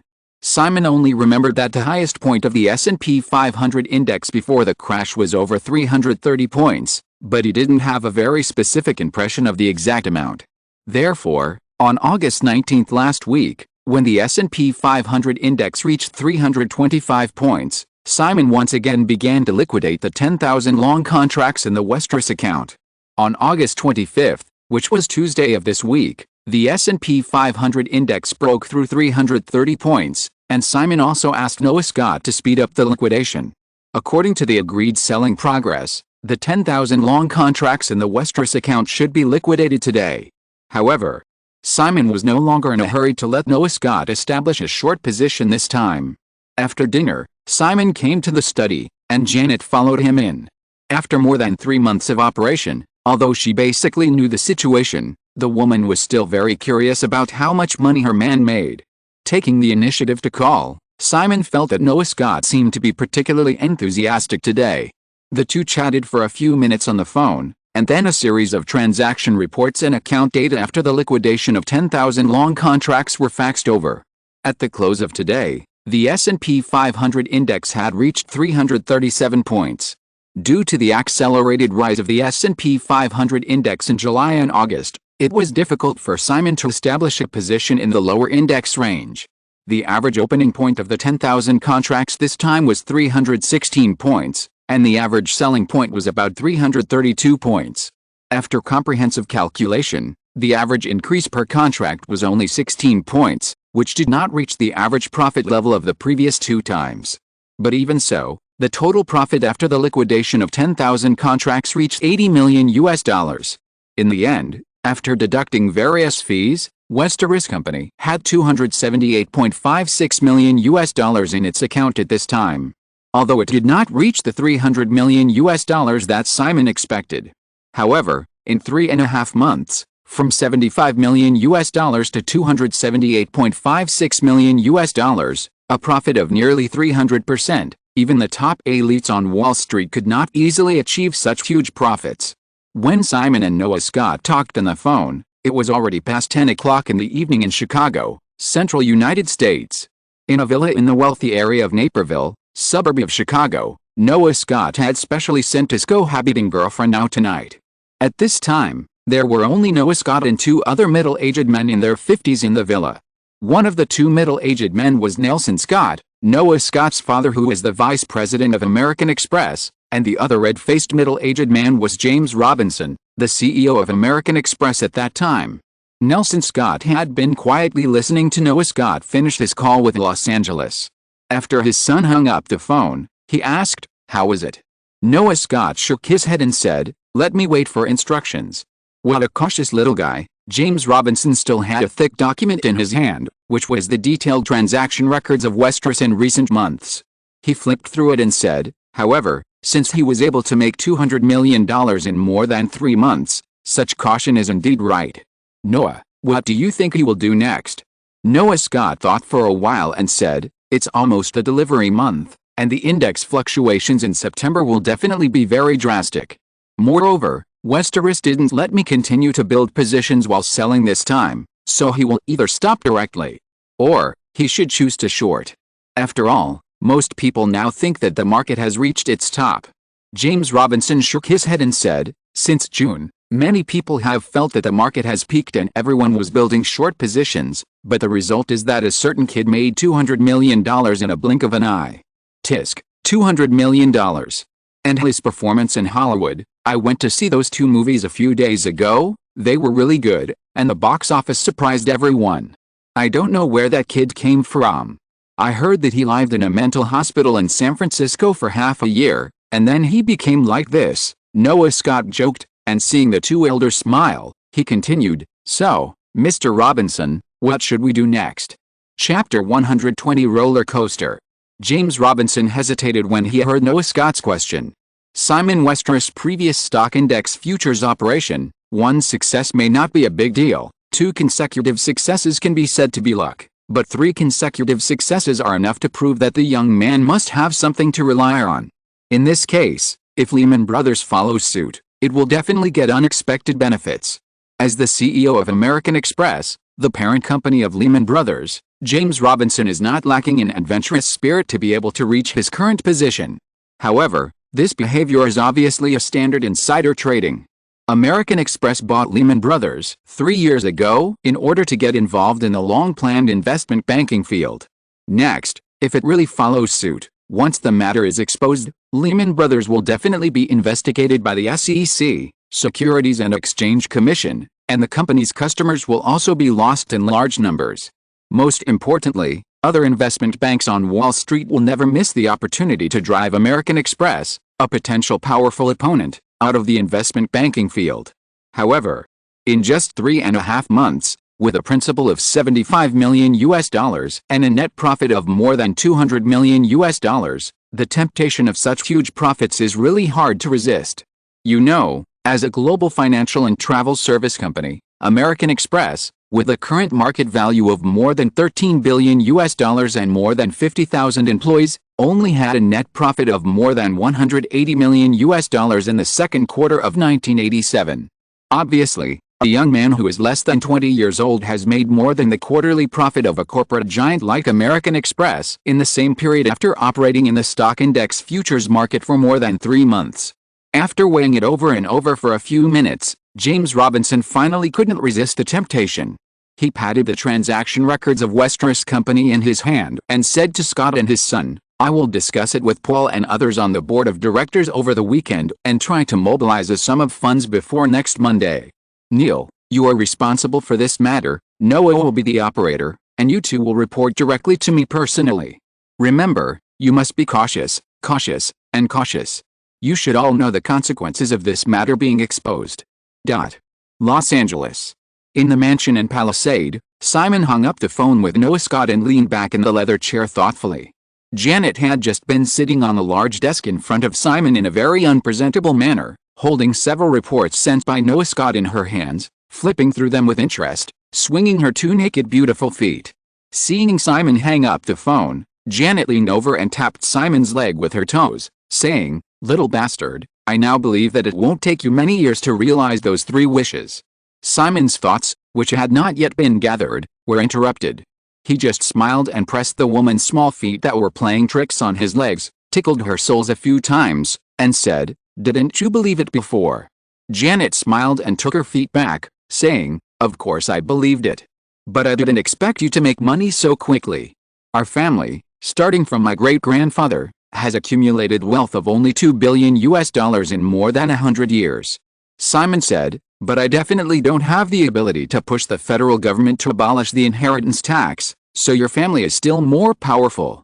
When Simon and Janet's relationship was exposed in the first half of the year, there were reports in the media that the Johnston family pushed Australia to abolish the inheritance tax. Being able to influence a country's fundamental tax system is a true profound foundation. Now, although he has a net worth of billions of dollars, once Simon's wealth is exposed, he may be more likely to be just a fat sheep in the eyes of many people. Simon is also very clear about this. As a reborn, accumulating wealth is not a difficult thing. The simplest way is that Microsoft's market value is only about $1 billion now. Simon took out $200,000 to buy Microsoft stocks and held them until 2000. He sold them at the peak of Microsoft's market value of $600 billion, and he would immediately become a billionaire. $200,000. The North American real estate bubble is still at its peak. Now that many middle-class families can probably raise the money by selling their own properties. But they absolutely can't know that this money can make them billionaires more than 10 years later. Simon knows. However, if it is just a simple grab of wealth, even if Simon earns $100 billion, if he lacks the social influence that matches this wealth, then he will only be a fat sheep of the $100 billion level. Therefore, Simon did not get too complacent with the huge amount of money he made from the stock index futures market. He still had a long way to go to get rid of the fat sheep status. Seeing Simon fall silent, Janet waited patiently for a moment, then she scratched the man's leg with her foot and asked, "What are you thinking about?" Simon told the truth. "Fat sheep." "Haha." Janet laughed, and said, "Did you feel it?" Simon asked puzzledly, "What?" "Noah." Janet blinked and said, "He's so attentive today, there's obviously something wrong." When Simon heard Janet's reminder, he caught some thoughts in his mind just after hanging up the phone. He laughed and said, 3 times in a row, $75 million turned into $278.56 million. If Lehman Brothers can bear not to follow up, Wall Street will not be Wall Street. Janet asked, "Then what are you going to do?" "As long as Lehman Brothers operations do not affect our interests, it's okay to let them make some money," Simon said, then shook his head and said, "But it doesn't seem realistic. If Lehman Brothers, backed by American Express, follows up, the amount of funds will definitely exceed the principal of less than $300 million in Westeros account. If it had been a long-term operation, it might not have been a big deal, and if someone followed it, they would have followed it. But the stock market crash at the end of October was definitely different. In Simon's memory, the U.S. government's rescue measures in the 1987 crash were very timely and effective, and the North American stock market stabilized in just 1 week. Moreover, The S&P 500 index maintained a bottom of around 200 points for an even shorter time. The short contract that Westeros planned to lay out for the last time could only get the maximum profit if it was closed at the bottom of 200 points. But the daily contract throughput of the stock index futures market is limited after all. After the stock market crash, if Lehman Brothers also established a large number of short positions, they would definitely arrange their own contracts to be closed first, and the contracts held by Westeros might only be traded after the index rebounded. At that time, Simon's profits would definitely shrink significantly. Janet saw Simon was lost in thought again, so she didn't disturb him. After thinking for a while, Simon said, "Let's not worry about it for now. Let's wait until Pulp Fiction is finished." According to the plan, Pulp Fiction will finish filming in mid-September, and Simon still has half a month to work. Moreover, the film is the most important thing for Simon. In order to accumulate a lot of wealth, Simon must have considerable power if he doesn't want to be regarded as a fat sheep. Hollywood is exactly the power base that Simon chose. If he can gradually take this world-class film industry base into his pocket, plus the huge wealth he has accumulated, Simon can truly get rid of the fat sheep status and become a big player who can influence this country and even the whole world. Janet was puzzled when she heard Simon say that.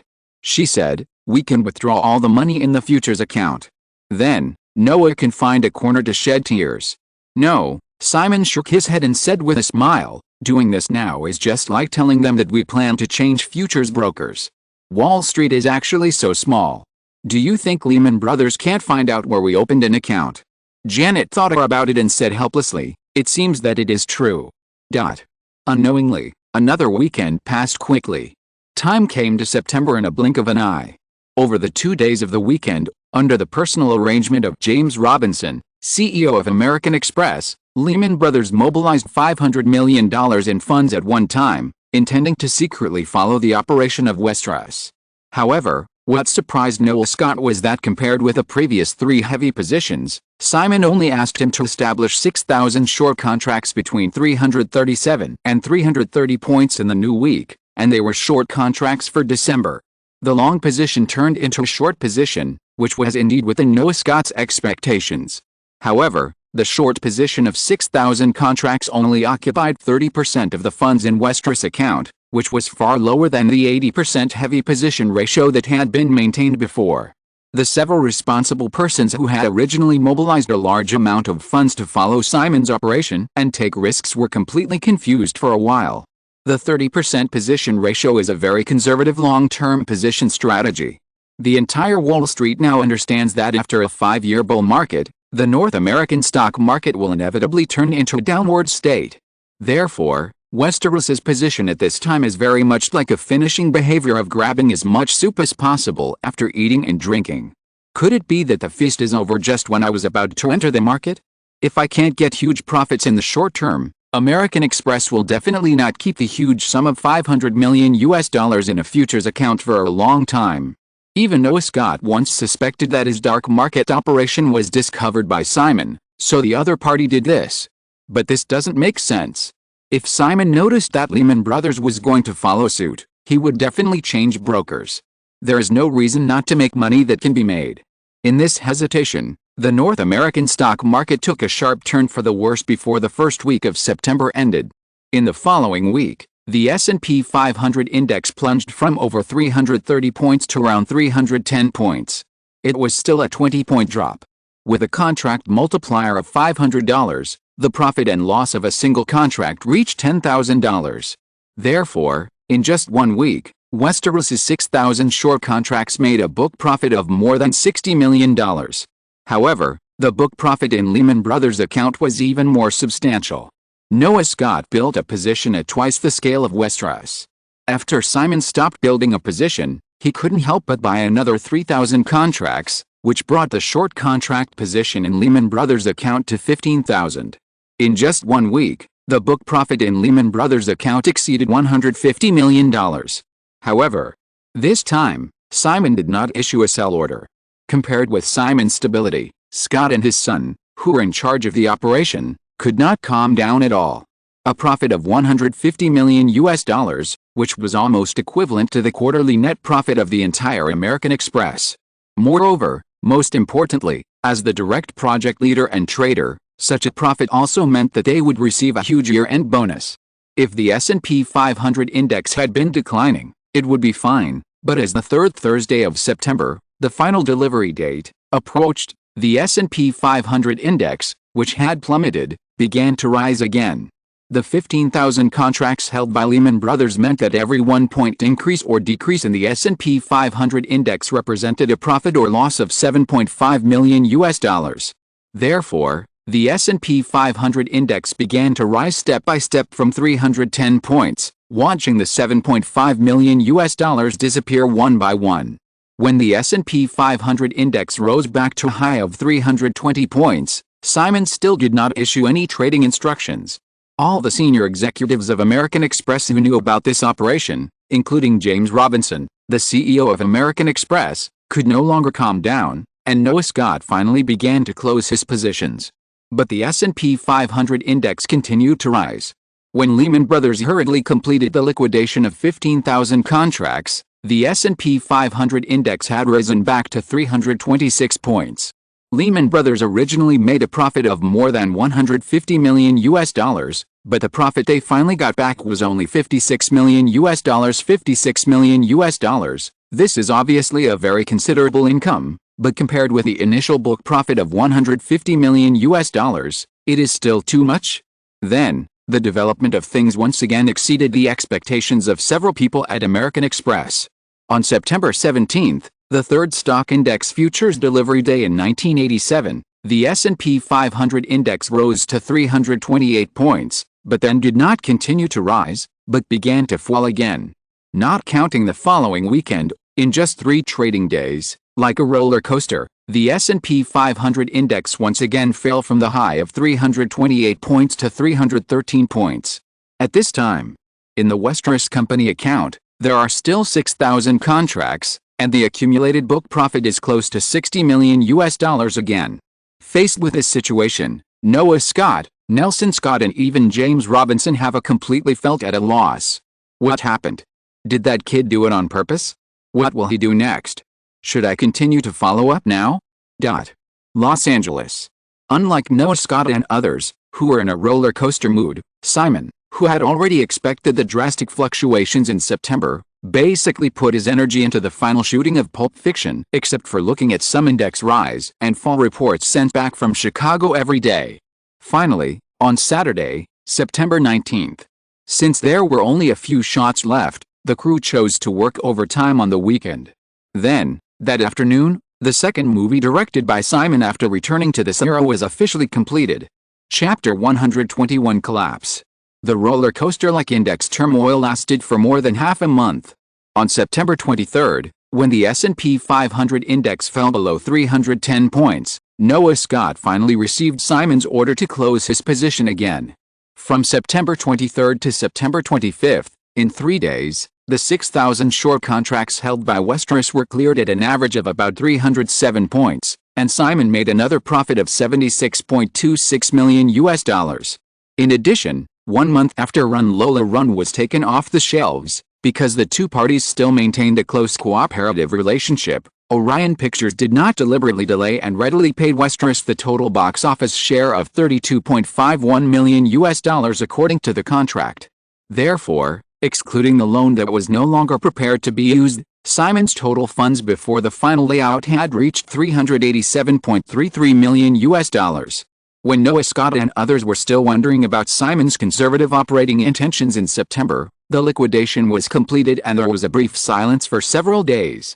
On September 30th, Simon suddenly transferred all the funds in Westeros's account at Lehman Brothers. Noah Scott finally realized that whether Simon discovered Lehman Brothers' intention to follow suit or not, the other party had become wary of them. Wall Street is not big after all, and what's more, the stock index futures market is still using the traditional trading method of on-site manual bidding at this time. The trading quotation of the Chicago Mercantile Exchange for stock index futures is actually very obvious. After a little observation and investigation, Noah Scott basically determined that Simon had dispersed the funds to several other brokers and began to establish a large-scale short position again.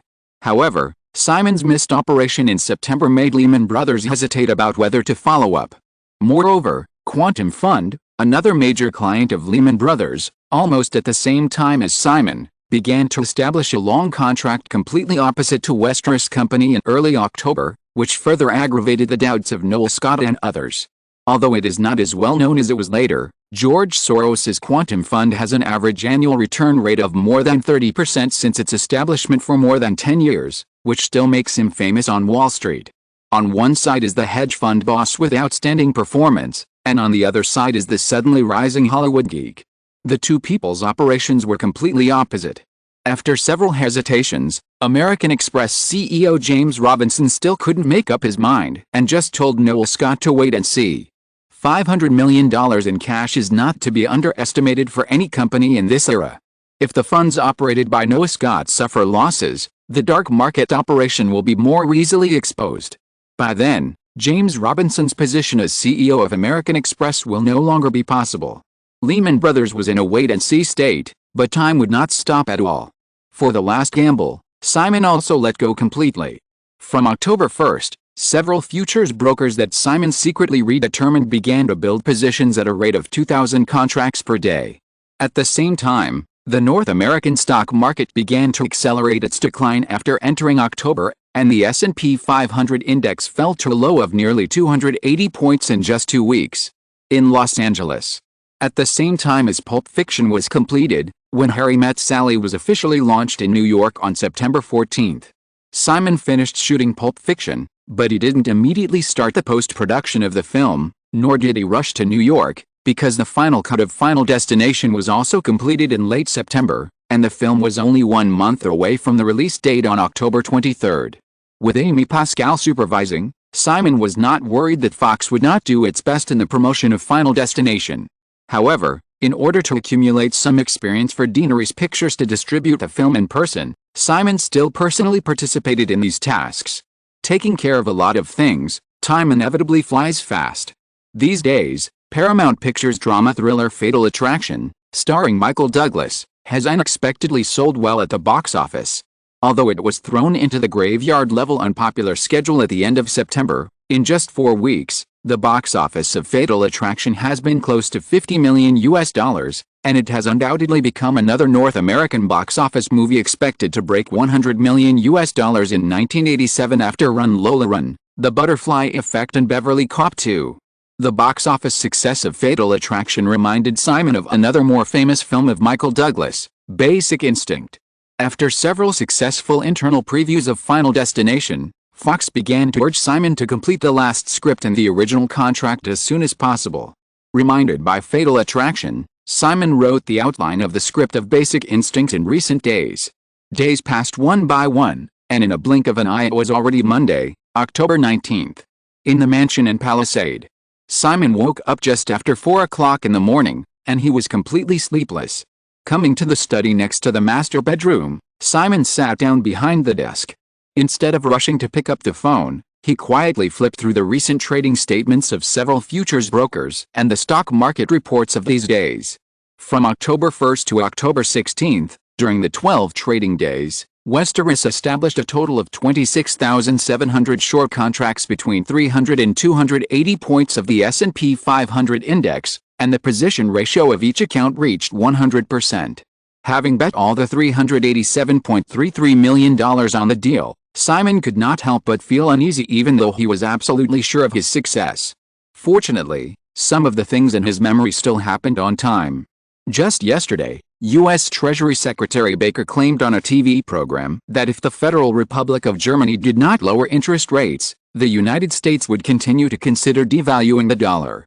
It is obvious that if the price of a certain commodity is about to drop, the holder will definitely choose to sell it. If the dollar continues to depreciate, capital will inevitably choose to flee from North America. On Friday before, the North American stock market had already shown signs of collapse. On October 16, the Dow Jones Index had fallen from the highest point of 2,700 points in August to 2,200 points. The trade deficit and fiscal deficit of the United States, which worsened again in the third quarter, had already made the North American stock market look precarious. Baker's completely inappropriate remarks on the TV program were like the last straw that broke the camel's back. Simon believed that many things would never happen for no reason. Therefore, Baker's remarks on the TV program yesterday and the subsequent media hype naturally made him think of the conspiracy theory. Of course, these things have nothing to do with Simon. Even if the U.S. economy returns to the Great Depression, he will not feel much. The opening time of the New York Stock Exchange is 9:30 Eastern Time, and the opening time of the Chicago Mercantile Exchange is 8:30 Central Time, which is actually synchronized with the New York Stock Exchange. As for Los Angeles, Simon only needs to wait until 6:30. However, just after 6 o'clock, the 3 telephones that Simon specially installed in the study these days rang one after another. Although the stipulated trading time is half an hour, in fact, the floor trading in the trading halls of the 2 major exchanges in New York and Chicago often starts before the market opens. Before withdrawing funds from Lehman Brothers, Simon secretly opened stock index futures accounts at Goldman Sachs, Morgan Stanley and First Boston, 3 investment banks with futures brokerage businesses. Although he still knew nothing about Lehman Brothers' previous secret follow-up, Simon also believed that the other party must have explored his layout in the past 2 weeks during this period. However, things have developed to this point, and Simon can't care too much. After changing brokers, if Lehman Brothers continue to follow suit, it would only add some resistance to Westeros' closing of positions in the next few days. Simon did not believe that Lehman Brothers would easily expose Westeros' previous trading records to other investment banks, prompting several companies such as Goldman Sachs to follow his lead in building positions. The competition on Wall Street is very fierce. Once Lehman Brothers did this, competitors such as Goldman Sachs would not mind dragging the fishermen into the water while eating the bait thrown by Lehman Brothers. The traders of Goldman Sachs, Morgan Stanley and First Boston successively informed Simon on the phone that there were still more than 20 minutes before the opening, and a large number of long contract sell orders had appeared in the Chicago Mercantile Exchange. The lowest bid had even dropped to 253 points, a 28-point drop from 281 points at the close of last Friday, a drop of nearly 10%. Simon's first transaction took a full month and a half to wait for the S&P 500 index to rise from 270 points to 290 points. Now, just one weekend later, and before the market opened, the S&P 500 index had already dropped 28 points. Even though he was thousands of miles away, Simon could imagine the dark clouds that were looming in the halls of the New York Stock Exchange and the Chicago Mercantile Exchange. Janet walked in at some point, still wearing her suspender pajamas and barefoot. However, the woman was not the lazy kitten she used to be. Her eyes were sparkling. She did not lean into Simon's arms again, but quietly pulled a chair over to sit across from the desk, listening to Simon's constant calls to Chicago. Although the price had dropped 28 points, exceeding any of the previous rounds of operations, Simon still decisively rejected the trader's suggestion to close the position. After answering and making 3 calls in a row, Simon put down the phone. Janet's eyes flickered, and she asked with a hint of uncertainty in her expression, "How much is it?" "The lowest is 253 points." Simon answered, picked up the remote control, and turned on the TV that had just been installed in the study a few days ago. The screen directly showed the chaotic scene of the New York Stock Exchange, which was like boiling water, and the host's almost trembling commentary. According to the host's words, starting at 9 a.m. Eastern Time, the New York Stock Exchange had also accumulated a large number of stock sell orders in just a dozen minutes. After listening to the report on the TV screen quietly for a while, Janet turned her head to look at Simon, with a little excitement in her expression, and whispered slyly, "Hey, dear, how much do you think it will fall?" Simon looked at Janet's appearance and wanted to pinch the woman's nose, but he just shook his head and said, "It's so chaotic, how can I know?" Janet's eyes flickered a few times, pouted, but did not ask any more questions. Although he knew that Janet must have vaguely noticed something, Simon could not admit it directly anyway. This is not to say that he did not trust Janet, but his own experience was too incredible, and Simon simply could not cope with the consequences of certain things being revealed. On the TV screen, in the chaotic images that switched continuously between major exchanges, the last 10 minutes passed quickly. At 6:30 Los Angeles time, the New York Stock Exchange and the Chicago Mercantile Exchange opened at the same time. In New York, the Dow Jones Index fell 67 points as soon as it opened, and then began to plummet. The situation in the Chicago Mercantile Exchange was even more shocking.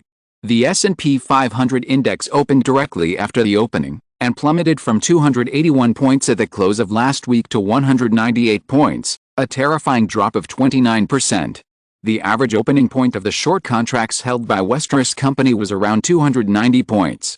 According to the lowest value of the S&P 500 index of 198 points, each short contract held by Simon has generated a book profit of $45,000, which is more than 300% compared to the average margin of $14,500. Of course, Simon did not expect to be able to close his position at the lowest value of 198 points. Since the stock index futures market at that time did not adopt the daily debt-free settlement system, as long as sufficient margin could be added before tomorrow's trading, most of the long contracts would not be forcibly closed. Therefore, only those who had no spare chips would choose to cut their losses and leave the market. The number of short contracts closed today must be much lower than usual. However, when trading began, Simon still firmly locked a closing range between 200 and 210 points. While closing the short position, Simon also did not hesitate to establish a long contract between the same 200 and 210 points. October 19, 1987, was undoubtedly a long day for many people. Simon felt that the day ended very quickly while he was constantly making and receiving calls. The Chicago Mercantile Exchange officially closed at 3:15 p.m. local time in Chicago and 1:15 p.m. in Los Angeles. According to statistics, of the 26,700 short contracts in Westeros account, only 8,300 were closed during today's trading day, and 18,500 contracts remained in the account waiting to be processed. In addition, Westeros re-established 3,500 long contracts between 200 and 210 points. In the final telephone conversation, the Morgan Stanley trader's tone was obviously regretful, and his words hinted that Simon was too greedy. If he could set the upper limit of the liquidation higher, Westeros might have closed more than half of its positions today. Next, once the federal government intervenes to rescue the market, perhaps tomorrow, the S&P 500 index may rebound sharply, and Simon will miss such an opportunity to make more profits. Simon doesn't care too much about the trader's regret. As long as things don't change too much, he will have at least 2 days to close the low position. Chapter 122 I Regret. As of yesterday's close, the Dow Jones Index fell 508 points, and the federal stock market lost $503 billion overall. Is 1987 the same as 1929? As panic continues to spread, SEC officials urgently clarify, there is no plan to temporarily close the stock exchange. James Baker should resign for his inappropriate remarks. The CME S&P 500 futures long position has a floating loss of $3.52 billion, and the margin call pressure is huge. The Federal Reserve held an emergency meeting and asked major banks to provide sufficient funds and credit to the exchange to avoid trading defaults that aggravate the market crisis. Chicago Mercantile Exchange Chairman Leo Melamed issued a statement. CME's clearing bank has received a total of $3.7 billion in margin calls, and the exchange will open normally at 8:30 Central Time. The plunge curve that is almost exactly the same as that of 1929 has kept countless people awake all night. The series of serious chain reactions caused by the stock market crash in 1929, such as bank closures, factory closures, and farm desertification, once caused nearly 1/3 of the entire American population to lose any income. In the most serious period, the shortage of food even caused malnutrition across the country. From 1929 to 1933, in just 4 years, the death toll in the United States reached 7 million, equivalent to 7% of the total population of 100 million in the United States at that time, and the mortality rate was far higher than the average level in normal years. Now in 1987, the people standing at the top of the pyramid in the United States basically still have deep memories of the Great Depression. Therefore, in just one day, the federal government quickly launched a series of rescue plans with all its efforts. Early in the morning of October 20th, Greenspan, chairman of the Federal Reserve, who had just taken office for more than a month, decisively opened the floodgates and directly announced that the federal benchmark interest rate would be significantly reduced by 0.75 percentage points. The Federal Reserve also immediately supplemented North American banks with $12 billion in liquidity by purchasing bonds. Subsequently, from the White House to local banks in various states, the entire country began to take substantial rescue measures. Stimulated by a series of good news, The Dow Jones Index began to rebound when the market opened on Tuesday, rising from 1,738 points at yesterday's closing to a high of 2,035 points in half an hour. However, once the stock market bubble that has accumulated for 5 years bursts, it is impossible to hastily remedy it in a short period of time. After a brief rebound, the Dow Jones Index took a sharp turn downward again. On the other hand, the S&P 500 Index, which is closely related to the Dow Jones Index, showed almost the same curve after opening. The S&P 500 Index closed at 201 points on Monday, and opened on Tuesday, also rising to 245 points within half an hour, and then plummeted again. Los Angeles. In the Mansion and Palisade, Simon closed a total of 8,300 short contracts at the low point of 200 to 210 points of the S&P 500 Index yesterday, with a single-day profit of more than $350 million. At the same time, Westeros established 3,500 long contracts between 200 and 210 points. At the opening of Tuesday, Simon patiently waited for the S&P 500 Index to rise briefly and then fall again, and decisively adjusted the closing range, locking in the upper limit of the index at 220 points to start selling, while continuing to establish long contracts in the same range. In addition, Simon also extracted $200 million from yesterday's profit and moved to the New York Stock Exchange to start buying all kinds of stocks in the plan. Chicago. Time quickly came to Thursday. At 7 o'clock in the morning, Central Time, Noah Scott, who had only rested for less than 5 hours on average in recent days, hurried to the Chicago branch of Lehman Brothers with red and swollen eyes full of bloodshot. As a vice president of Lehman Brothers, Noah Scott managed a trading team of 6 analysts alone and had his own separate office. Throwing his briefcase and today's newspaper aside, Noah Scott sat down at his desk and turned on his computer. While waiting for the computer to start up, he couldn't help but be distracted. How much did that guy make? James Robinson made a wait-and-see decision, but Noah Scott did not stop there. Instead, he borrowed $1 million from his father and secretly bought 55 S&P 500 short contracts. It was also Simon's previous position of about 80%. Noah Scott really wanted to take a gamble, whether the man that the girl, who all his classmates including himself had pursued fruitlessly, had taken a fancy to was really that amazing. Then, on Monday, Noah Scott experienced a little bit of the feeling of becoming rich overnight. 55 short contracts, all closed at the bottom of the S&P 500 index at 200 points. Noah Scott easily made $2 million. However, looking at the profit figures in his account, Noah Scott was not happy at all, and his mind kept thinking about the money Simon withdrew from Lehman Brothers. More than $350 million of funds. If the short position is still 80%, that is nearly 20,000 short contracts. It is obviously impossible to close all 20,000 short contracts at the lowest point of the S&P 500 index, but even according to the closing index of 259 points on Wednesday, the short contracts held by Simon Westeros can still generate a large profit.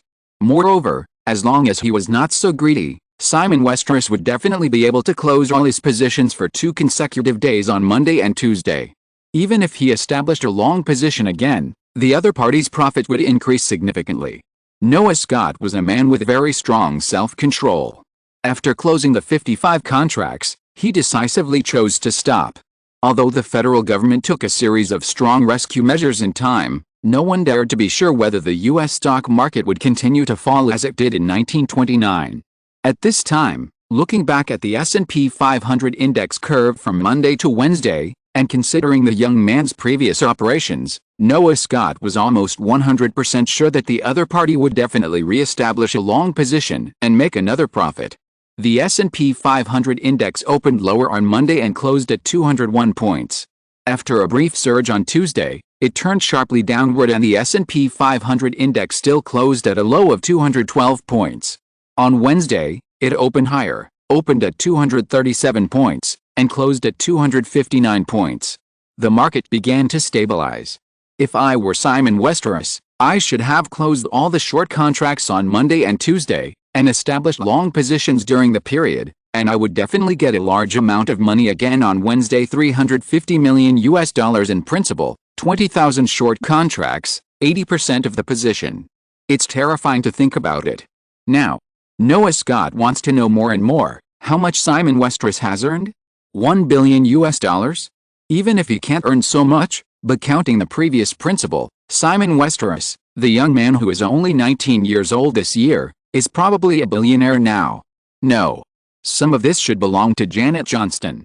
But $1 billion US. In any case, Noah Scott understands that he may never be able to reach the wealth of those two people in his life. It's just, does a 19-year-old boy know how to spend this money? Noah Scott thought of this with some bitterness, and suddenly remembered that half a year ago, Simon Westeros and Janet Johnston were about to go to court because of the distribution of the profits of Lola Run. Now, facing such a huge fortune, even if the two were in love before, there will inevitably be a fierce dispute next, right? Family affection is often vulnerable in the face of huge wealth. Not to mention love. Thinking of this with some expectation, Noah Scott's office door was suddenly pushed open, and one of his analysts hurried in and said, "Noah, it's bad. Now the exchange is spreading the news that we will sell thousands of contracts after the opening." Noah Scott was still a little stunned, and subconsciously asked, "What?" The analyst said, "It's the batch of contracts of the Quantum Fund. Someone leaked the news that we will sell those contracts." In early October, Soros's Quantum Fund and Simon's Westeros company began to build positions at the same time. However, in complete contrast to Westeros's operation, Quantum Fund bought more than 30,000 long contracts in a row for more than half a month. After the stock market crash, although the margin was added, part of the long contracts held by Quantum Fund were forcibly closed. Yesterday, the situation stabilized and Soros began to leave the market, but with such a large position, it is naturally impossible to clear the position in one go. Now, there are a total of 9,000 long contracts left in the account of Quantum Fund. Even though the federal government's rescue measures have begun to show results yesterday, everyone knows that the S&P 500 index is unlikely to return to the high of 300 points in the short term. Quantum Fund has no other choice but to cut losses and leave the market. Lehman Brothers naturally cannot have only Noah Scott's trading team. Big clients like Quantum Fund are actually Noah Scott's immediate boss, a senior vice president of Lehman Brothers, who is personally responsible for them. After hearing his subordinate's explanation, Noah Scott relaxed and said, "Charlie, this has nothing to do with us, right? We'll screwed up, that's his business." As he said this, Noah Scott looked at his watch, clapped his hands and said, "Okay, let everyone come in, we're about to start work, let's have a meeting first." 8:30 Central Time. When the Chicago Mercantile Exchange officially opened, Noah Scott realized how bad the impact of the leak of the news that Lehman Brothers was about to sell thousands of contracts had caused. Because they knew in advance that Lehman Brothers was about to sell a large number of contracts, after the opening, all other brokers in the Chicago Mercantile Exchange began to wait and see, and did not accept the large sell orders thrown by Lehman Brothers at all. As a result, under the accumulation of market selling pressure, the S&P 500 index fell sharply again. In just over 10 minutes, the S&P 500 index plummeted from 256 points at yesterday's closing to 197 points. Los Angeles. It was still early morning in the mansion in Palisade, but Janet, who is already a little numb, did not get up early today. On Monday and Tuesday, Westeros had 26,700 short contracts, far exceeding Noah Scott's imagination. Today, there are less than 5,000 left. At the same time, Simon established a total of 7,000 long contracts in the range of 200 points to 220 points on Monday and Tuesday, and completed the closing of 2,000 long contracts at the high of 250 points on Wednesday. Hearing the news that the S&P 500 index was expected to plummet again from the phone, Simon decisively issued an order to clear the short position. If memory serves me right, he only has less than 3 hours left. It is close to noon in Central Time. After the selling pressure in the morning is digested, the S&P 500 index will rise again. After a few days, the traders of several Goldman Sachs have become familiar with Simon's operation methods, so there is no need to waste words. Simon then turned his attention to New York. In the previous 2 days, Simon withdrew a total of $400 million, all of which were invested in the New York stock market. His buying strategy is also very simple and clear: technology stocks. Before the last layout, Simon had already compiled a list of technology stocks that he planned to buy. Apple, Microsoft, Intel, Oracle, Sun and other companies are naturally not missing. Of course, Simon did not forget to mix some sand into it. In memory, after a short decline, the North American stock market basically showed a steady upward trend until 2000. Therefore, the big crash at the end of October 1987 can be said to be Simon's last chance to buy at the bottom. Due to a very detailed plan in advance, Simon's $400 million investment was all converted into stocks in 2 days. At the close of yesterday, Simon withdrew another $200 million from the futures account for today's purchase operation, and he will continue to do so in the future. Even if it is not held for more than 10 years, after this crash crisis, the North American stock market will rebound steadily. In the next few months, these stocks will still generate very considerable profits.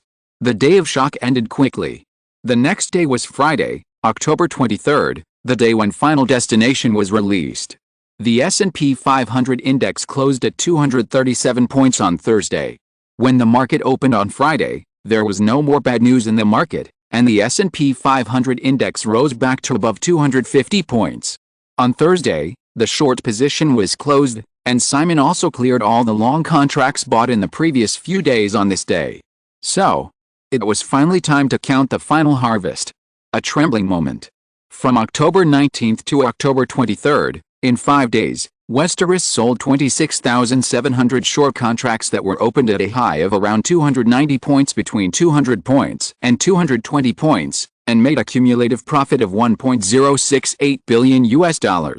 At the same time, Simon's 8,000 long contracts that were established at the bottom of the S&P 500 index in the 3 days before and after were all closed at above 250 points, making another profit of $165 million. Counting the original $387 million of principal in Westeros account, Simon's initial $75 million had soared to $1.62 billion after 5 months of stock index futures operations. After the final financial data was carefully counted, both Simon and Janet were stunned for several minutes. In Simon's memory, there was indeed a case of turning $7 million into $2 billion in the futures market. But at this time, seeing that the funds in his hands suddenly increased by more than 20 times in just 5 months, he still felt a little incredible. Janet's reaction was more direct. After a daze, the woman came over and curiously touched and pinched Simon, and then said, "Little bastard, I regret it. If you are listening to this novel on a channel other than Fanfic World, it means it was downloaded and re-uploaded without effort. We warmly invite you to visit our channel, Fanfic World. There you will find the original version of this story and many other novels of various genres. We look forward to seeing you dive into a world of incredible novels." Chapter 123 Visit. In the study, Simon heard the woman in his arms say this, smiled and patted her waist, saying, "What do you want to do?" Janet just grabbed Simon's wrist and bit it a few times, looked up and asked, "Little bastard, how are you going to spend this money?" Simon pointed to a stack of stock trading documents on the desk and said, "Didn't you see that I have bought $800 million in stocks? After leaving taxes, I plan to exchange all this money for stocks. As Americans often say, in this country, only taxes and death cannot be avoided. The income of $1.62 billion also means a huge tax that makes people feel distressed. According to the tax reform plan just launched by the Ligon government last year, the $1.62 billion funds in the Westeros company's account, which belongs to the profit from stock index futures trading, need to pay a 28% capital gains tax. The remaining income from Lola Run also cannot escape taxation. Roughly speaking, the tax that Westeros needs to pay by the end of the year will exceed $450 million. After deducting Janet's share of the profits from Lola Run, Simon would probably only get about $1.1 billion. Janet was obviously surprised when she heard Simon's decision, change them all into stocks. You don't plan to do anything else. Now is a good opportunity to buy at the bottom. If you need money in the future, you can sell it at any time, Simon said, and then asked, "What about you? Do you want me to change all your money into stocks?" "Dad and I have mentioned it several times. My family also needs money.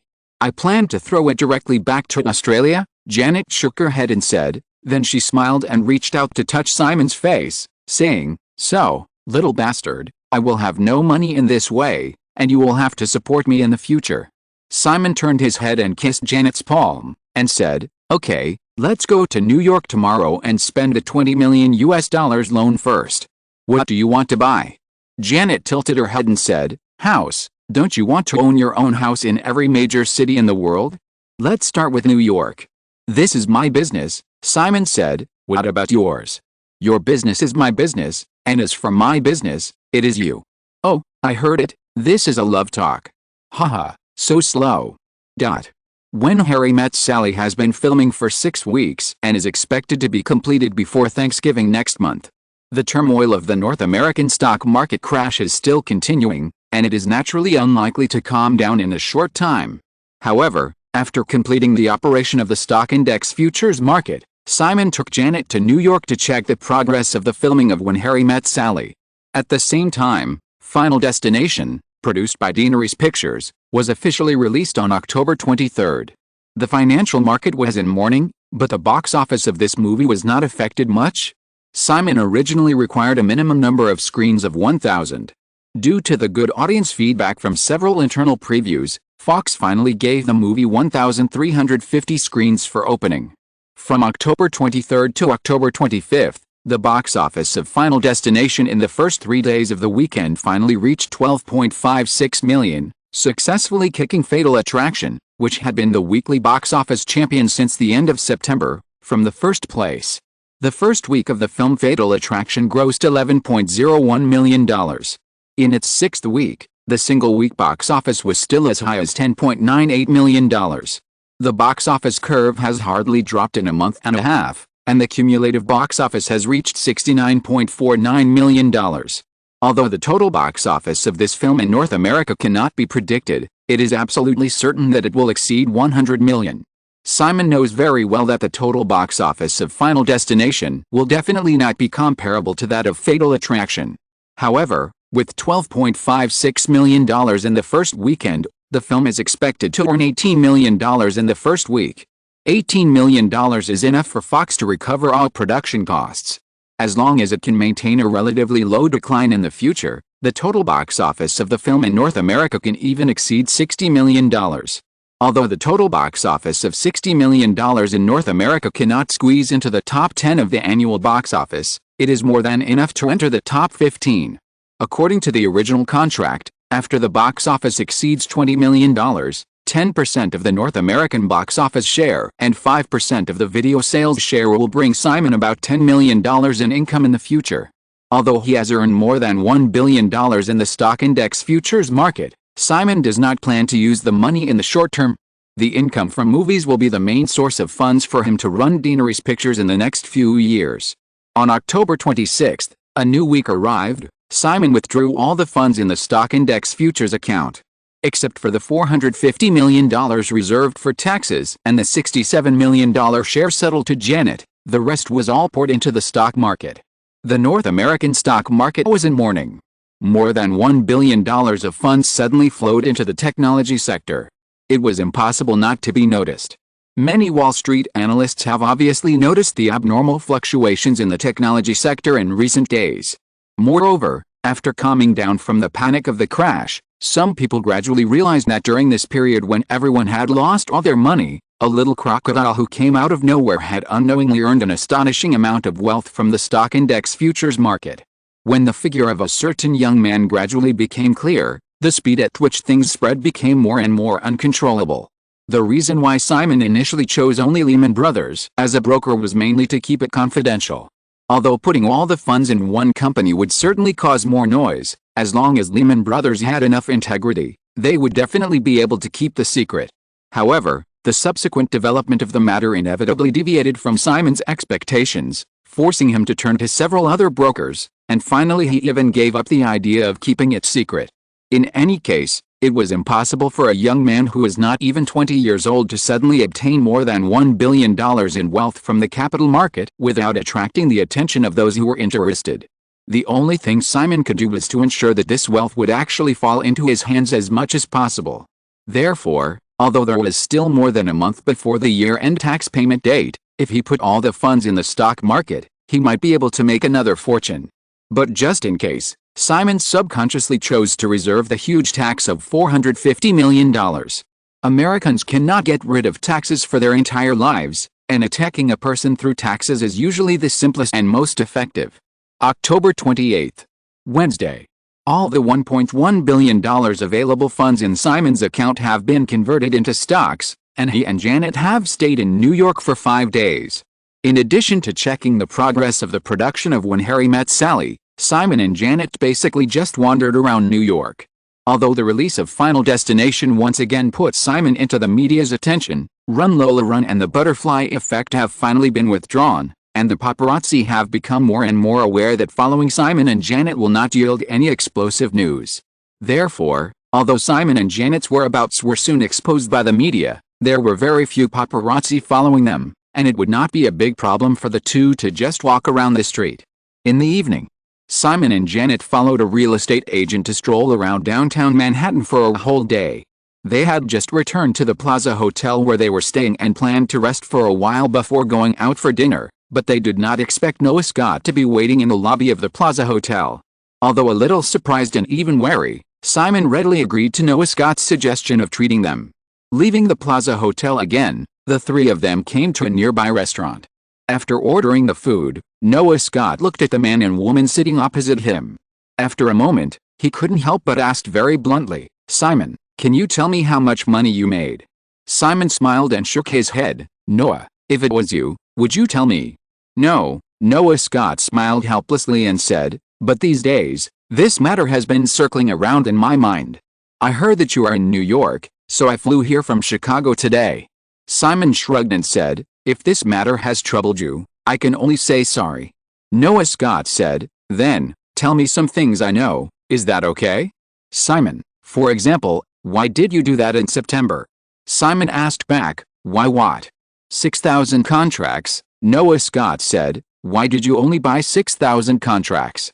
"You know, although the S&P 500 index fluctuated violently in September, the overall trend is still downward. You can buy 80% of the position as usual." After hearing Noah Scott's explanation, Simon paused and said, "If you really want to hear the truth, I was scared." Noah Scott showed a puzzled look. "Scared?" Janet also looked over curiously. Simon quickly relaxed and said, "Yes, I was scared at the time." Noah Scott looked at Simon with sharp eyes, obviously misunderstanding the meaning of Simon's words, and said, "But, you should have made more this month, right?" "Yes, but at that time, I was scared." Simon nodded, staring directly at Noah Scott, and said, "Noah, you followed up, right?" Noah Scott was silent this time. Even if everyone knows about insider trading, no one would be stupid enough to admit it frankly. Simon didn't wait for Noah Scott's answer and continued, "I felt Lehman Brothers follow up, and then I thought of more possibilities. If you follow up, will the news spread further? If other people follow up, the trend of the entire market may deviate from my prediction." Noah Scott nodded slightly, but waited patiently for Simon to continue. Simon thought for a moment and continued, "Let me put it this way, Noah, I predicted that the stock market would crash in October. You know, in October the federal government will announce the national trade and fiscal deficit status for the third quarter. This may be the last straw that breaks the camel's back, and it is indeed the case. Looking back, September is the delivery month. Due to the increase in trading volume, the S&P 500 index fluctuated up and down. It was impossible for me to complete the layout in such a market environment. So, I was scared at the time. However, your understanding just now was wrong. I am not afraid of making too much money, but I am worried that the entire market will follow up because of all of you. Changes that are completely beyond my personal expectations, or even a premature collapse, so I will adopt a conservative position building strategy so that you can't judge my true intentions." Noah Scott was speechless after listening to Simon.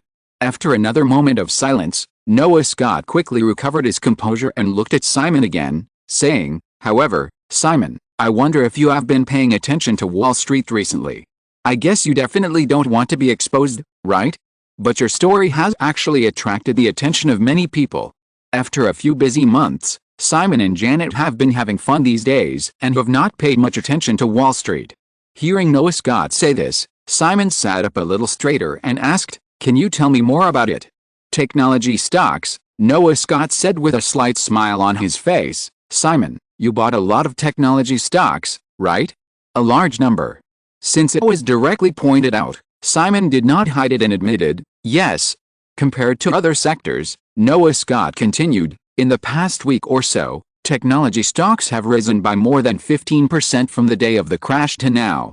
Many people even thought that it was us investment banks who were secretly buying them, and they also started to enter the market to make a fortune. They didn't know that the person was actually you. And, if I guess correctly, you invested at least $1 billion. Simon did not nod this time. Noah Scott paused for a moment, and without hearing Simon's confirmation, he continued, in addition, your operations in the S&P 500 index futures have also attracted the attention of many people. Simon still did not speak, but Janet stared at Noah Scott fiercely, and said aggressively, Noah, what do you want to say? Noah Scott raised his hands and made a surrender gesture, and said with a smile, Jenny, don't worry, I don't have any other intentions, and I am not a lobbyist for others today. I just want to tell you what I know. Simon, maybe you should make some preparations in advance. Also, I would like to continue to maintain our cooperative relationship. What if we have a chance to cooperate in the future? Simon heard what Noah Scott said, nodded, and said, of course, we will definitely have a chance to cooperate. Noah Scott smiled more when he heard Simon's answer. Seeing that Janet was still staring at him, he said, speaking of which, I also secretly bought some S&P 500 index futures last time. Guess how much I made? Simon shook his head in confusion. Noah Scott raised two fingers and shook them. $2 million, compared to you, it's a failure, right? Janet curled her lips. Simon smiled and said nothing. Noah Scott continued, just by following your operation a little, I made $2 million. So, I think I'd better keep in touch with you, so I came all the way from Chicago today. Simon, I have thought about it seriously. You are only 19 years old, but now you have such a huge fortune. It's like a child holding a pile of gold. You must want to avoid the attention of the outside world as much as possible. I can help you with this. Chapter 124 Westeros Mansion. Whether Lehman Brothers followed suit or not, it did not have much impact on Simon's operations in the stock index futures market. Noah Scott came all the way from Chicago to repair the relationship, and Simon would naturally not turn him away. In this country, if Simon wanted to go further, it would be impossible to get rid of the connection with the investment bank. Although he still did not trust Noah Scott and Lehman Brothers too much, compared with the other investment banks that were still silent, the information Noah Scott had just revealed was already full of sincerity. After dinner, Simon and Noah Scott parted ways and returned to the Plaza Hotel. It was just after 8 o'clock in the evening. In the presidential suite on the top floor of the Plaza Hotel, Janet hung their coats on the hanger and went to the study. Seeing that the man had already sat down by the window with his usual hardcover notebook, she leaned over and leaned on the back of the sofa and asked, Simon, what are you going to do? Simon held the 16-page notebook that was still hand-bound, drew the music score on the white paper with a pencil, and filled in the notes carelessly. Madonna's new album will be released next month. It is a dance-style album called You Can Dance.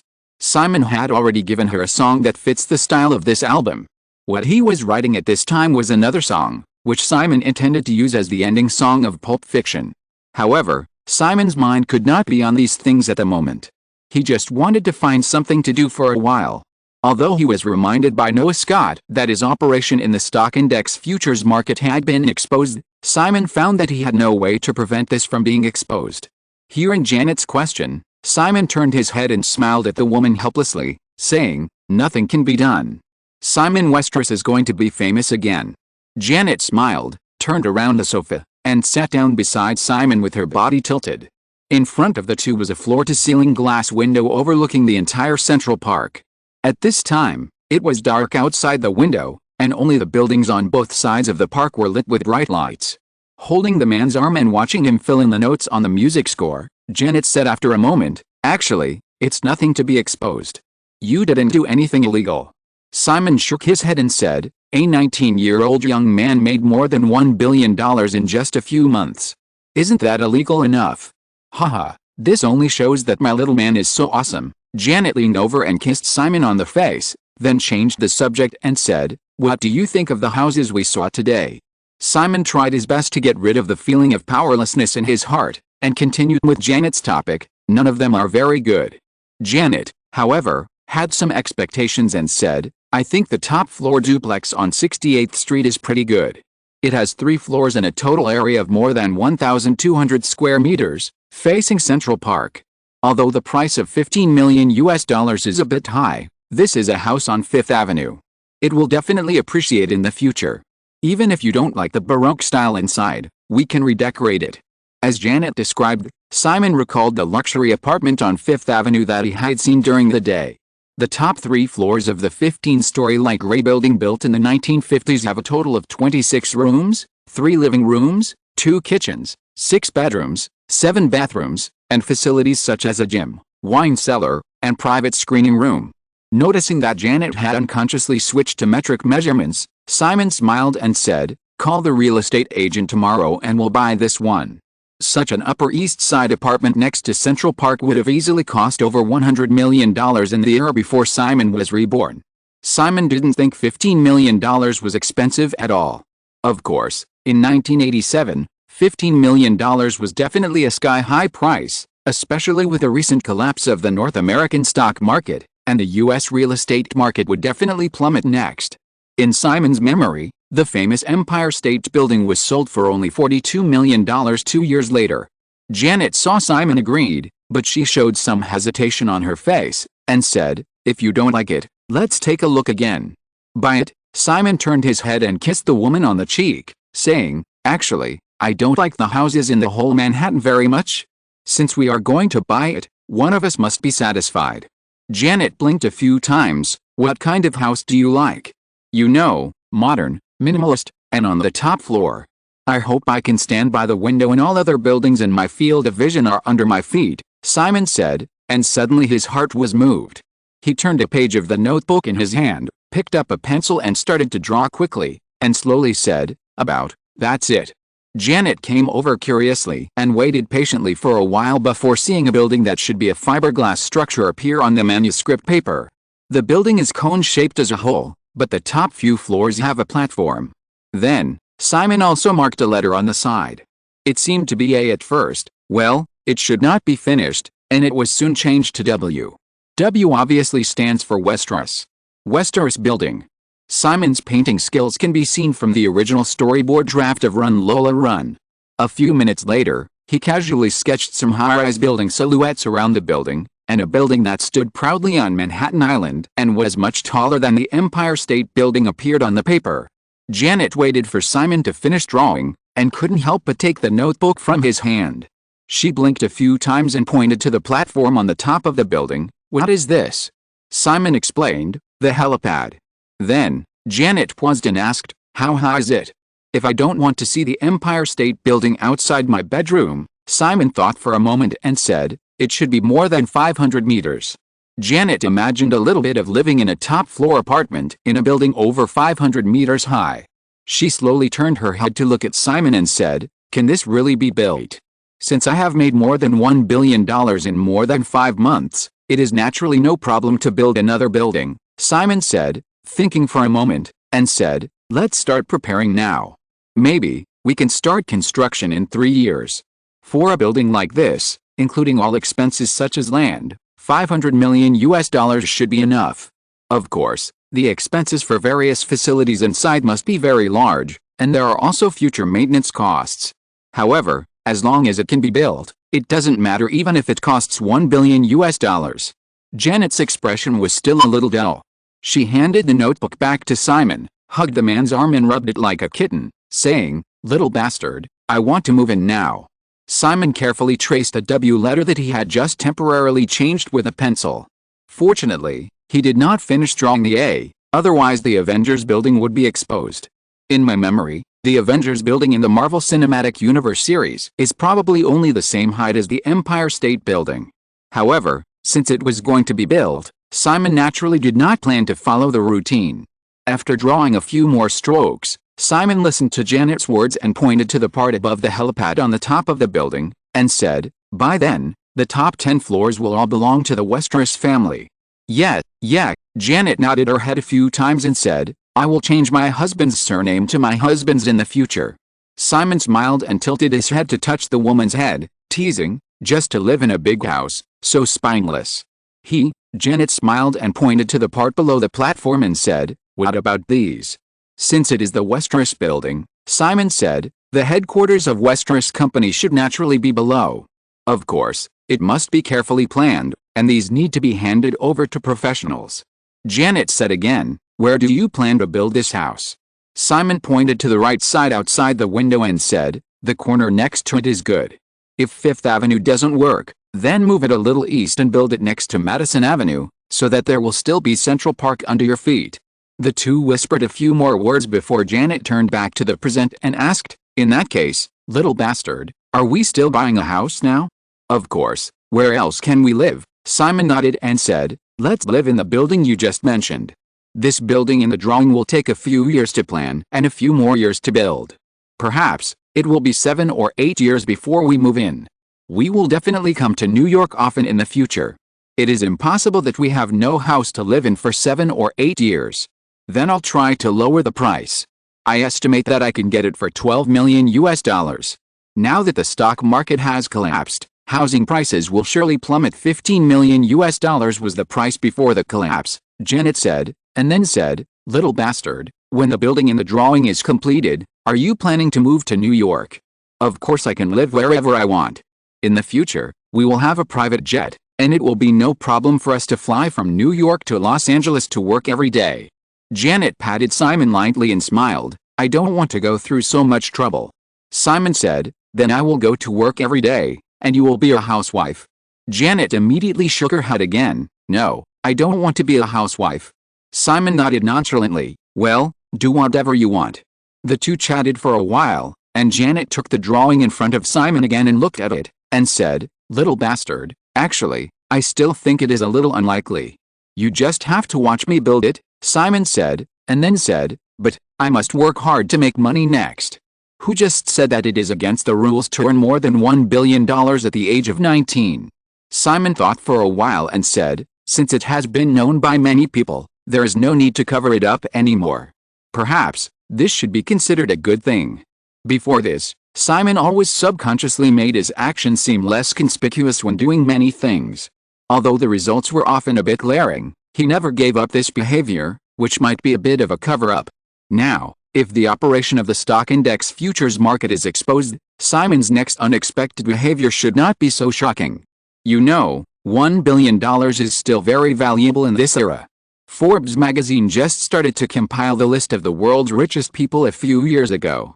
According to the latest list this year, the richest people in the world are only the oil families in the Middle East, and there are only 3 families with family wealth exceeding $10 billion. The fourth-ranked media family, the Newhouse family, has a wealth figure that has directly dropped to $8.7 billion, and the threshold for the top 10 of the world's richest list is also only $5.4 billion. Even after deducting all taxes, Simon can now squeeze into the top 100 of the Forbes Global Rich list. In 1987, the world's population officially exceeded 5 billion. As one of the 100 richest people among these 5 billion people, it can be imagined that Simon is now definitely at the top of the pyramid. In just 1 year, the 18-year-old boy suddenly squeezed into the list of the world's 100 richest people from a state of poverty. As long as this state is accepted by the outside world, Simon's next move beyond people's imagination will probably not be too abrupt.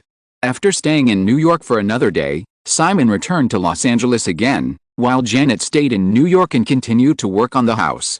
On October 30th, the day Simon returned to Los Angeles, the first week box office of Final Destination was also released, earning $18.16 million in 7 days.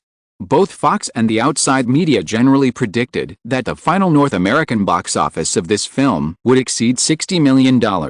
Although it cannot be compared with Run Lola Run and The Butterfly Effect, in 1 year, 2 films ranked in the top 10 of the North American box office and 1 film ranked in the top 15 of the North American box office. Simon's reputation as a hit filmmaker can be said to have been completely consolidated at this time. During the few days Simon was in New York, he also took time to complete the script of Basic Instinct in his free time. After returning to Los Angeles, he handed the script to Jonathan Friedman and asked his agent and Amy to negotiate with Fox for a new film. 3 consecutive movies have been a great success. This time, Simon will naturally strive for more benefits. On the other hand, After Noah Scott visited Simon in person that day, the two sides continued to keep in touch in the following days, and Simon could hear the latest news about him from Wall Street from time to time. This continued until November. Although it was expected, the outbreak still caught Simon off guard. The fuse was at Lehman Brothers, and it was also related to Soros, who Simon had always paid close attention to. As the futures broker of the Quantum Fund, Lehman Brothers' sell-off on October 22 caused the S&P 500 index to plummet due to the early leak of information, and Soros suffered heavy losses. After a period of preparation, Soros officially sued Lehman Brothers and also involved Simon. Chapter 125 Fat Sheep. After Simon took out the script of Basic Instinct, Jonathan and Amy have been busy with this project these days. The original Basic Instinct made more than $350 million in box office worldwide with a production cost of $49 million in 1992. The reason why this movie can be a great success is mainly due to the strong controversy caused by the subject matter of the film and the super large scale of the film, which is almost NC-17. The shot of Sharon Stone's legs and bottom exposed is still talked about by movie fans many years later.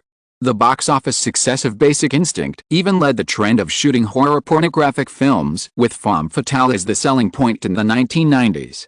The original director of Basic Instinct was Paul Verhoeven, a Dutch director who directed films such as Total Recall and Starship Troopers. However, after Simon completed the outline of the script, he directly passed the story to Brian De Palma. Compared with Paul Verhoeven, Brian De Palma, who is good at suspense and has a preference for voyeuristic themes, is obviously more suitable to direct this movie. During the communication with Brian De Palma, Simon made it clear that this film, like The Butterfly Effect, would not have a very good media reputation in the future, and might even cause great controversy. However, Brian De Palma, who obviously liked this story very much, quickly nodded and agreed.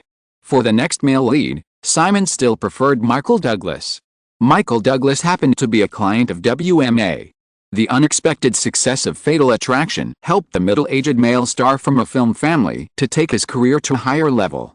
After several contacts, the other party quickly agreed to participate.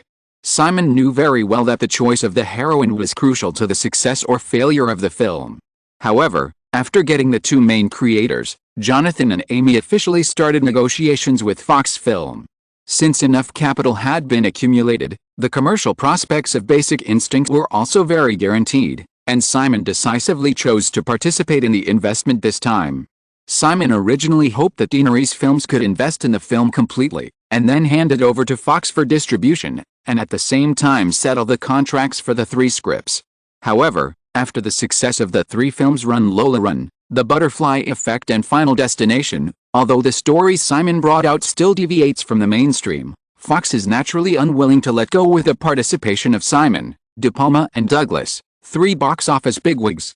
After a week of negotiations, Fox and Daenerys Pictures officially reached a cooperation plan.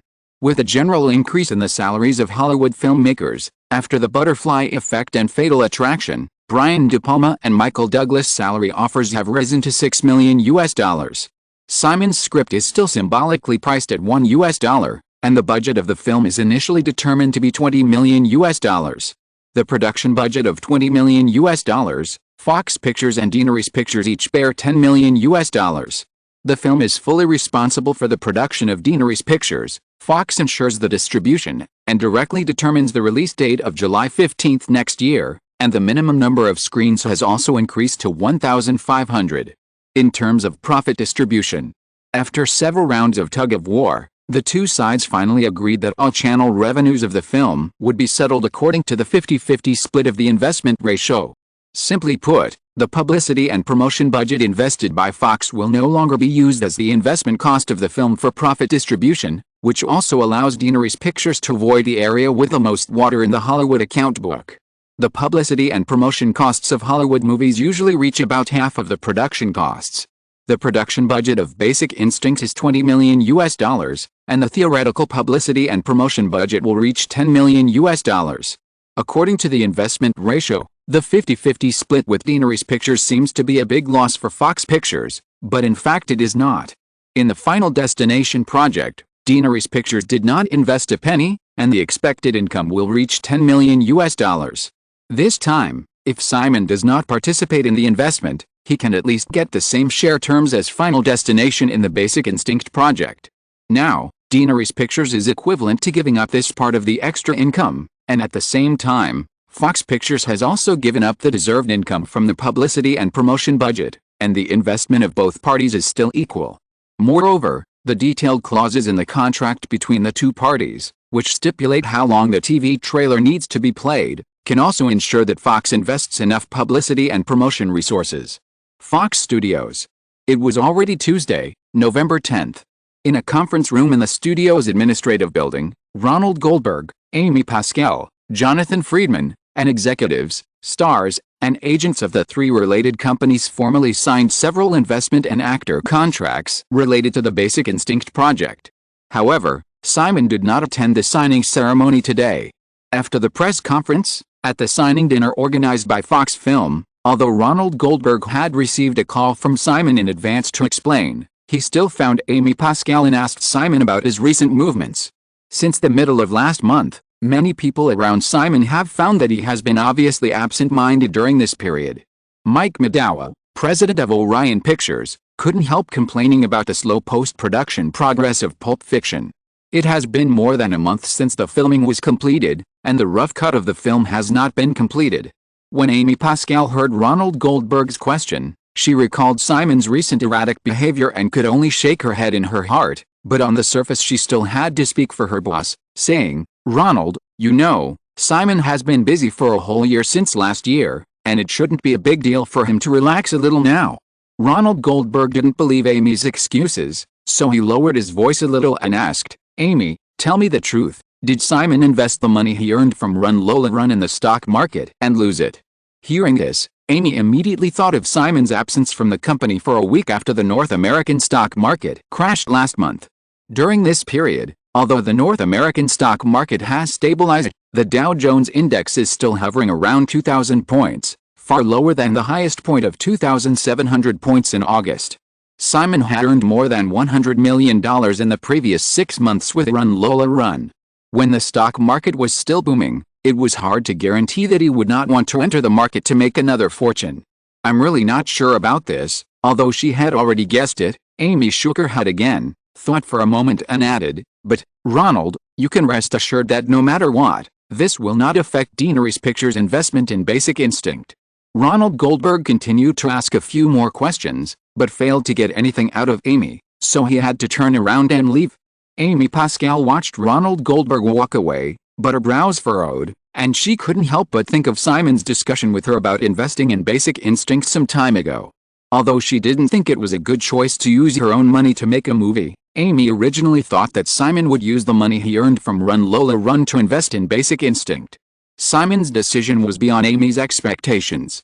He hoped that Amy would mortgage the contract of Final Destination to the bank and use the loan to invest in Basic Instinct. A large part of the production funds for Hollywood movies come from bank loans.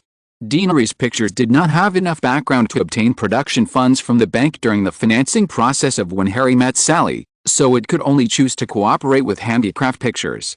But now, Simon has successfully made 3 movies in a row, and Basic Instinct is the script written by Simon himself, so it is not difficult to get a loan from the bank again.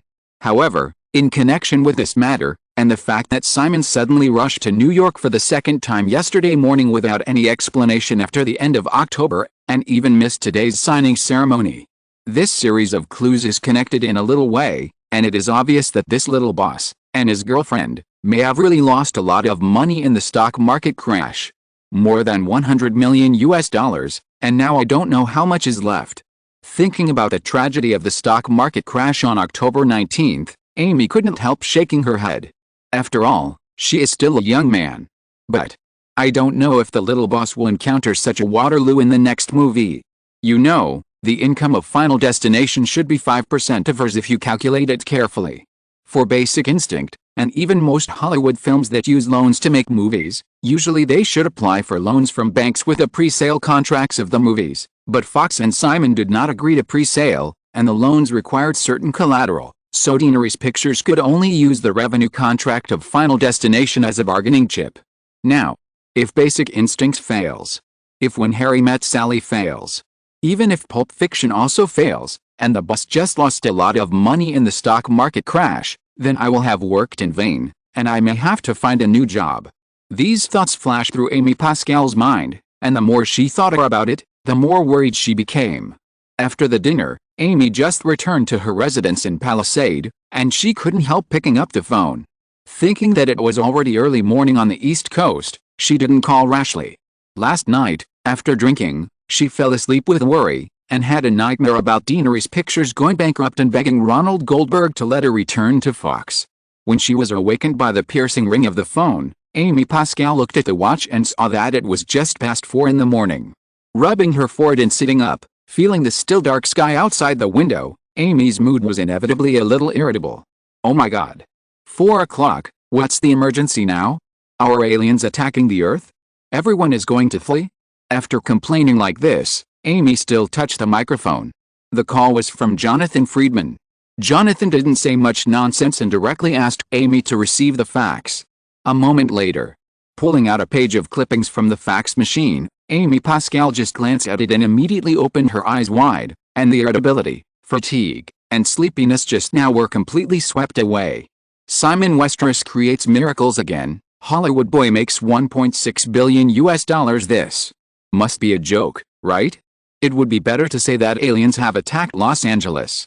I can drive to Mexico to hide. I want to take a break recently. The fax machine did not stop after receiving a page of clippings. Then a few more clippings were sent. From $75 million US to $1.62 billion, the youngest billionaire is born. Westeros is questioned by the Federal Commodity Futures Trading Commission and may be suspected of insider trading. Quantum funds sue Lehman Brothers. Simon Westeros was involved. Simon Westeros spent $1.1 billion US to buy technology stocks. After reading several clippings in a row, Amy Pascal finally confirmed that although it seemed a little unreal, it was really not a joke. Her boss inexplicably became a billionaire. Number $1.6 billion US. Oh my God, how did he do it? When Amy received Jonathan Friedman's fax, countless people in Los Angeles, where it was still dark, began to use their phones and faxes frantically. When the winter sun in Los Angeles slowly emerged from the horizon, the whole of Hollywood had received some explosive news that had been repeatedly confirmed. Simon Westeros made a crazy profit of $1.6 billion US through the operation of the stock index futures market in just a few months. Although many people subconsciously thought of taxes, it was incredible anyway that a little guy who had just emerged in this circle had suddenly become one of the richest people in Hollywood, and his personal wealth even exceeded the wealth of most of the 7 behind-the-scenes controllers. After confirming that the news was correct, many people were amazed, and only a series of question marks remained in their minds. How did he do it? What happened? Is this a big joke played by those unscrupulous media on Hollywood on the East Coast? However, the New York Times, the Wall Street Journal, the Washington Post, and other newspapers obviously would not rashly play such a clumsy joke. Today is not April Fool's Day. Moreover, the news was suddenly exposed on a large scale this morning, and many people also smelled the other meaning in it. Maybe something big will happen next. After confirming the news, Amy Pascal, Jonathan Friedman, George Norman, Pat Kingsley and other people related to Simon flew to New York. In any case, it is exciting to have one's employer or client suddenly become a billionaire. East Coast. In the Plaza Hotel in Manhattan, Simon stood on the terrace of the presidential suite and looked at the road in front of the hotel. Looking at the dense crowd of reporters, which was as many as 100 or 200 people, he also felt his scalp tingling. Last week, Simon suddenly received a notice from the Federal Securities and Exchange Commission and the Federal Commodity Futures Trading Commission, asking him to submit all the trading records of Westeros Company on stock index futures and stocks during this period. He had a premonition that something was about to happen. However, Simon still followed the other party's request and sent a series of documents to the headquarters of the 2 major institutions in Washington without reservation. After all, there was nothing wrong with his operation, so Simon was not too worried. After receiving the inquiry notice from the Federal Commodity Futures Trading Commission on Monday, Simon also cooperated very much and rushed to New York. Yesterday morning, he completed a 3-hour meeting with the staff of the Federal Commodity Futures Trading Commission in the hotel suite, answering a lot of questions over and over again, and he didn't feel anything wrong during the meeting. However, Simon didn't expect that when he woke up, This matter suddenly broke out with great momentum.